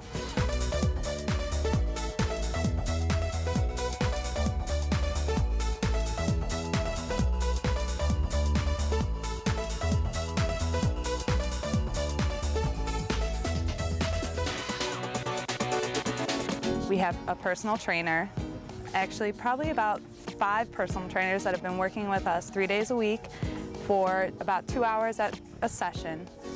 And these guys are just amazing. They are really all about making us total, complete, healthy, everything from your mind to your body. We were very fortunate this year because I added on a strong part of the Cavalier Girls partnership is Mind Body Fitness is an amazing private gym located in Beechwood, Ohio, and John Henry Krill is the owner, and he's kind of took on the role of being the athletic trainer of these dancers for the full entire season, and I can't explain to you how much this has helped the girls.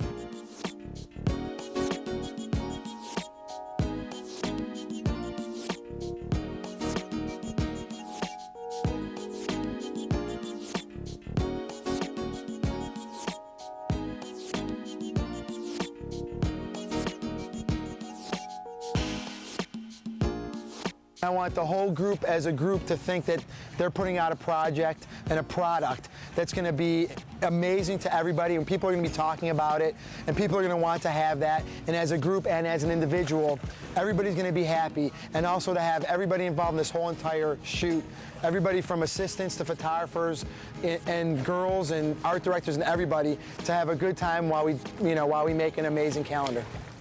I told you at the top of the show that would be hot with the capital H-O-T, and now that you've had a chance to take a look at the beauty that the Cavalier girls exude, Make sure you make your plans to not only pick up that glorious calendar, but come on down and check them out here at the Q all season long. Speaking of checking things out, our man, the power forward, the man that is going to get on the glass and play tough defense this year, Drew Gooden, has had a busy summer as well.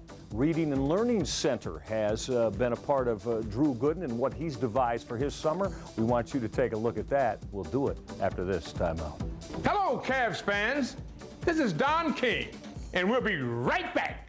I'm at the grocery store a lot, or at the ATM getting money. Then I got a check card with my free checking account at National City. The first time I used it, the cashier asked, "Do you want cash back?" Sure, absolutely. Then I realized fewer trips to the ATM. I said to the cashier, "This is great. I've actually got less to do. I'm going to use my check card for everything I can." And she looked at me and said, "Paper or plastic?" My name is Cecile Lewis, and my bank is National City.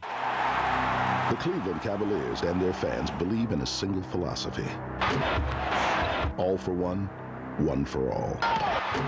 Unless we're talking about tickets. Then it's every man for himself.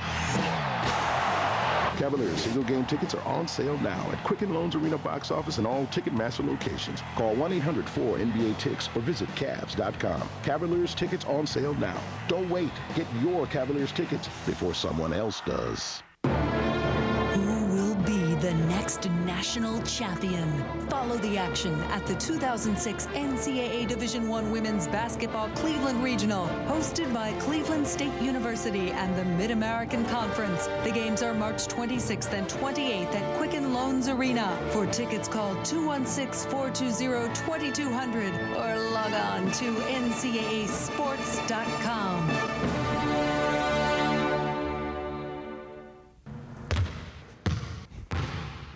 I thought practice was at 11.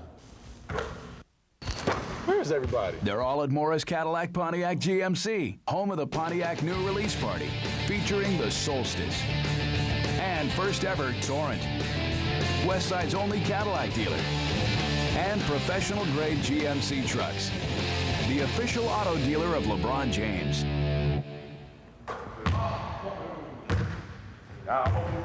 Great to have all of you with us right here on Cavaliers Fast Break. I think all of you were enamored with the work that Drew Gooden did a year ago on the floor in his initial season as a member of the Wine and Gold. Now, as Drew became a fiber of this community over the summer, he got involved in a different way than just on the floor. You see, education is very much a stronghold for Drew Gooden. He believes in it in terms of the youth in our city of Cleveland. He did something about it. That's the bottom line. A reading and learning center right here in the city has been opened up with Drew Gooden's backing and support. Our girl Boo was all over it as education comes into the spotlight in the summertime. Let's take a peek. Thanks, Michael. Well, this is an all-around feel-good story thanks to Cavaliers' own Drew Gooden and Allstate Insurance. We're here on the east side of Cleveland where Drew is officially going to kick off the reopening of the East End Neighborhood House. The East End Neighborhood House is a center that holds the Head Start program, before and after school daycare, foster grandparents program, and a senior center. Drew adopted the East End Neighborhood House last year when he joined the Cavaliers. The house was in need of a furnace, and Drew purchased one for the center. Since then, Drew has donated many game tickets to the organization to use for the children and their families. I would like to welcome everyone to a special place. A place filled with love, security, expectation, and endless possibility. A place known as East End Neighborhood House. Mr. Gooden, today I welcome you home. A magic place where you will be loved and appreciated. Thank you for this blessing, Mr. Gooden. Welcome home.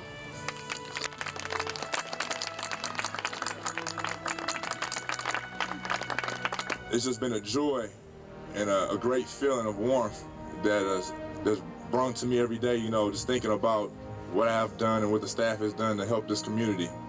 Every last kid over here and whoever else is in here in attendance today wrote me thank you letters. And each one was tight. I mean, it had headers with great indentation, everything. I mean, it was professionally typed. And I was like, gosh, I mean, they're really doing something over there. They're really learning, and somebody's over there is really doing a good job.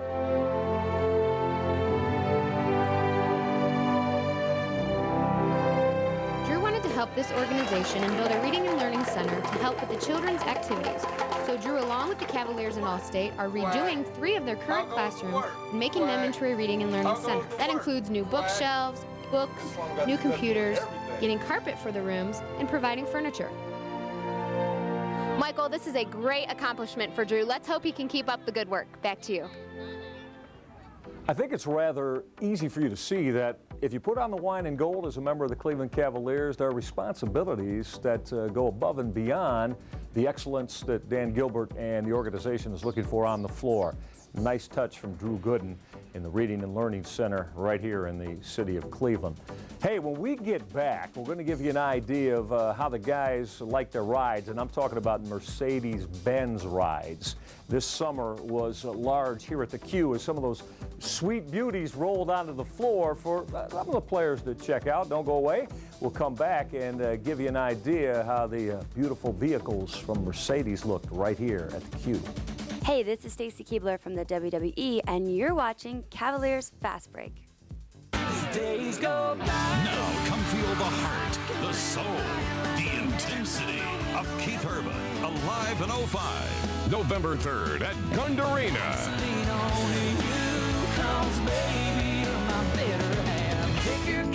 Keith Urban with special guest Shelley Fairchild. Tickets are on sale now at the box office, Ticketmaster, by phone, or get them online. Keith Urban, alive in 05.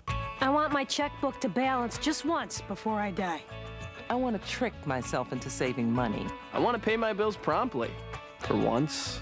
I want to do everything online, like the kids do. I want to see the top of my desk again. I want to say, the check's in the email. I want to be, well, I want to be a financial grown-up. At National City, we want to make banking simple for lives that aren't.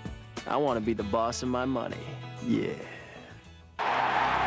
The Cleveland Cavaliers and their fans believe in a single philosophy. All for one, one for all. Unless we're talking about tickets. Then it's every man for himself.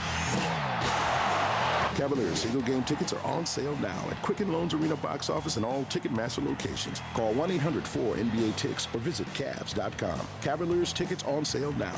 Don't wait. Get your Cavaliers tickets before someone else does. How do we create a lawn tractor that mows in half the time and with twice the fun?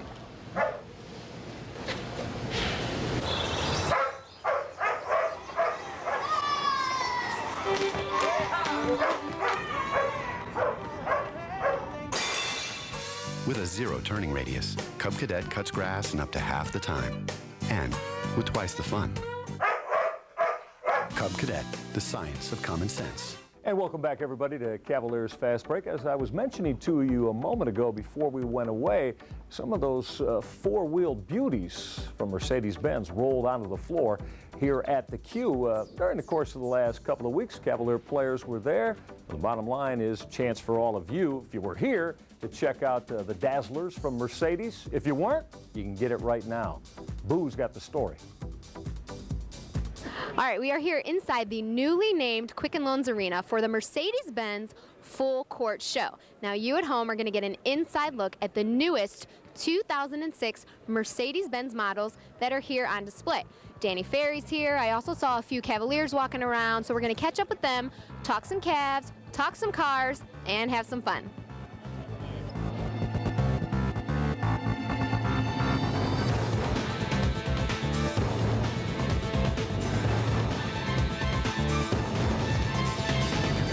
Well, we're really happy to be partnered with the Cleveland Cavs here with this event. It's been about a year in the making, and I believe it's the first event of its kind. And we have the all-new R350, which became available for sale this week, and is absolutely a wonderful all-purpose vehicle. We have the E-Class, S-Class, SL here. We have the brand new ML, which has been doing wonderfully, a beautiful car. We're here at the Mercedes-Benz car show. I know you like this car. You got your eyes on anything else? They trying to get you to buy one, any of the dealers? Not yet, but I'm quite sure it's coming. You know what? These Benzes are getting more and more expensive after the years. I don't know, probably later on in the years, you know, the Cavs are good to me. I might get a Benz. Robert, why did you come out to this Mercedes event tonight? Well, I came out today just to see the different models of cars of Mercedes. I'm a big lover of Mercedes Benz, and hopefully one day I'd like to have at least one. All right, yeah. Wouldn't we all? Do you willing to give any away to TV hosts per se? We can always work something out. Okay.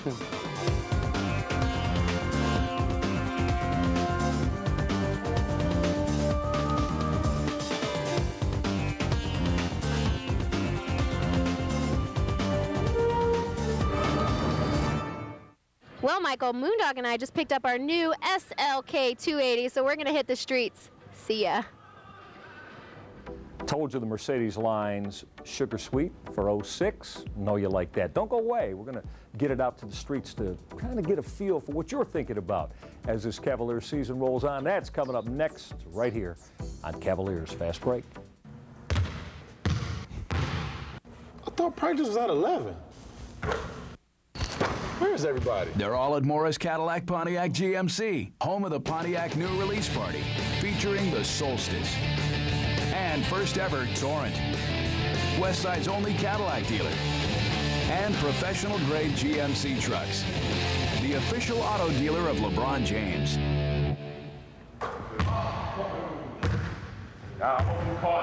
Motherhood is about survival. Me, I write everything on little sticky notes. I got them on the mirrors, on the dashboard, sometimes right on the kids. I need less paper. That's why I'm a firm believer in free checking from National City. I pay all my bills online. I get my check images and all my account stuff too. My bank actually makes me organized. I don't know how, but they do it. My name is Vanessa Addy, and my bank is National City. The Cleveland Cavaliers and their fans believe in a single philosophy. All for one, one for all. Unless we're talking about tickets. Then it's every man for himself. Cavaliers single-game tickets are on sale now at Quicken Loans Arena box office and all Ticketmaster locations. Call 1-800-4NBA-TICKS or visit Cavs.com. Cavaliers tickets on sale now. Don't wait. Get your Cavaliers tickets before someone else does. And we're back with you right here on Cavaliers Fast Break. Question for you. What do you expect from the Wine and Gold this year in terms of taking these big strides to become playoff team, championship caliber? Well, that's what we thought we'd hit the streets with to give you an opportunity to have your say-so. You know it's Boo and Street Beat ready to roll to find out how you look at the Cavaliers this coming NBA season. Thanks, Michael. Things have changed up a bit here at Cavaliers headquarters. We have a brand new coach, a few new players, and a newly made over arena. Inside, that is. So, given that, we want to know what the fans are looking most forward to this upcoming basketball season. Let's hit the streets and find out. All right, what do you want to see happen this year? What are you looking forward to? I want to see them kick some butt. I want them to go all the way. We want to go all the way, don't we? Of course. What else is there? We want LeBron to be most valuable player. What's he doing? Boxing? Pow, pow, pow, pow, pow. I think we got some good outside shooters coming in, which we were lacking past year or two, and that's exactly what we need, some outside shooting. I look forward to us making the playoffs this year. I think that Larry Hughes is a huge addition to the team. That one game with the Cavs versus Toronto when Larry Hughes, he walked all over us, and I want to see that same consistency here with Cleveland, and that's what I want to see. What do you want to see happen this year? What are you most looking forward to? The playoffs. Go to the playoffs. At least the playoffs. Get to the playoffs. A winning team. Well, we got to break through and get into the playoffs. LeBron's got to get the ball and put it up every time.